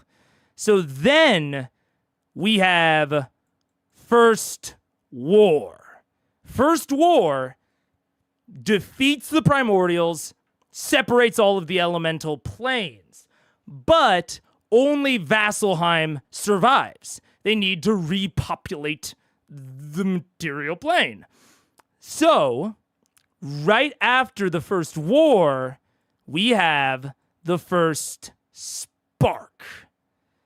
So first spark is the repopulation of the world post the First War. Maybe from Vasselheim. You know, Vasselheim's like this cradle of civilization, whatever. Then, after the first spark, we enter the Age of Arcanum. So this is AOA. This is the Age of Arcanum. Big ol' long period of time. After the Age of Arcanum, we have, dun dun dun, the Calamity. Bum bum bum. The Calamity, I'm gonna say, happens because Tharizdun, the god of death, is supplanted by the Raven Queen and Vecna, possibly with the help of Ioun. Maybe, maybe not. I'm not sure. Or Vecna and Raven Queen just try to ascend, and there's possibly like 2 death gods simultaneously. Everything gets all fucky. The betrayer gods are teaching mortals magic. They teach Vecna and Raven Queen magic. And the Vecna and the Raven Queen, or Sad Queen, I should say, use the necromancy, use the power of the souls to forcefully ascend to godhood without the normal required belief that all of the other gods have. They just ascend via necromancy. Okay, so now you have the Second War. And I'll actually say the First War shouldn't be this singular line. The First War is kind of a period as well. So you have the First War over here, then you have the Calamity, and then you have the Second War, which ends in divergence. Possibly Raven Queen was originally on the side of the Betrayer gods, but betrayed the Betrayer gods. Double agent type shit. So she betrays the Betrayer gods, works with Ioun during that kind of last battle with Tharizdun and possibly Vecna to erase Tharizdun from history. Gets rid of him entirely. That is the divergence. That's what wounds Ioun. And Raven Queen gets to stay because she ultimately chose the right side, but she isn't trusted. That's why she only gets power over the transition, not death itself. And it's possible that Tharizdun even like funneled souls to Vecna and the Raven Queen, which is why the gods don't want any one person to be responsible for all the souls. That could be it. That's possibly why we have the wheel now, where souls go to all of these disparate planes. You have to spread out the power. If you concentrate it in one god, like it was concentrated in Tharizdun, they could use it to elevate new gods. No. So you spread out the souls, have them go to all these different planes. No one can concentrate enough power to get the power that Tharizdun had. That is divergence. Raven Queen helps them. She betrays Vecna and Tharizdun, separates the Shadowfell, forms the Divine Gate, all that shit. That all happens in the divergence. And that is still pre-Second Spark. So the Divine Gate gets formed, all that, and then after the divergence, that's when we have Second Spark. The Divine Gods have won, the Raven Queen betrayed the people, whatever. She takes over the Dusk Meadow, puts the anti-undeath enchantment on it, because that was probably formerly Tharizdun's quarter of the city. And then we have the repopulation event, the Second Spark, coming from Vasselheim, yet again, to repopulate everything. But between, and I think the divergence is also going to be a sort of penance event.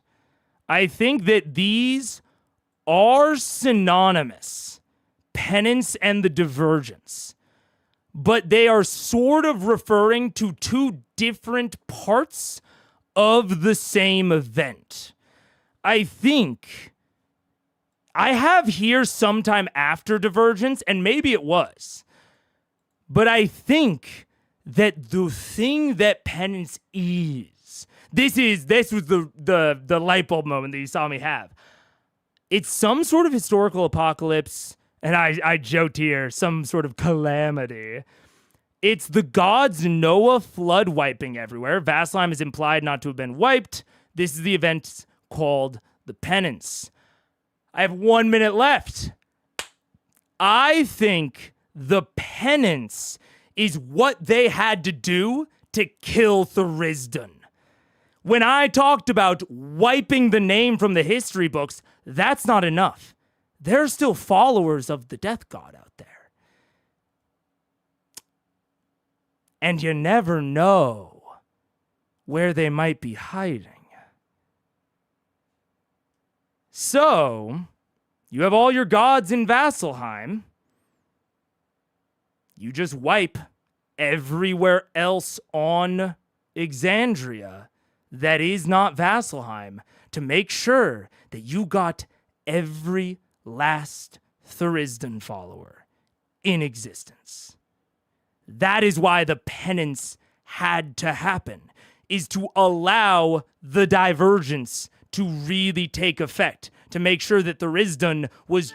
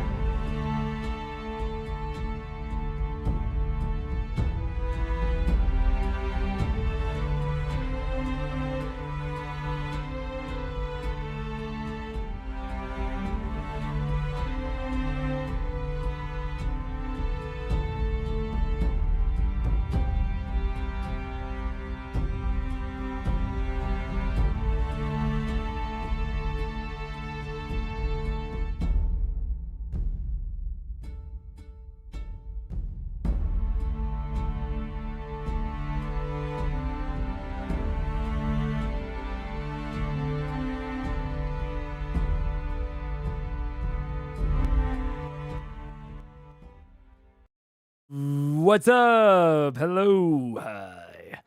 Okay. I'm feeling more and more confident about this the more I fucking look at it. So this is the series of events. Prehistory, First War, First Spark, Age of Arcanum.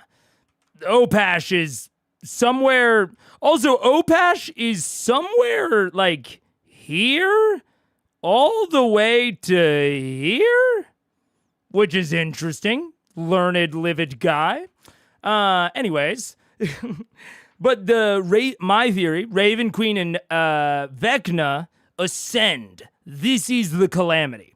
Raven Queen and Vecna's ascension is the calamity. That kicks off the Second War. The Second War ends when Raven Queen betrays Tharizdun and Vecna, working with Ioun and the other gods to destroy all knowledge of Tharizdun and kill every follower that Tharizdun had on the earth by wiping it out in an event known as the Penance. Post-Penance, the world is born anew again, and we have the Second Spark. That is how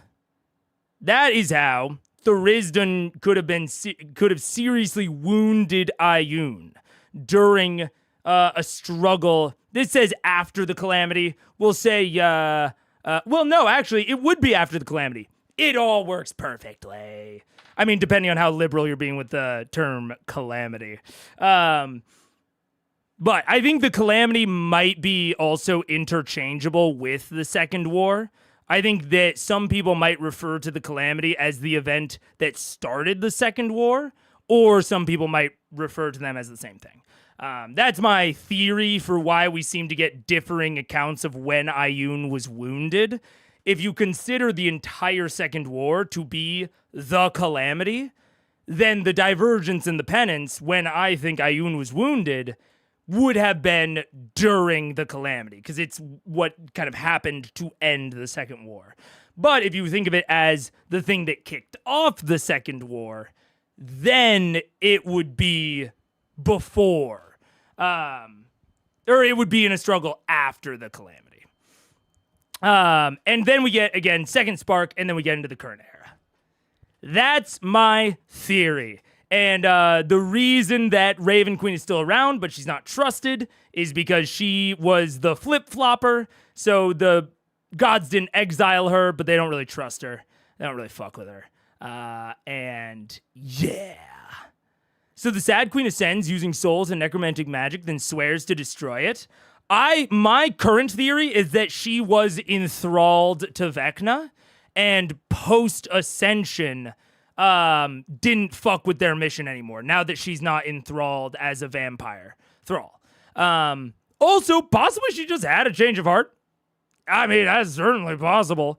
Or I saw Ross say, it's common for people to remove exploits they have used. Also true. She might have said, hey, no one should get to power the way I did. That's very possible, yeah. Does she decide who goes to heaven and who goes to hell? I believe that souls kind of choose themselves. I don't actually know. She is the god of the transition. So my assumption, or at least my thinking about it, is more that she manages the gate. She lets them out of the walled garden that is the material plane, and then they go where they're gonna go. That's my assumption. I'm not entirely sure. Looking forward to the day that you can read the wiki. Oh, hell yeah. Hell yeah, man. La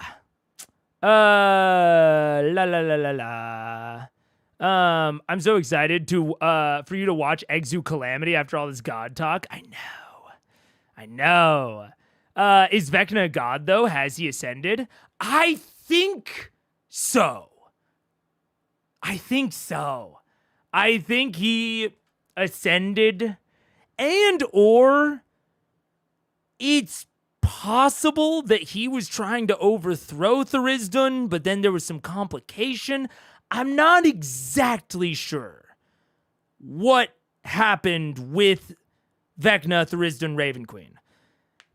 I feel like they were all working together and then something happened.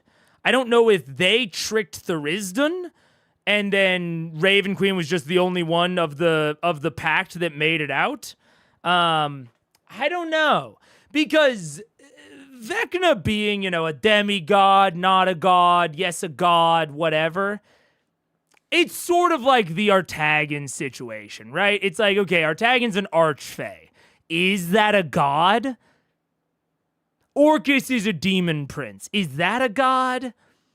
God's a loose definition, right? In this, situation, we have been given explicit indication that Ioun is less powerful than the other gods, yet she seems to be having the most direct impact on the material plane. So I think it's hard to say, is Vecna a god? It's sort of the same question of, is Artagan a god? Is Ioun still a god? Do you have to have a certain amount of power to be considered a god? I don't know. I do not know. I may have gotten some of your theory wrong, but if Therisdon was forgotten from history, wouldn't that mean Vox wouldn't be able to learn its name? Again, I could have misheard something from you. I think Therisdon was erased from the history books, at least most of them, and was removed. Like, all of the Therisdon followers were removed. But the first time that we learned Therisdon's name is from Brom Goldhand, a follower of Ioun. Ioun was certainly around in those days, obviously. The followers would have been around in those days. And if there is any order that might have passed down the knowledge, I think it could have been them.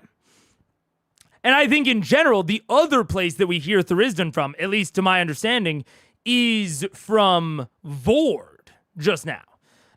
So it is from these orders that are already subservient to the other gods. So them knowing about Therisdon's existence is okay, as long as none of them get turned to worship. But people getting turned to worship might happen. Who knows? I think that the gods only get that power if you give them time and space, not just if you know about them.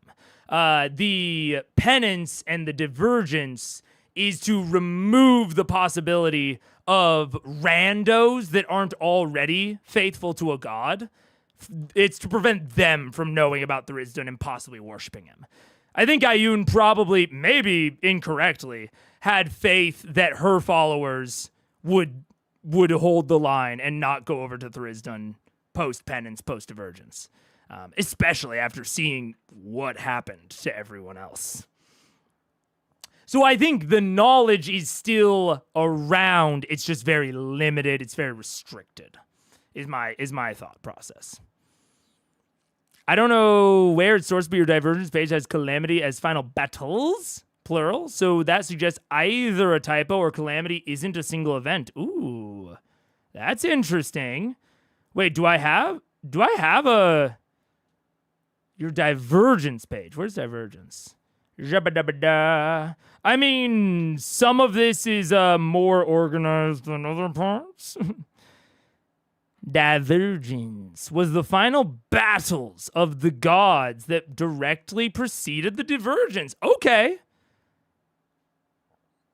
The Calamity was the final gods. Interesting. I don't know where that's explicitly sourced from either.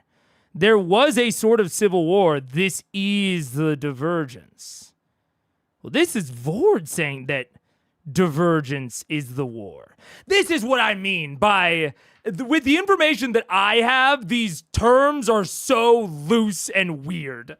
Because up here, I have the Calamity were the battles that precede divergence, but then down here, there was a war that was called the divergence. So, what I will say, what I feel relatively confident about is that Calamity, Second War, and Divergence are all terms that refer to roughly the same series of events, at least contemporaneous events. There does seem to be a distinction between divergence and calamity, but it also seems like either of them may be used synonymously with Second War. And if we're being very real, I was about to say, Jonathan, if we're being very real, I think it is likely because Matt did not have all of the exacts worked out at this point. And the fact that I could even construct a relatively cohesive timeline that doesn't have too many contradictions is a testament in and of itself.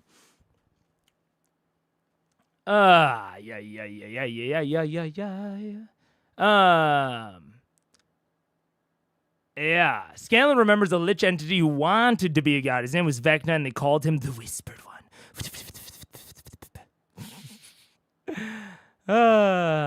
Maybe anything locked behind the divine gate is classified as god. Maybe that's partly why they put it up, to better clarify strong mortals and gods. Maybe. Once a very powerful archlich once attempted to ascend to godhood and was supposedly altered in the process. And that's what I'm saying about, there's a lot of assumptions going on. They use the word supposedly. I'm supposed to think he didn't succeed from that? Come on. Curious as to how you would define the specifics of what a god is in Matt's universe. I mean, I'll give you an answer you may not like. You might think it's a bit of a cop-out. I think God is an inherently ill-defined term, kind of, unless you're a monotheist.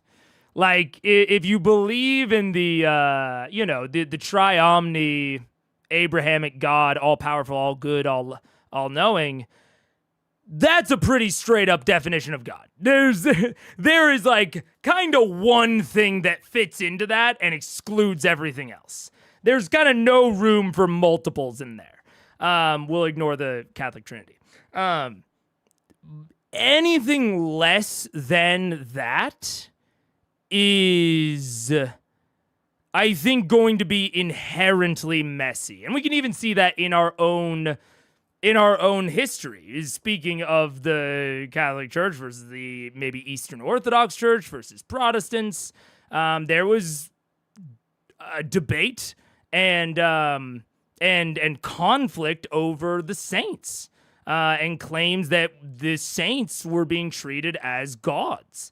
Even in very, very early Christian church, like pre-5th century, you have Gnostic churches, which I know is a bit of an iffy term. So I'll be more specific. Marcion or Valentinian churches that believed in that somewhat weren't monotheist, although we get those claims from their opponents. We don't have a lot of their writings, so who knows what they really believed, really. But they seem to believe in beings higher than the Jewish God Yahweh. They believed in like a creator, the demiurge, and stuff above both of them. So yeah, I think it is just always going to be a topic of debate, unless you go the hyper extreme route of kind of the Abrahamic monotheism. I think that's one of the only ones where you can have a really clear delineation.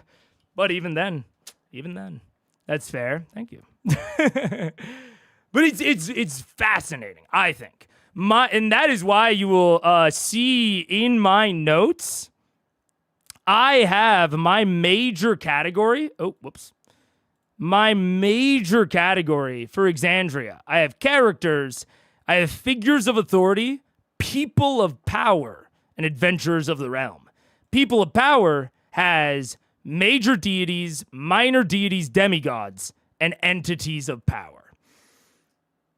These are my personal delineations. So you can see in minor deities, I have people like Artagan, Crystal Soul, Jurizel, Sondor is a corrupted archfey, Smokey, Vecna, Vesh. These beings seem to have more power than the other entities of power that we see. So, something like Brimscythe or Hodis. These are entities with inherent power, but not at the level of these. And then the major deities seem to fit the more like classical, you know it when you see it type definition. But I mean, these are loose.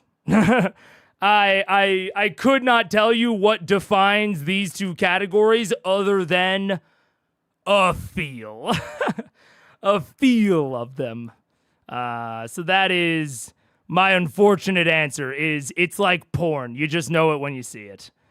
You haven't put Orcus in yet? I haven't. I probably have an Orcus article somewhere. Maybe, maybe not. I just so doubt that it's gonna be relevant. This might be my huge blind spot. Maybe Orcus is the final fucking big bad? And I am just dutifully avoiding it? I don't know.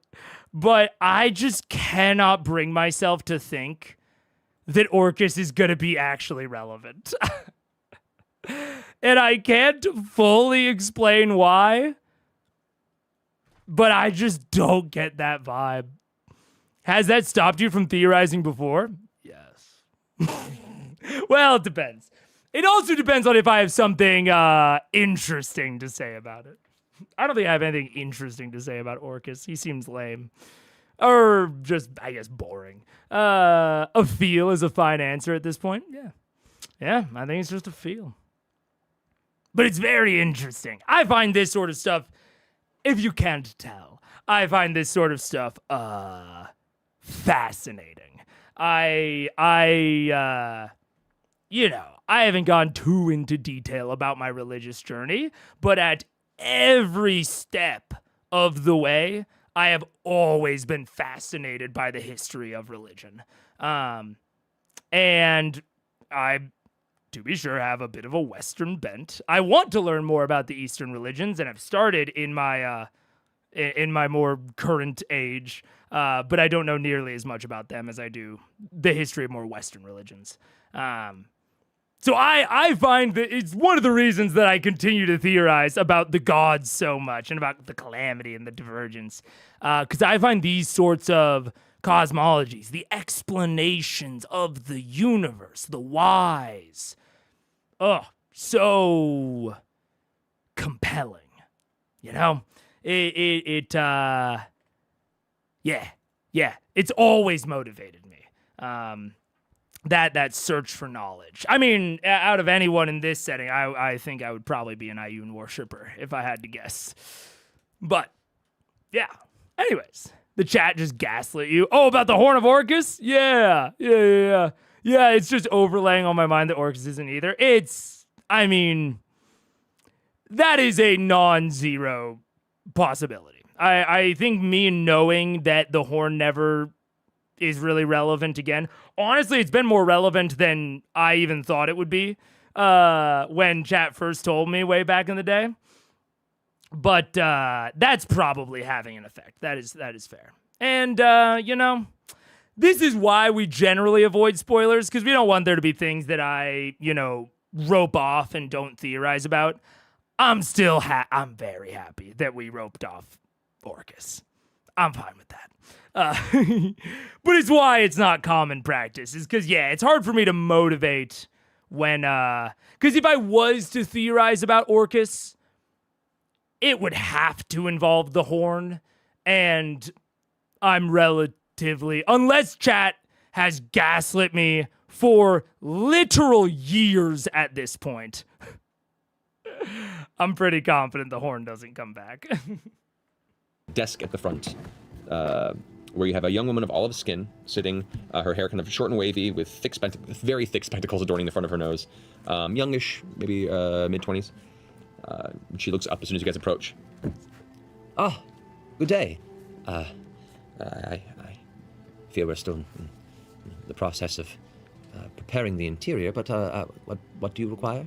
We were hoping for access to some of the deep research archives. We've been looking around. We have several complicated matters that we need to research, and we heard that you had a wonderful collection, and we were hoping to gain access to some materials, preferably the histories of Orcus, the Nine Hells, a few various things. I am terribly sorry. That type of research is only for Cobalt Soul members. Who could we talk to about special access? I'm sure that there must be somebody in charge. I apologize. I'm sorry. I'm gonna have. I am Keyleth of the Ashari, and this is Percival Frederickstein von Musil Kowalski Derolo III. Close enough. We're a part of the group Vox Machina. We've been through here before. We're part of the Slayer's Take. This is a matter of great importance. So, if there is any type of upper management we can talk to. Roll a persuasion check. Oh, no. Who wants to talk to the librarian? It's Keely's specialty. Solid start. It's Almost so close. 11. I mean, no offense, but I don't think we have the kind of research that you're looking for. That we would also possibly like to make a donation, and I pull out the Manual of Quickness of Action, place it upon the table. She kind of adjusts her glasses for a second and A bribe. reaches into the desk and pulls out like a small white gem and kind of passes it over. And as she does, you can see the front of the tome seems to glow, almost like you're in a black light over something that was reactive to it. But Covered in semen. Oh, Stanley. as soon as I said it, I was waiting for Sam on that one. Thank you for that for me for all time. Oh, Scans over. damn it. Perhaps. Give me just a moment, please. And she kind of slides the book in your direction, gets up and exits through one of the small doors on the side that you didn't notice until now. It's part of a similar stone. Just gives way and then closes behind her. Well, we'll see what happens now. And yet, worst case scenario, I also have this book that Scanlan read that's on how to be a good leader. Hold on to that one. All right, I'll hold on to it.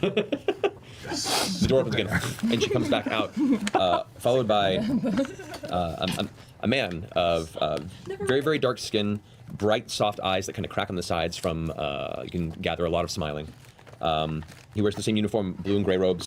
I mean, perfect fan. It's sort of, I think, depends on your perspective.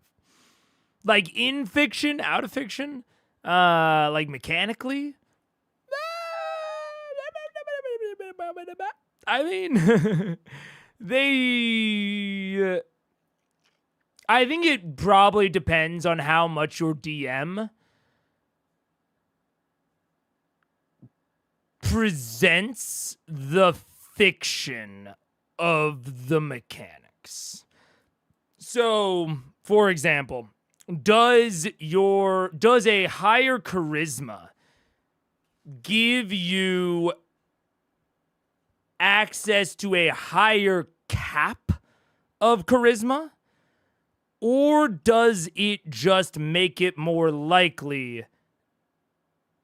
Does it make you more consistently, we might say, charismatic? Within the mechanics, it does both, because it just adds to your modifier. So it both increases your capabilities and makes you more consistent. In practice, I think I would say that I see DMs kind of treat it as one or the other, seemingly dependent upon how much they value 1s and 20s. That's been my observational experience. Your mileage may vary, but me personally, in my universe, they probably wouldn't be valued that highly.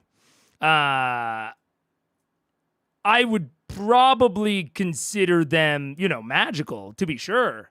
And, an important book. But not probably not bribe level. I mean, I guess it depends on how restricted the sections are they're going to look at. But it's kind of, well, you know, it kind of depends.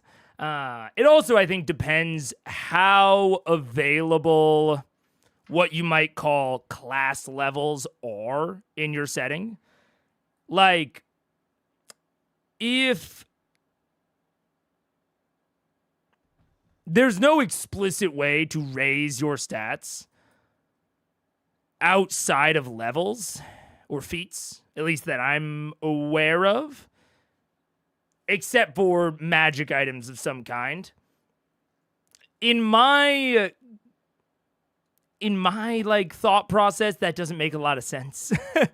Like the idea that no one can ever raise their stats outside of levels or magic items, stats, quote unquote, doesn't really mesh with my view of how the mechanics represent reality. So, a manual that does it for you, to me, seems like just a really good instructional text.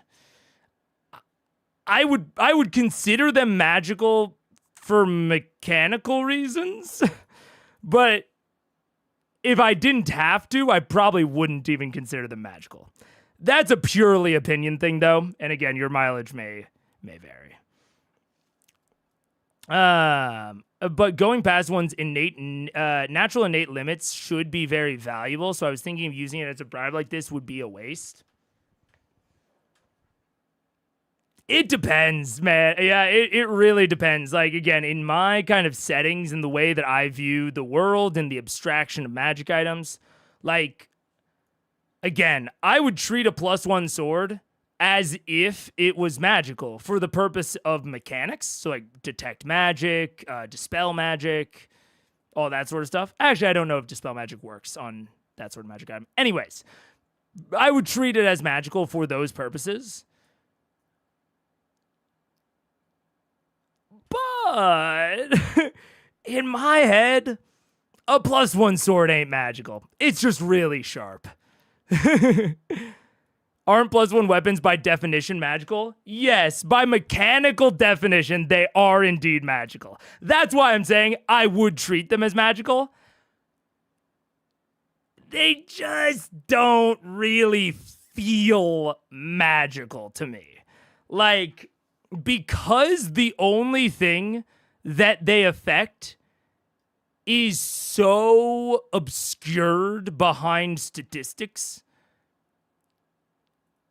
Like, we know in terms of the mechanics, a +1 sword does literally allow you to hit higher ACs, but AC and your chance to hit, these are all mechanical abstractions. They are statistical representations of the in-fiction reality.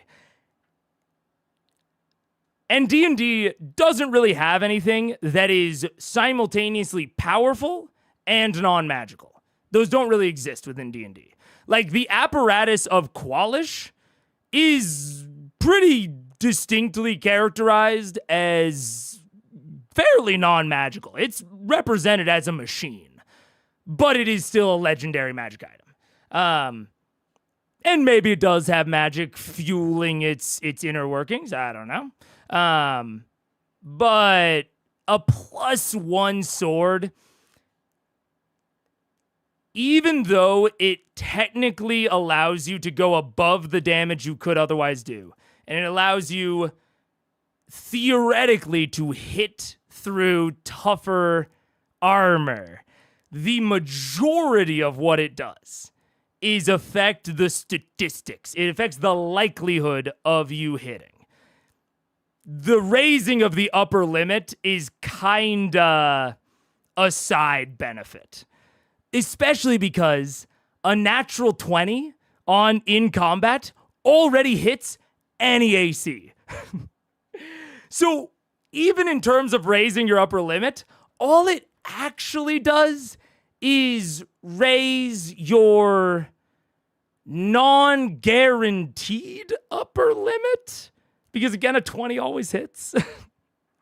So all of that said, for me, I think the manuals and the +1 swords are very similar for me, where because they're mostly, like the majority of what they do is affect your consistency, I find it hard to feel them as really, really magical.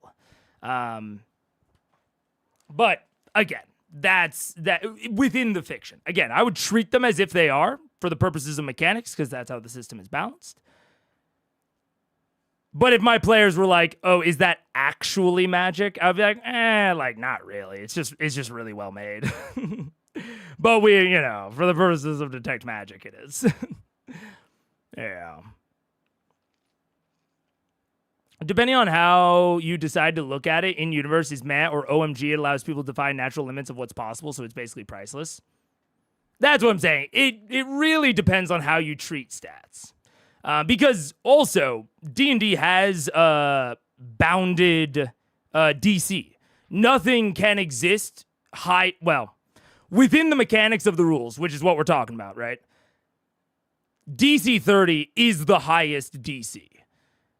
So, yes, it extends your natural limits, but only up to 30. Once your natural limits hit the possibility of 30, there isn't anything above that.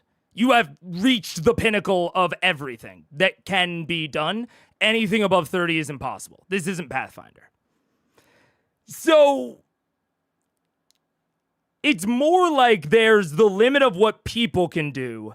Then there's kind of the limit of like what exceptional people can do. And then it stops. And there's no way to get above that even with magic items. Magic items will just make you more consistent at hitting those superhuman heights. Like at this point, Grog is still capped by 30 when he does an athletics check. But he's going to be hitting that athletics so consistently. So that's why I say that for me, ability scores, 2-hit modifiers, all that sort of stuff, because of the fact that DC 30 is the highest, because of the fact that 20s always hit, 1s always miss, any sort of modifiers to me primarily exist to affect the likelihood not to raise the upper limit. Because that's just a side thing of what they do. And they only do it up to a point. You can use every once in 100 years, yeah. I don't think you could put a value on an item that gets a wizard 34 int. I think you could. I think you could. But because of everything that I just said. Again, I think it makes everything more consistent. Even if we take the wizard as an example, and we don't think about attack rolls, which are affected by the 120 thing. We don't think about intelligence checks, which are affected by the DC 30 thing. Even if we think about saving throws, that's just affecting the statistical likelihood that you will succeed in a binary sense. Having a higher intelligence does not make your saving throw spells more powerful. It only makes them take effect more consistently. So it doesn't even expand what that wizard can do in terms of saving throws. It just expands how consistently they can do it. Because they will be beating out people's DCs. Or people's saves. So yeah. So in that sense, I think you can put a value on it. And to put it very bluntly, the system puts a value on it. These manuals have a rarity, and rarities have values. So I don't know. 30-int wizards should have a giant pulsating forehead. They should. Actually, I'm curious. I actually don't know what the manual it would be rated. Manual of quickness of action or whatever? Manual of quickness of action. Is it legendary? Oh, no, it's just very rare. So very rares. Magic item value table. Spreadsheet. Oh, wait, what? Oh my god, we don't need all of this. I mean, the fucking DMG has a chart. I'm not going to look it up. The DMG has a chart. I think very rare's in the thousands of gold. So it still is a very nice bribe, but they are also going to have to wait for a while. So it is very valuable in about a century. At this moment, do you think you're going to 208 or 236? Definitely 208. I mean, at this moment, at least. At this moment, 208. We'll see. What up, Elfire Eva? Also, thank you for the 9 months. Thank you. Are you going to cover Mighty 9? Is that C2? I think so. I mean, I plan on just keeping this rolling. I love this format. I like the show. I plan on just doing this and just improving this as far as I can. And as far as it continues to be fun and interesting. And I don't see it not being that anytime soon. So, yeah.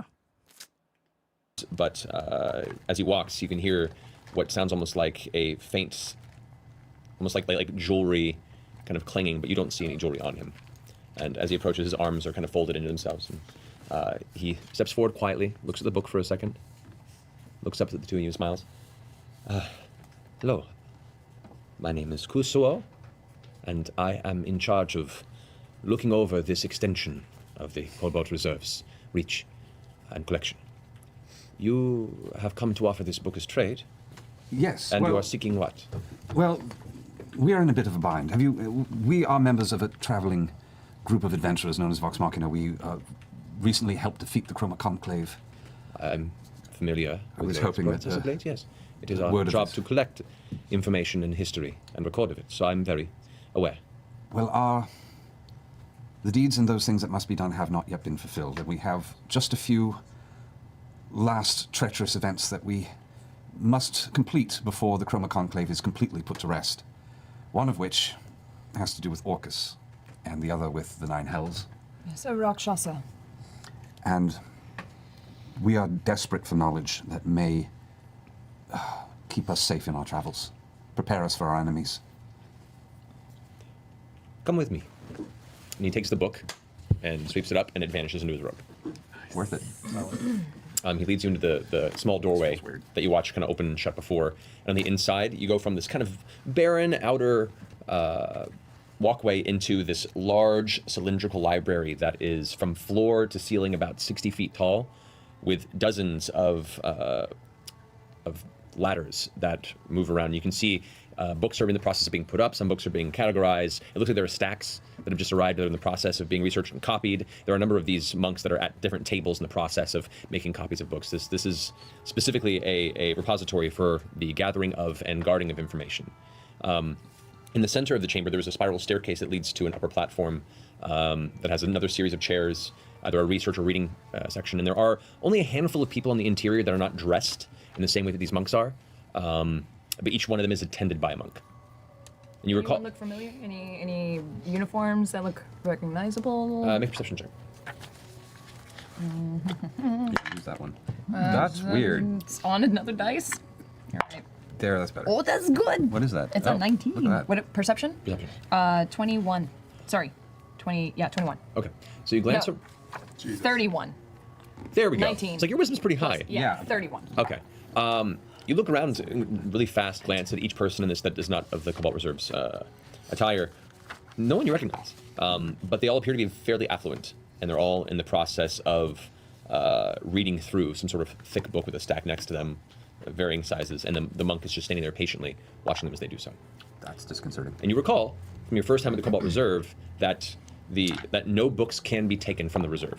They can be read within the interior, they can be copied, notes can be taken, but you cannot remove them, and the monk that is assigned to you is both as a guide and to make sure you don't take anything you're not supposed That's to. protection. Yes. And it seems that Kusuo has taken upon himself to be your assigned monk. It's quite a bustle today. This is impressive. It is more than we are used to, usually. But we're happy to know that people are interested in knowledge any given day. Any reason for the sudden spark in interest? Well, recent events of dragons terrorizing countrysides leads people to want to defend themselves and learn of these occasional terrors. Good on them. Anyway, follow me. And he leads you to the spiral staircase. To the back of the staircase, as it comes and meets with the floor, there is a large rug that sits as part of the decor there. And he kind of glances around, and using his foot, his toe kind of clips the edge of it and flicks up and catches the rug, folds it and sets it down in one swift motion you weren't expecting. And with the dust that kind of sets off, you now see what looks to be a trap door of the same material as the hardwood floor of the library, with a small chain that he then bends down carefully, tugs and lifts, and you can see a staircase that descends below. Can you do that with your toes? Not with my toes, no. That's the name of the rose shit right there. Yeah. Love that. The books you require, we keep in the cellar. So, please, after you. Is a staircase.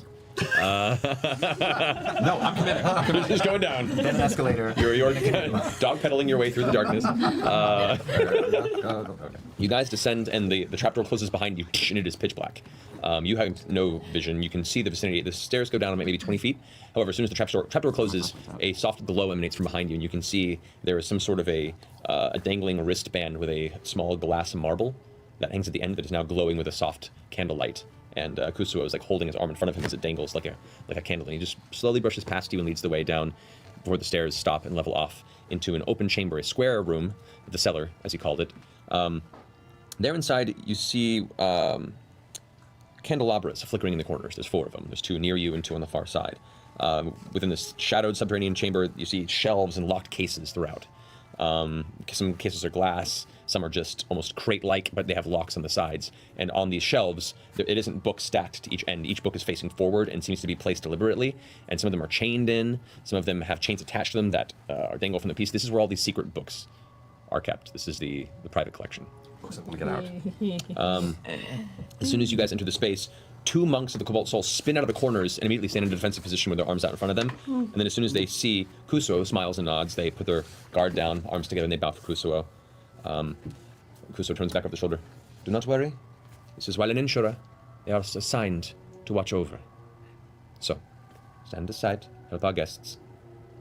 He walks forward and leads you through some of these cases. And you look, and they're made of different woods. Some of them seem to have been brought from different locations. And there are scroll cases. There are giant just wads of ancient parchment that are kind of clustered together and bound with some sort of a leather strip. I wonder if Matt is vamping because he has no idea what he's going to tell them. That will be interesting. Because they are very insistent upon this Orcus thing. And it also seems possible that Matt does not want them to go after Orcus. And or Hodis. And or that going after either of the 2 is very straightforward. But they did bribe with quite a large sum. Because I'm listening to this description and I'm like, this seems long for an environmental description of Matt's. I think boys try to think of what the fuck to tell them. Like, what lore can he reveal that will fit with what they're asking, but will also be useful? Which is a thin line to walk sometimes when your party is looking for something specific, and especially if they're off in any way. Not me saying that they aren't necessarily, and there's not more information to find about Hodis. But if there's not much more to say about Hodis, it's just like, you gotta go to the hells and fucking find the guy, then there's not much to tell them. So I don't know. It'll be interesting to see what Matt tells them. Because right now I'm feeling the vamping, and I feel some like improv on its way. But we'll see. Because Vord also directed them to the Cobalt Reserve, or the Cobalt Vault or whatever. So maybe Matt's been kind of thinking about it since he said that, but he's just vamping a little bit more. Or maybe he just likes the idea of secret collections and he just wants to describe it. I don't know. Just feels a little long to me. I don't know. I wish I had a fucked up evil artifact basement. Me too. I find it hard to believe he had nothing prepared for Orcus, considering how few hooks they had going forward. It is true. It is possible. I don't know. It's a lot. I won't go too much deeper. It's a lot of speculation. But just something about this doesn't smell right, and not in a, I think the Cobalt Soul are suspicious, in a, I don't know quite what Matt's doing here. You can see tomes all across the way, Besides different just, fronts I and guess, fun. sizes, and some of them are very old and ruined. And then to the back right corner of this chamber, you see as Kuso pulls what you didn't notice before, and that jangling sound you were hearing before is a giant ring of over 100 keys that he pulls off of his neck. He turns it and begins just thumbing through the keys very quickly, like he knows exactly what he's doing. Catches one key, looks at it. Well, and to be fair to Matt, especially, Matt certainly would value the manual of quickness of action at a certain price in his head. Like, we were debating the value in chat, but I can guarantee that Matt has some conception of how valuable he thinks that is. He gave it to them. So there is also a factor here of when Vord sent them to the library, or when, you know, Matt was thinking about what's going to be in the library, what am I going to tell them about Orcus or Hodis or whatever, he might have prepared some stuff that was not up to the level that would feel worth it for the manual of quickness of action. It might be that he was like, oh shit, that was an expensive bribe. Maybe I should think of something a little bit more intense. And as Rainbow Dragon put it, it is also possible that he just likes the fucking Cobalt Soul. They're cool. It all seems cool. I think the reason it's smelling a little strange to me is because I feel like we've been in similar areas that haven't gotten this level of attention. But it is possible that because this is like an active faction that might come back later, especially with how important I think Ioun is, it's possible that he has gone into building out the Cobalt Soul relatively recently, and so also built out the Cobalt Vault, and it could be very, I mean, hey, I'll cop to it. I have definitely given inconsistent environmental descriptions because I recently came up with something. And so the creative vestiges outside of my notes are still very fresh in my mind.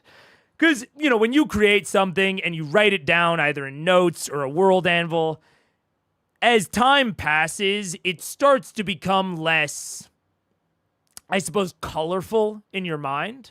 But when you first create it, yeah, you have what's written on the page, but you also have all this other stuff swirling around in there that you just didn't take the time to write.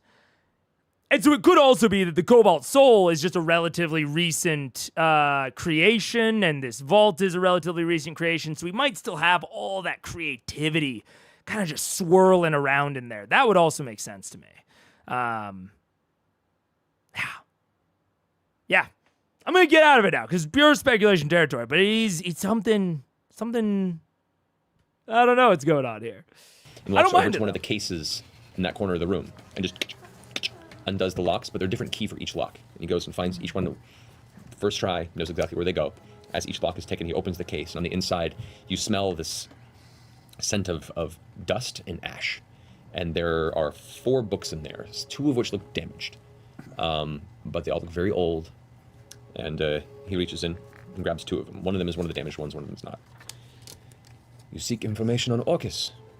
Sets one tome down on one of the nearby closed cases. And the 9 hells.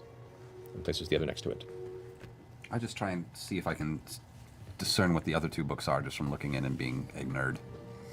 They don't have any labeling on the cover. No, nothing. All right. Fascinating. Thank you. I suppose we'll sit and get to it. Very I well. sit down and I open the book. Yes. Well, before I touch Which it. one are you opening? This doesn't react poorly to people handling it, does it? There's no... He kind of arcs an eyebrow towards you. No, part of our distinct training is to disable any sort of wards, should you wish to research. Excellent. That'd be nice for their Which book. one are you opening? I Marcy? just opened the first one just to look into the the Orcus. one? And Do you speak Abyssal? I do not speak Abyssal.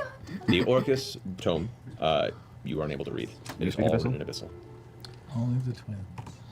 And the other book, The other book, I open up the Infernal. Nine Hells, take a look. that one is actually Infernal. written in common. Okay. Weird question. Yes. Abyssal. Ha ha ha ha ha. Bit of a strat.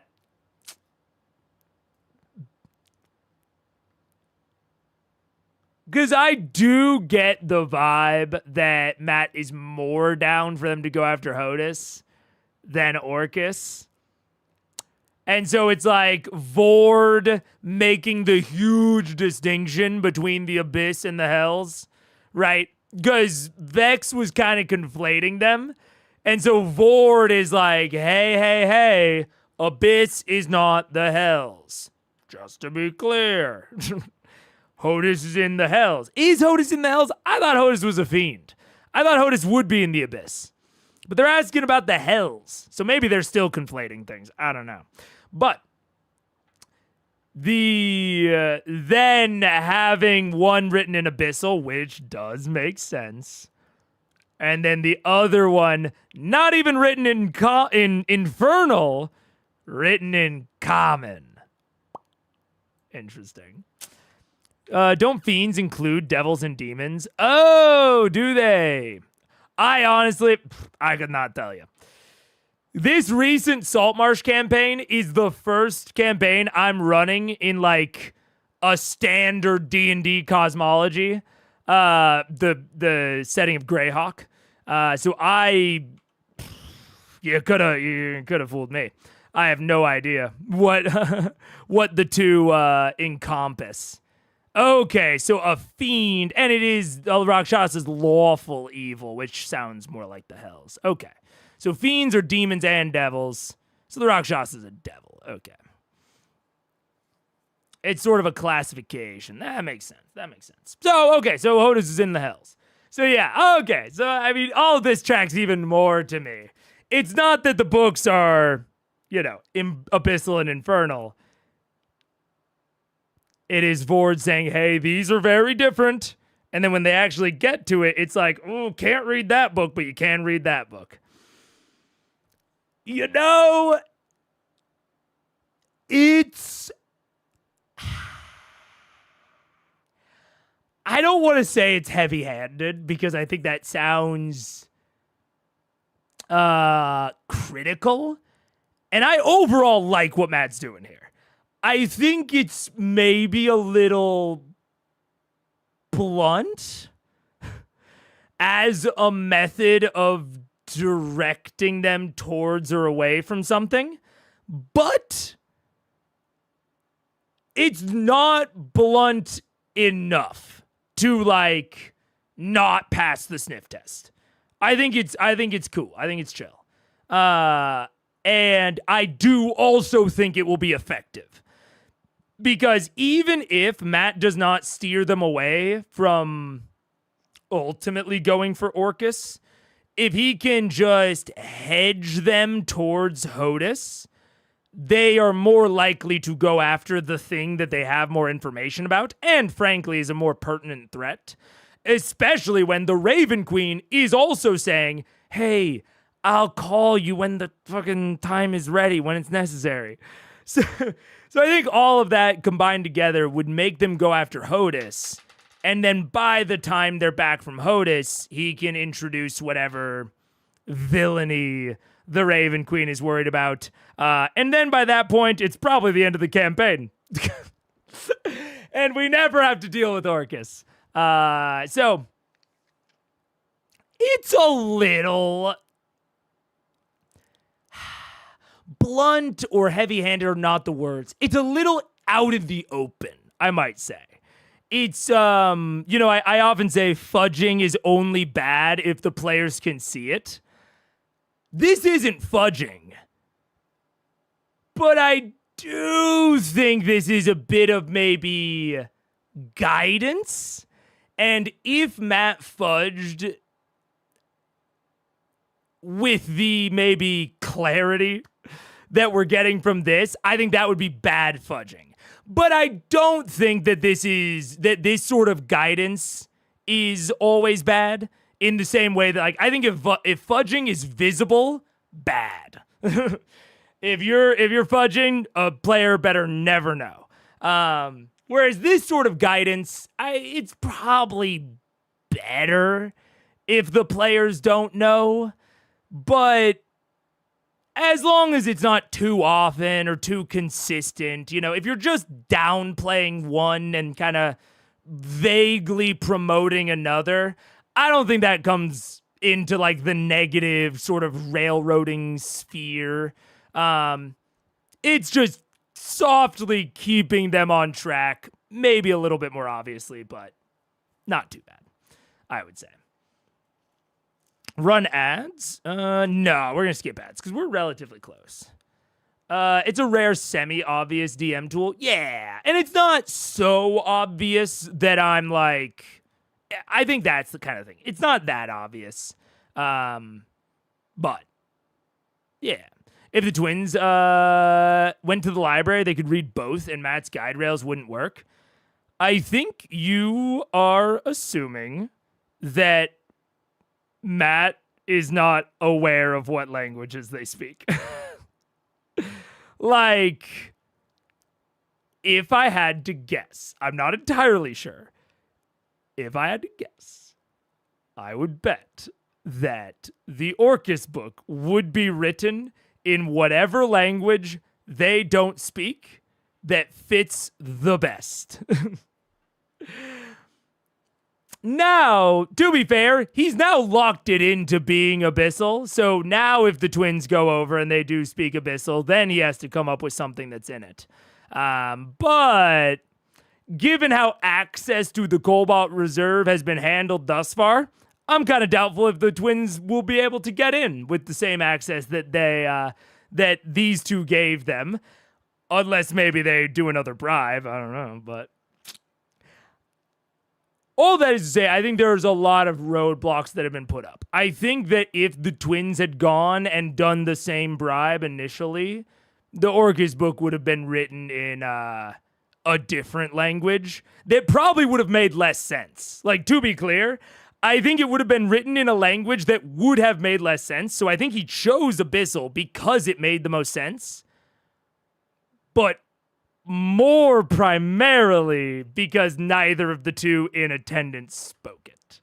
I will often ask my characters what languages they speak. I have what languages they speak on my DM screen. I never need to ask, but I still do. So, that sort of thing is, to me, kind of part of the magic trick. It's like passive perception. I have all my players' passives on my DM screen.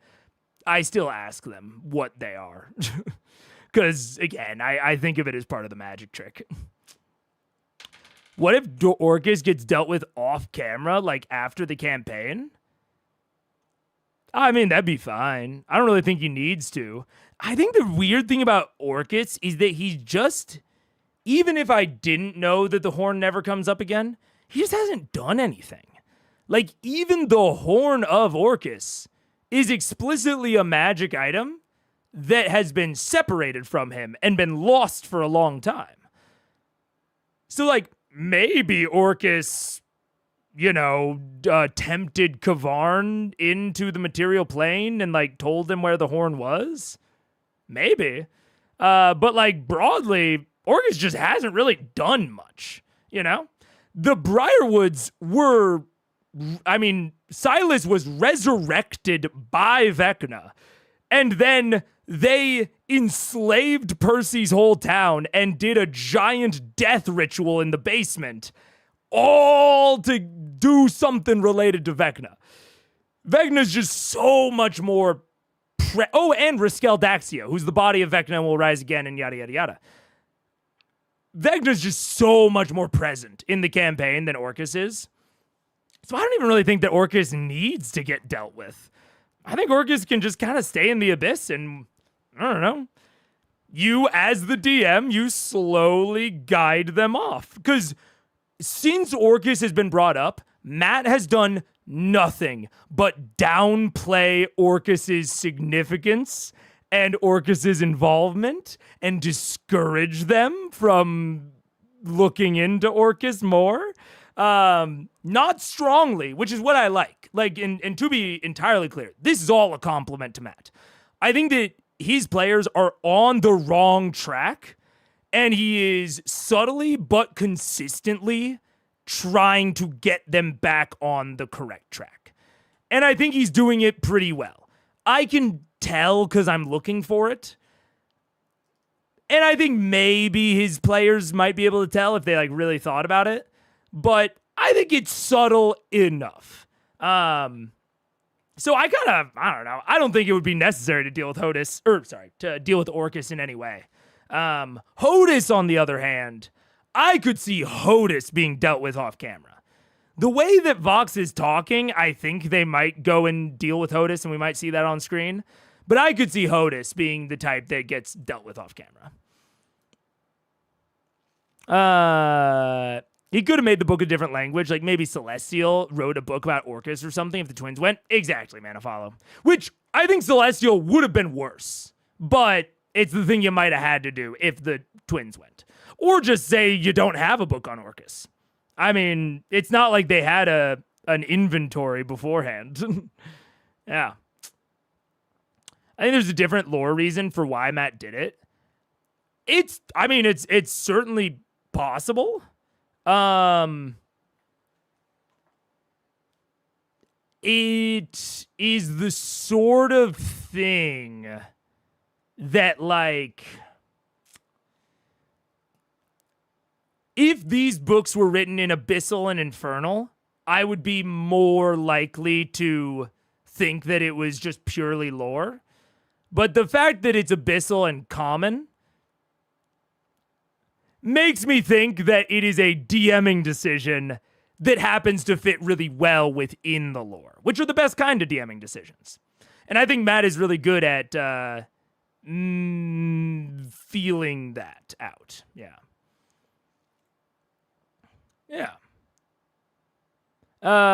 Orcus only really matters because one ep prior, a player decided to make him somewhat significant. Yeah, exactly. I feel like it's possible Matt could have made the Raven Queen more dismissive of Orcus when Vax was revived, and so he's sort of slowly trying to steer them away now.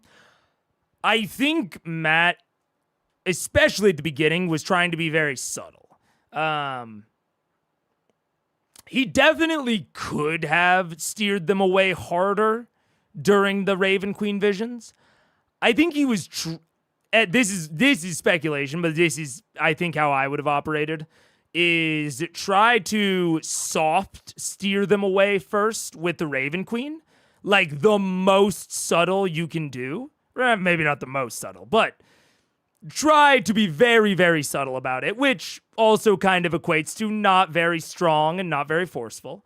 And then if they continue to go at it, you slowly ramp up, or I guess you slowly ramp down how subtle you're being. So, like, and this is still within the realm of subtlety. Like, to be clear, this isn't, the Cobalt Reserve guys being like, who cares about Orcus? That guy's a fucking chump. No one gives a shit about Orcus. You shouldn't give a shit. I don't give a shit. No one gives a shit.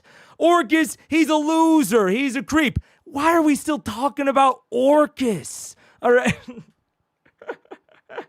Matt's not being super forceful, or as forceful as he could be yet. So I think it's kind of a slow ramp up in forcefulness, keeping it as lore and plot sort of rooted as possible. But I think that's slowly ramping up how forceful he's going to be. Yes. I know creatures who are from the Abyss, right? I've encountered them. You have encountered demons in your past, yes. If I do like a shape change into a demon. You know, this is the sort of thing that is maybe true. I think we'll see how it plays out. Because I'm not... I will agree with you if they go to the Abyss. If they go to the Abyss, I'll agree with you. He should have corrected them stronger. If they end up going after Hode, I don't know. It'll all depend.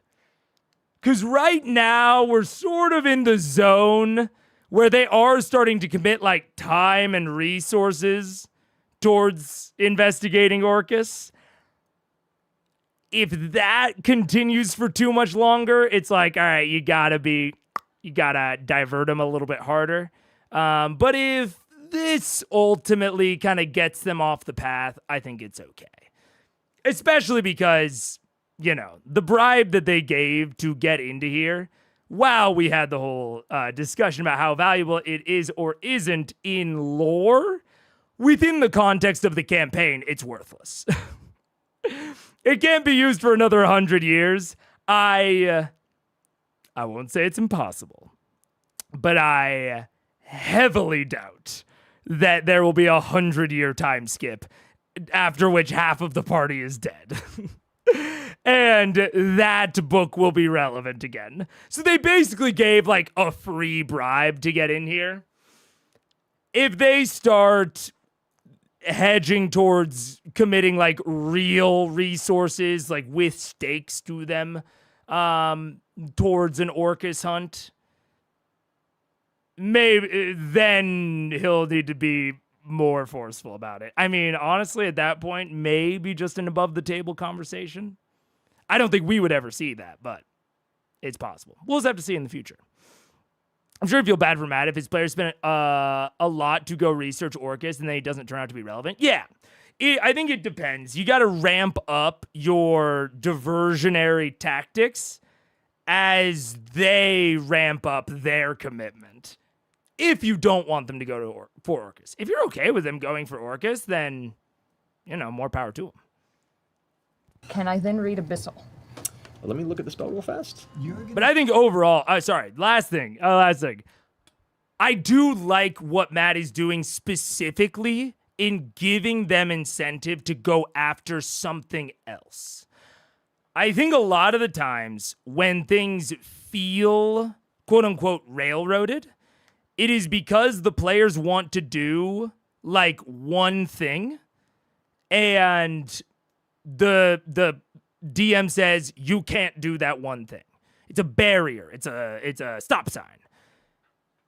And by Matt encouraging their interest in Hodis, let's say, I think that is a much smarter strategy of saying like, okay, you're interested in both of these things. I'm going to give you substantially more information about this thing than I am this thing.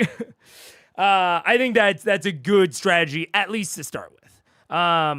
Eventually, you know, you might have to put a hard wall in front of them. Who knows? But as of now, I like the encouragement of Hodis as an alternative to just saying no Orcus. But my opinion could change. I would let him know. I would give him like a disclaimer. I'm going to show you a really weird birthmark. Don't panic. Bring it on. I think, well, yeah, I'll I wait mean, if for he this. really was a demon, why would, we need to do research? Who is my father? I don't know. Maybe he has daddy issues too. Genealogy of the Yeah. 9 hells. It does not specify, but it says you gain the abilities. I think I've read like it says you keep the same intellect though, right? Yeah, you keep the same You keep your intellect and mental everything. stats. Correct. That doesn't, But you get the abilities. You're not like a bird. Yeah, you retain all your skills and saving throw proficiencies in addition to getting those of the creature. skills. Oh, wait, did it say proficiencies? But you get the abilities. You're not like a bird. Yeah, you retain all your skills and saving throw proficiencies in addition to gaining those of the creature. Ooh, proficiencies is a vague word. What is it? Shape change? Shape change. This is a 2024 version. CR, You retain all these. And ability to communicate. Okay.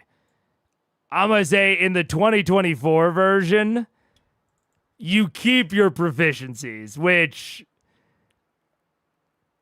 tells me you do not gain the proficiencies of the new form. Now let's go look at the old version. Let's see. Shape change. Not reprinted. Where's the 2014 version? You retain all your skill and saving throw proficiencies. Oh, okay.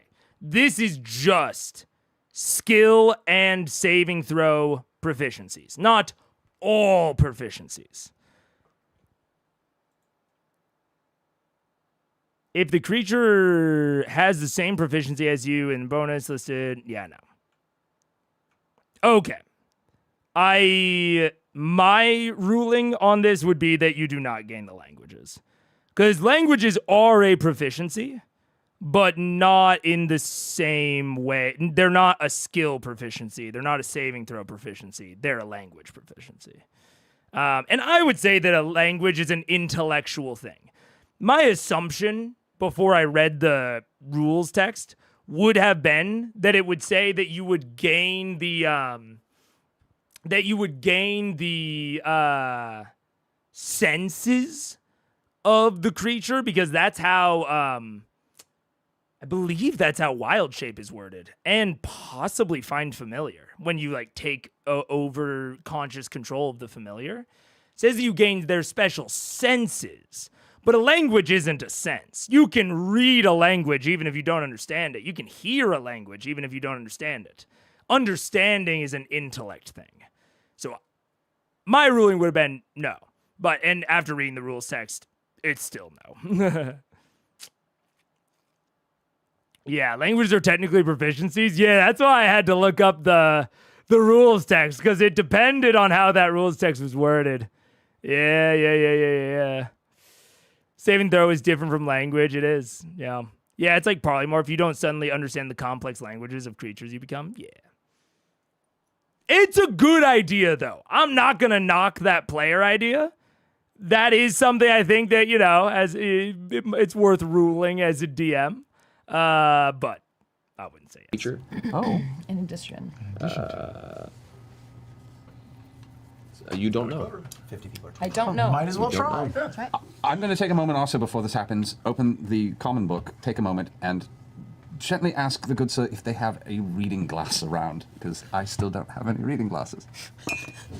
He gives a curious look.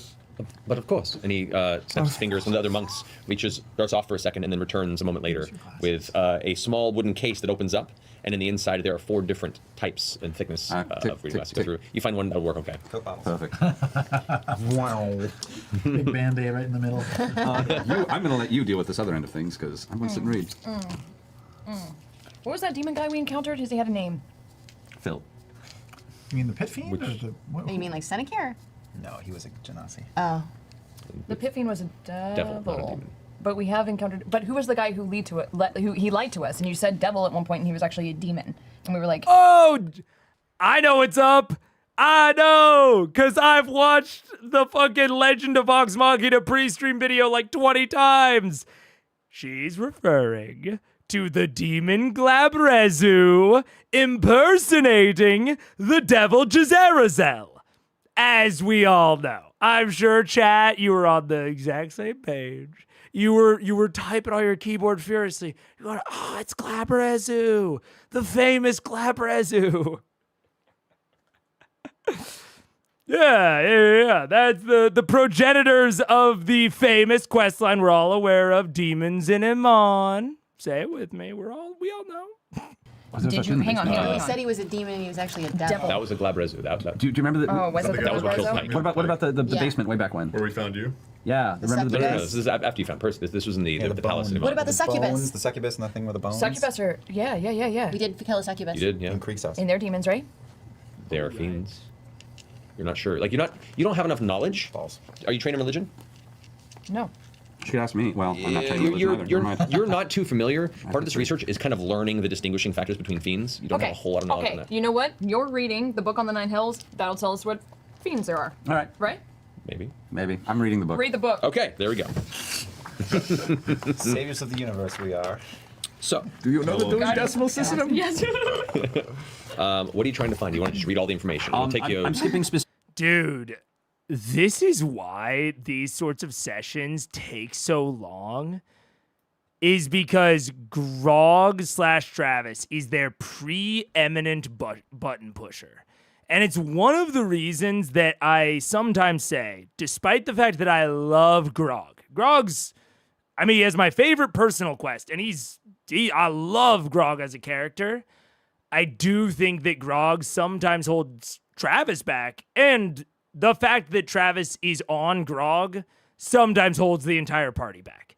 Because they never take him on these sorts of things, or even sometimes on shopping excursions or whatever. And man, oh man, does Travis just do things. And man, oh man, does Vox Machina need someone that will just fucking do things. Sometimes they just sit thinking so hard. And I say, as I spent like an hour earlier in stream thinking about the divergence, the irony is not lost on me. I said I'm more of a Percy than anyone here. But man, oh man, do they need Travis just involved in everything.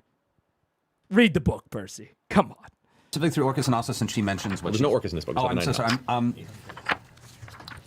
Hierarchies. I'm trying to get a general overlay of some of the information about. Okay. If there. Well, and it's why I am so on the concept of foreshadowing danger. And it's why, like, me and my players have had conversations where, like, especially earlier in the campaign, they were much more hesitant about interacting with things. And I have explicitly told them, I was like, I'm not going to, like, land you in deep, deep trouble, like lethal trouble or, like, exile from Saltmarsh trouble, unless you make, like, 2 to 3 mistakes that you all are very aware are mistakes. So one mistake is not going to kill you. It's not going to lock you out of a quest line. You know, it might make certain things harder, but it's I'm not going to spring something on you.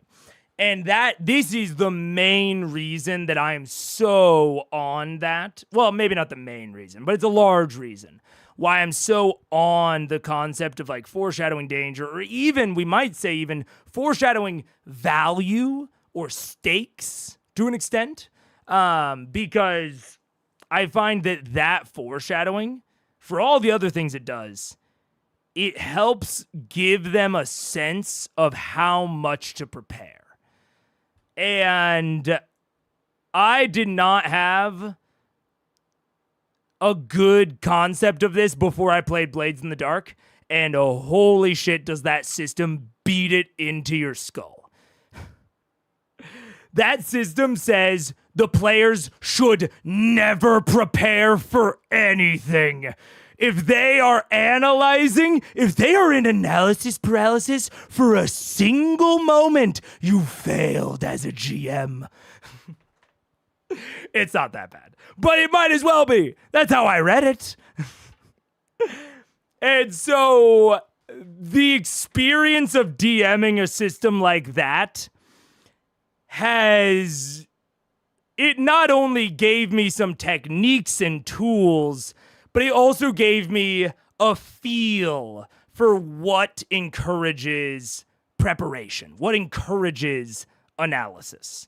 And a lot of times it really is a feeling of like risk and stakes and a feeling that they are not prepared in comparison to the stakes, and that once they start interacting, there will be no way out. That was also like a big thing that I learned within Blades, was to prepare escape hatches and to prepare ways for them to get out if the situation changes, because every situation in Blades is supposed to change. There's supposed to be a complication, no matter what, in every score. And so building in the allowance for them to say, oh, now that we see that twist, we no longer want to be here. That was something that took a lot of getting used to. So if your party struggles with this, or you struggle with pushing through this as a GM, it's hard to communicate outside of the intuitive feel of it. But Blades is a bit of a crash course on how to push through this sort of thing. There's a natural enemy for this, for the Rakshasas. Any weaknesses where we can find them? I mean, you do know that there is a very strong infernal hierarchy of hell, of all the hells. And I'm also seeing what the book also specializes in. Yes, essentially, that's what it looks like as he's reading. Visual guide. So, I mean, it's a very rigid power structure here, and the whole purpose of most devils is to try and gain power and ascend to their rank by proving themselves stronger or tearing others down to take their position. So anyone lower would be an enemy, anyone higher would probably. Well, I mean, they'll work together because it is a lawful evil society. It is a society that only functions because of its structure. So it is tyrant and underlings, and underlings will work and serve things they hate that are more powerful in hope of gaining the favor, especially since higher devils can bequeath lower devils the chance to ascend to a higher tier. Is there stories of anybody defeating a Rakshasa before? You glance through and I mean, Rakshasas, like any other devil, can be killed. If you can, go to it and kill it, yeah. But there are many tiers here. Just so you know, there are archdevils at the top that are the rulers of each. These are the essentially the top ranks. There are greater devils below them. Greater devils include horned devils, Erinyes, which you've encountered, pit fiends, which you've encountered, and ice devils. And they are the greatest of the devils below the archdevils. Then you have lesser devils, which are like imps, spine devils, bearded devils, barded devils, chain devils, bone devils. You get all these names, and you get some drawings and sketches of some of these creatures, and they all look awful. Lowest in this rank are lemurs. Lemurs are the souls. Yeah, I know. Well, you like this. They are the souls of people that have passed, who have either done enough evil deeds that they fall under the sway of one of the archdevils, or most of them are acquired by making a deal with the devil, contracts. They're big into contracts. Their power structure is based on what sort of souls they can, what power they can gain, what people they can sway, what people they can convince to Lemurs are infernal Pokemon is basically what you're getting. Kind of, yeah. Okay. Well, once a soul has come under the sway of a devil and is brought to the nine hells, it either can become just a lost wandering soul, used as a source of energy, and feeding that. Most of them convert into lemurs, which are like the low-level slaves, or they're ever tortured kind of flesh masses that look like the Scream. Yeah, kind of vibe. They're the tortured souls of the nine hells. Yeah. And if a lemur does manage to somehow do a good enough work over an extended period of time, it can be ascended to a lesser devil by pleasing its masters, by whatever the case may be. So like there is a chance. That's how devils kind of ascending are brought to higher stations. There's a few that have crawled their way up. Yeah, and the pit fiend you killed probably returned and got demoted. Oh, to a lesser? Yeah. Like they get turned into something smaller? If something really powerful and cool that was given a station was suddenly walked into the street and killed by a bunch of people in the city, and came back and was like, they killed me, they're like, you're weak, obviously. And reading the structure, yeah, you probably really ruined that guy's day. like he's probably going to have centuries of getting his shit back together. Oh yeah, he's probably really pissed. Yeah, like you basically made him lose his house and his dog and his wife. Like the children, you turned him into a country song. Do they talk about anything like the children that we saved? The effective angelic, why those little angel children, those seraphic children? There is very little talk about celestial blood divas, other than the fact that there's been a long-standing battle since the founding, since the prime gods and betrayer gods divided early in the creation of Exandria, and there's no talk about using celestial powers as some sort of weapon against these creatures. I mean, not.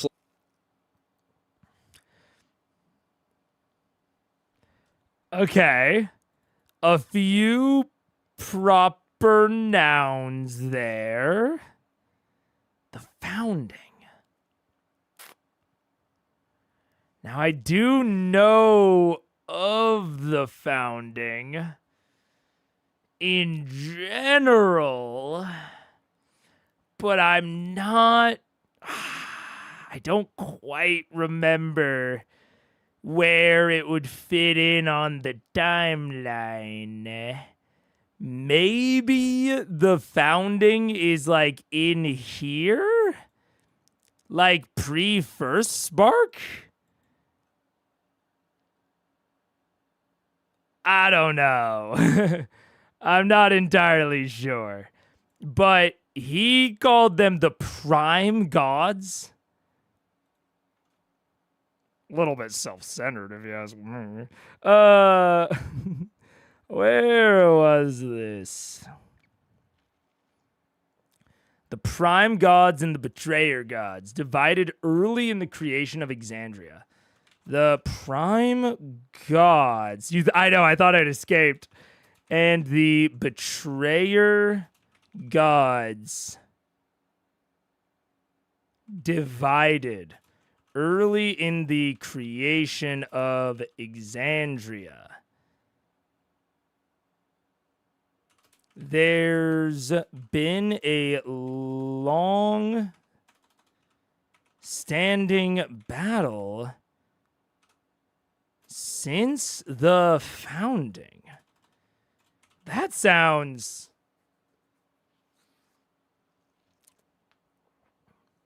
different than a lot of the other stuff that we've been talking about. And also, I will say, Prime Gods definitely reminds me of the Prime Material Plane. There's a quote from 70 that explains the term. Maybe. I mean, let me search. Let me see if I have something. Found. Oh! Never mind. I have an article about it.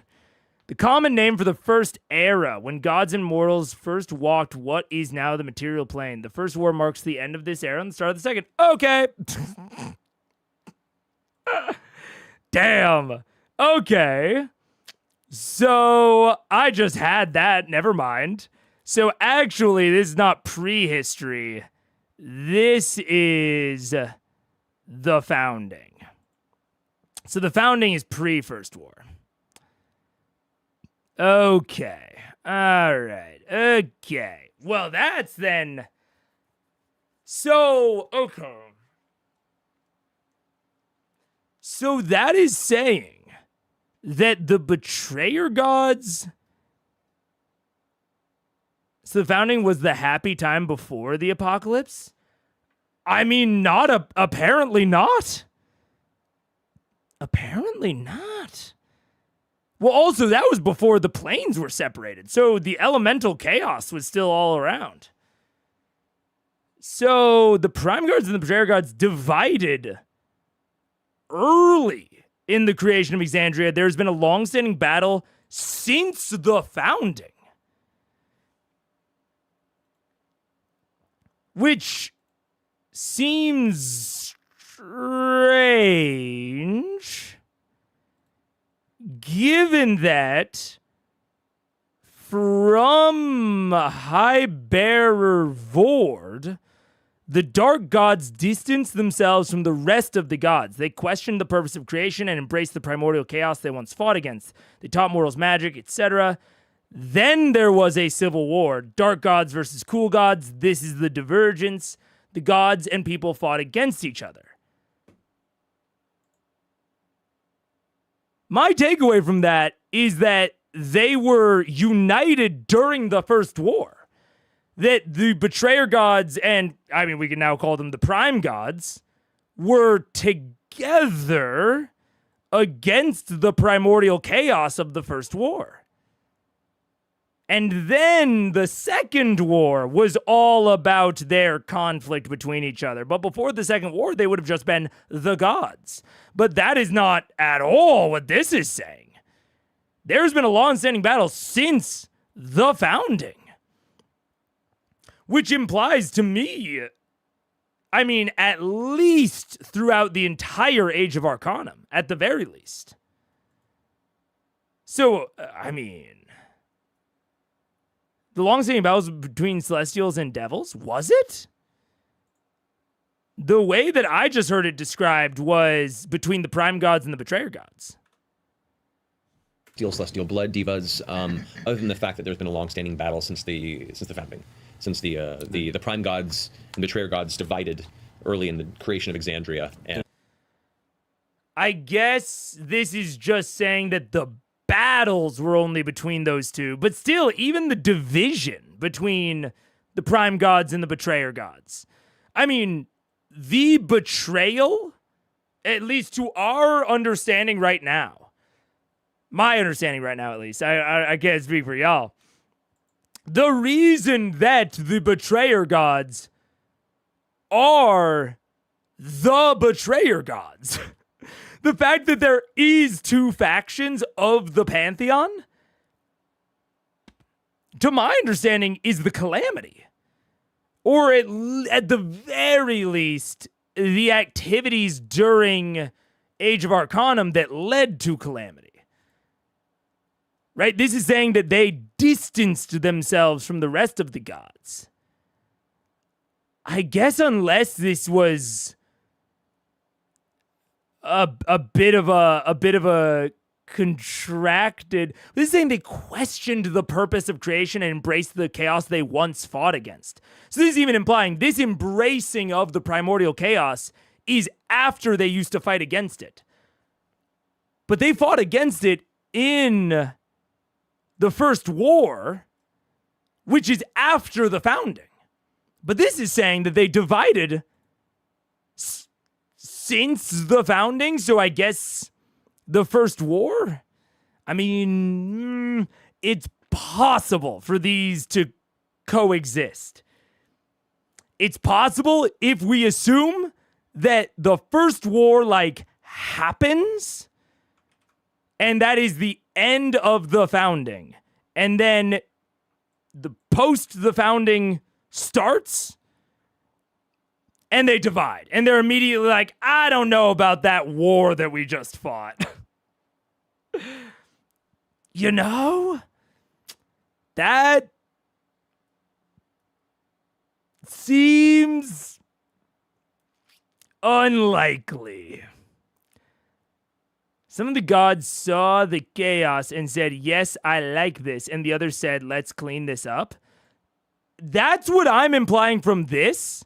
That was not the Vordian theology. What we've gotten from Vord is that all of the gods were totally aligned in this era. And then at some time towards the end of Age of Arcanum, they started to divide. And that is what ultimately resulted in the calamity. That was the betrayal. It's them teaching humans magic during the Age of Arcanum. But if that is to coexist with what we just heard, they must have started doing that early. And we know that the Age of Arcanum was long. We know the Age of Arcanum was thousands of years. Because Opash, I believe, is from the first millennia. If the book's right, how did the Titans lose if they also have the Betrayers as allies? I know. That seems weird. Maybe they've just always been beefing, but then they came together in a collective, a enemy of my enemy is my friend sort of way. They put aside their differences to stomp the primordials? I don't know. Not being able to say anything either way is driving me crazy. I would bet. Just saying that the lore might have changed. It's possible. Oh, might have changed. Might change. Yeah. I'm dragging. I am fully under the impression that all of this might be different when I watch Calamity. And that's fine. God and Titans versus Prime Gods seems like Prime should lose. I know. I'm with you. And this is why I'm saying I don't know that I trust the Prime Gods. Even if it's just that lore changes, still can't trust their word right now. Because either someone's lying to me, someone's confused, people might not be malicious. Information might have just gotten lost or changed or slightly biased over the years. That's possible. But something seems inaccurate, whether that's for an in-fiction reason or an out-of-fiction reason. There's no talk about using celestial powers as some sort of weapon against these creatures. I mean, not celestial power necessarily, but some of these entities are susceptible to various divine magics and abilities, and that is a strong kind of back and forth between the two sides. But the big war that happens is between the devils and the demons. Okay. The abyss, which is the nature of chaos and evil and just driven hunger at whatever cost, versus the power-hungry devils, which build structure, dominance, expanding their territory, and ruling through structure and power. Okay, so within evil, there is chaos versus order is kind of the those are the two internal sides. struggle Of of evil. evil. All right, that's very useful. This is all very useful. But there are many tiers of the hells, and Does it 9. mention any abyssal fiends that they particularly hate that we might have encountered? Just flipping. I'm just going to keep skimming. While he's skimming, can we jump back in just for 30 seconds? Sure. Yeah, no, actually, I'm happy to time pass and we'll read. Before we go in... Just make sure we don't get lost on this. Just 30 seconds. Before we go in, I think I should have the book. I'll carry the book in. Give me the book. We have the book. I thought you took the book. I didn't take the book. I don't carry books. No, you had the book. I thought you were lying to the guy. You actually had the book, right? You took the book when we left. I didn't take the book. I thought you took the book. Are you fucking Are you kidding fucking me? serious? Fuck. Can we direct people to the Benny Hill steampunk song for this? Let's go to the library. All right. Meanwhile, So were we supposed to take the book? Or were they supposed to take the book? Well, I thought you said that we were taking the book. Well, I also thought we were going to the reserve, and now we're in the library. are you unveiling the book? No, we are not. We have Okay. it. We have not unveiled it. No. Okay. I'm gonna keep reading while they head. You guys, if you want to. I'm so Okay. confused on our plan. So there are many things you learn. One, the first layer of Avernus, which is the first layer of the hell. It is a terrible, blackened, rocky wasteland, rivers of blood. It's a bad place. And usually you have to travel from each layer into the next one. Yeah, cutaway gag. That was... I'm sort of with you. Call me Ruse and Rainbow of like. I mean, I guess I don't know, man. I fuck around if you want. About like one of those old Scanlan gags you hate. Yeah.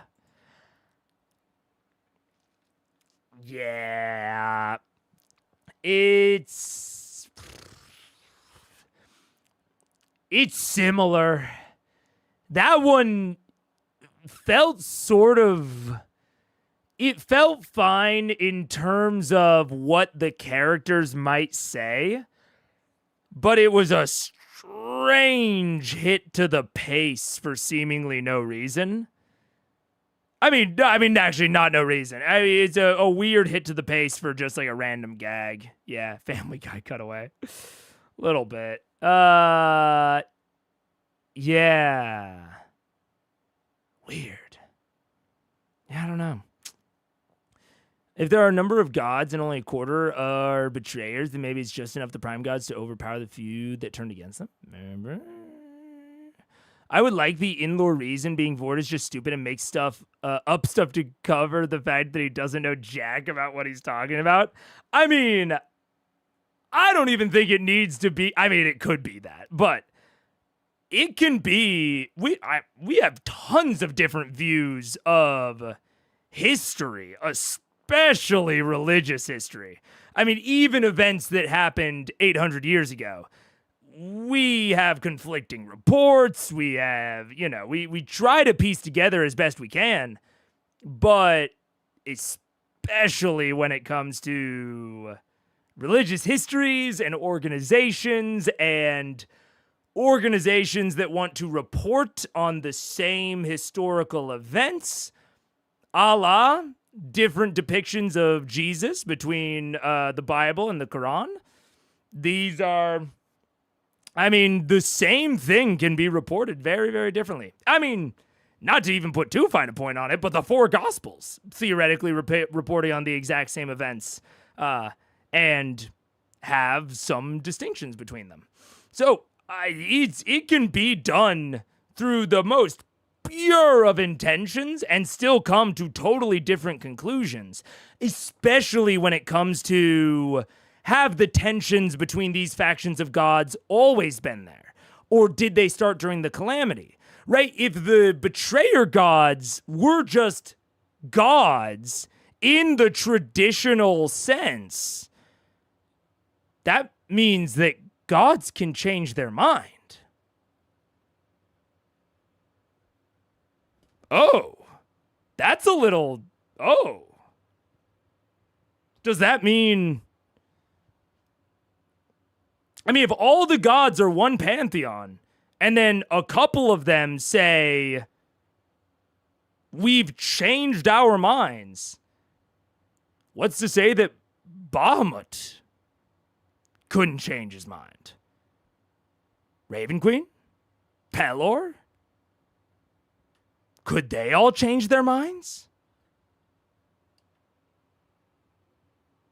So it seems very reasonable to me that a scribe contending with this potentially sticky religious issue might have, at a certain point, interpreted some of the reports or books or doctrine in a way that says, oh, actually, the betrayer gods and the prime gods were always enemies.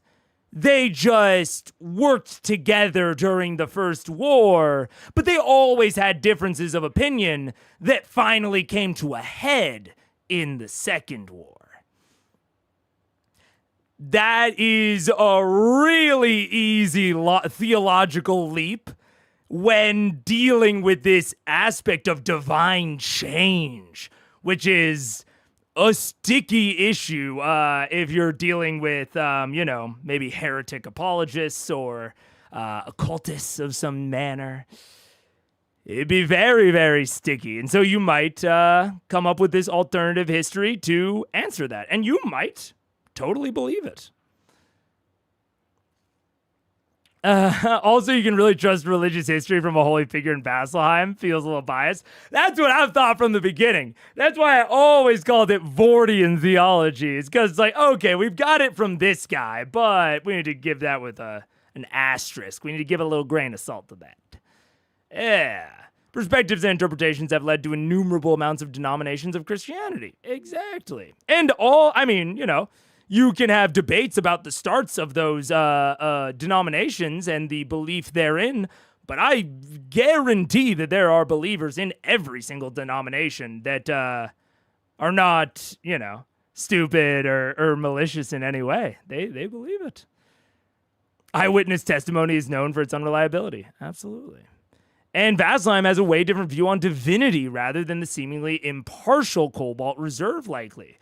Well, there's a very interesting dynamic there about the impartial Cobalt Reserve that is dedicated to retaining knowledge, but he's still a monastic order under Ioun.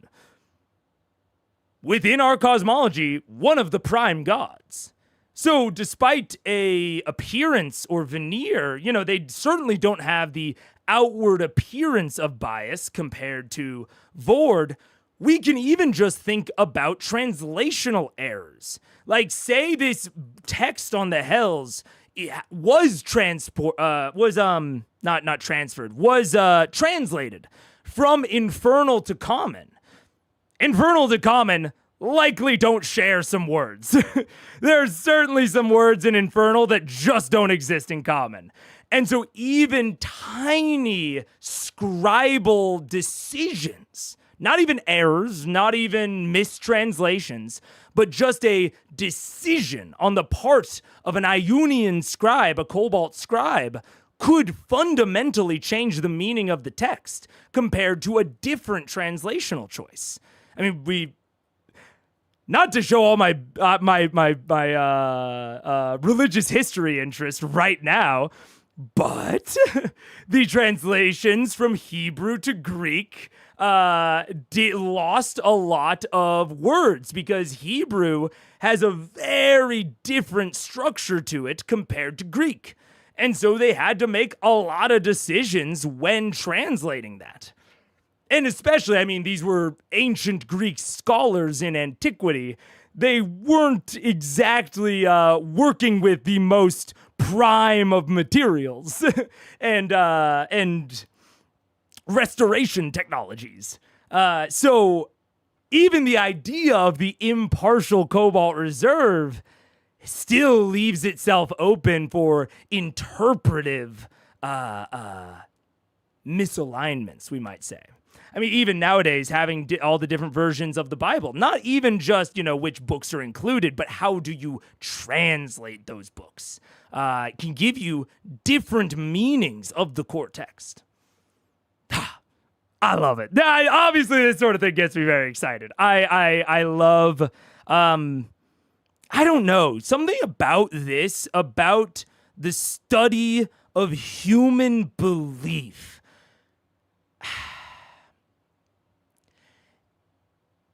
It makes me feel connected, It makes me feel connected to the past in a way that just learning about raw history doesn't, or at least not as much. Knowing what the people of the past believed, or not even knowing, but, learning about what the people of the past believed, how those beliefs got transferred and translated, the arguments, the disputes, the assumptions made that give us insight into cultural context. I mean, it all makes me feel an understanding about the people of the past in a way that I don't feel like I get with just learning about the constructions that they made or the rituals even that they practiced. Like Roman bathing rituals, so to say. Yeah, the beliefs, the religious beliefs of people. Yeah, I don't know. It is something I will probably continue to theorize about, probably until we get to Exu Calamity, which I think will be possibly years at this point.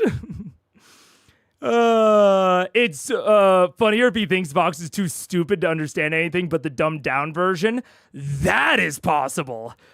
That seems way more likely to me than Vord just being stupid. I mean, it's funny if Vord's stupid, don't get me wrong, but him viewing Vox as not being able to handle the more complex theology behind the scenes, that seems more real to me. It's a very apocalyptic, very like, giving secret teachings and then giving the basic teachings to the public, but only giving the secret teachings to your individual acolytes. Yeah. Oh, I love it. If the Betrayer Gods did change their mind, what do you think they were like before? What made them change? It's a good question. I think it is possible that the Betrayer Gods just had a different relationship to humanity. I think it's, it's gonna sound bad, but I think it's very possible that, the divine gods see humanity and mortals as, sort of cherished pets. You have them in your house, you cuddle them, take care of their food and water. I think it's possible that the Betrayer Gods saw humanity and mortals more as, cattle. Livestock, we might say. And there's a thin line between those two things that if in both cases you're interested in preserving the species, preserving life broadly. Just one is a more utility-focused desire.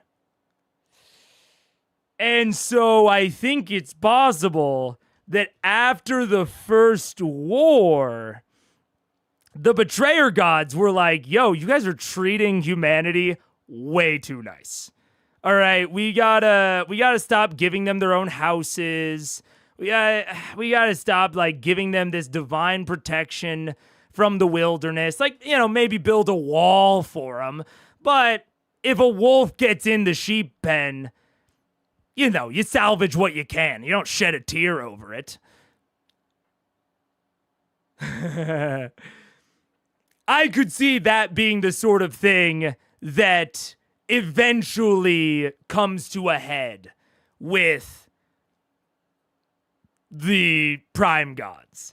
If the Prime Gods are treating us like a valley girl treats her chihuahua, and the Betrayer Gods are running Tyson meatpacking plants with the same entities, Tyson meatpacking plant of chihuahuas, that's gonna come to conflict eventually, but it would put you on the same side against wolves and against wild threats, a la the primordials. If the primordials are just this natural threat of the world, well, both sides are going to want that threat gone, just for different reasons.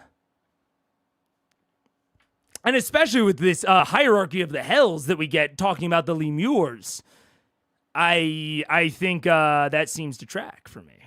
And even the idea of not Glabrezu, of Orcus the Ever-Devouring. If you're a hungry boy, you need to keep your source of food alive. And seems like the primordials were just as happy to wipe out all of humanity. And then Orcus doesn't have any more food. That's my current impression.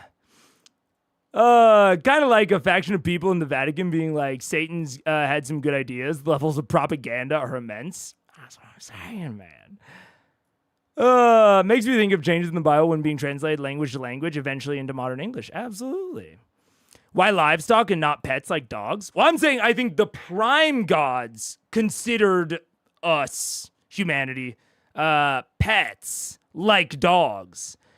And the Betrayer Gods saw us as livestock. That was the ultimate split. And that is possibly how we could sort of meld these two interpretations.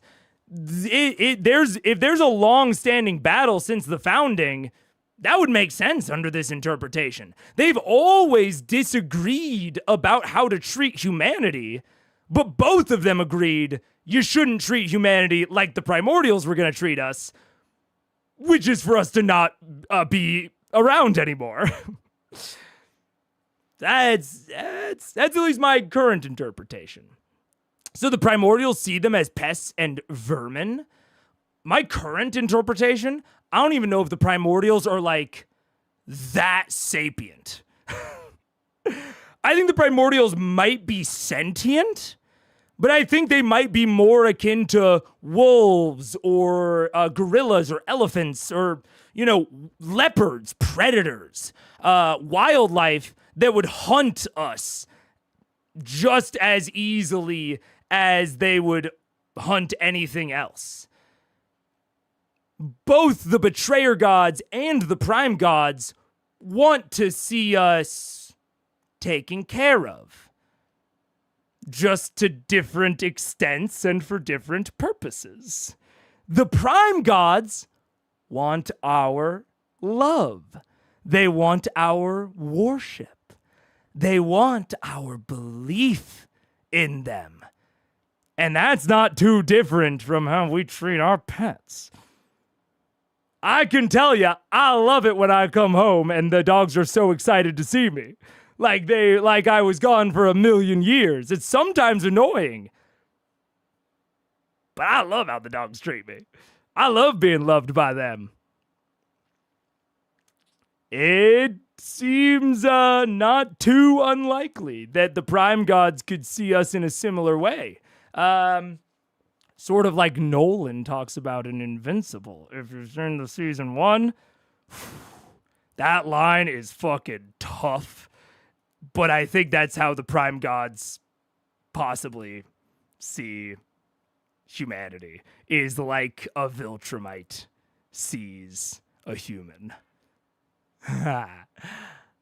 God, no, that was my favorite hand. The chosenly gods are just the gods' special boys and girls. Maybe a little bit, yeah. Oh, I was love Invincible. Didn't want to say any spoilers though. I probably should have restrained myself, if we're being honest. Sorry. I should have put out a bit of a spoiler warning. I tried to be abstract with it, but that's fair. I probably should have avoided that. Wipe your memory if you don't know. Are you still streaming? Yes. There are very few portals that lead to the Hells, and usually any that do start at Avernus, and you have to work your way in. That area is ruled by Zariel, which is the Archduchess of Avernus. This is also the realm of Tiamat. Okay. You glancing through and trying to find things that catch your attention. This is a large realm. You could spend days and days researching this, but you don't have a lot of time, and you're looking for specific things. Dis is the second layer of the Nine Hells.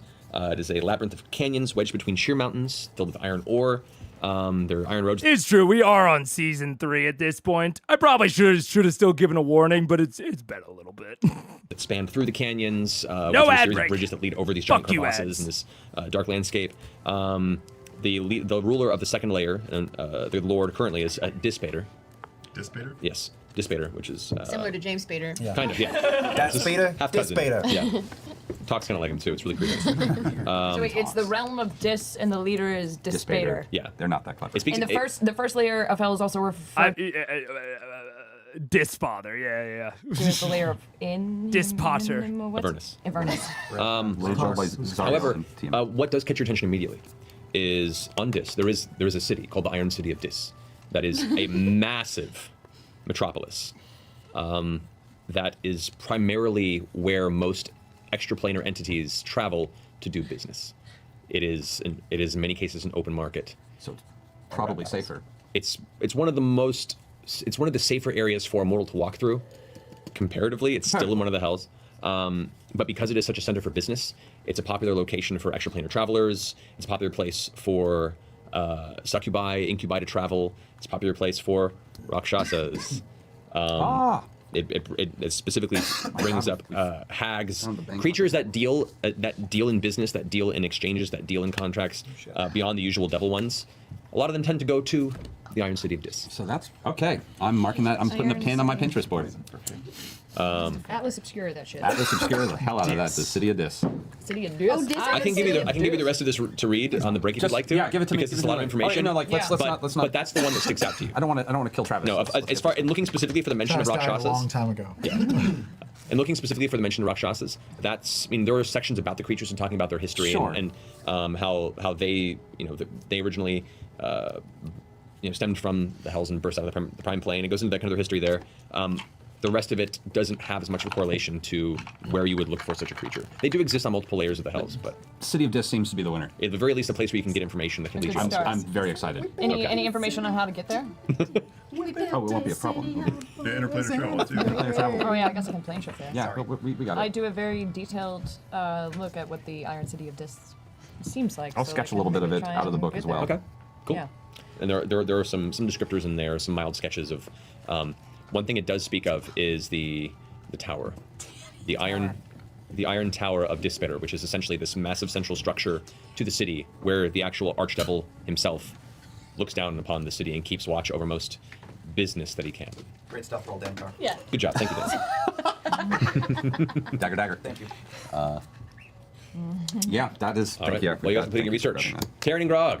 They speak of the tower where he looks down upon the city, not unlike our favorite Jamon Saord.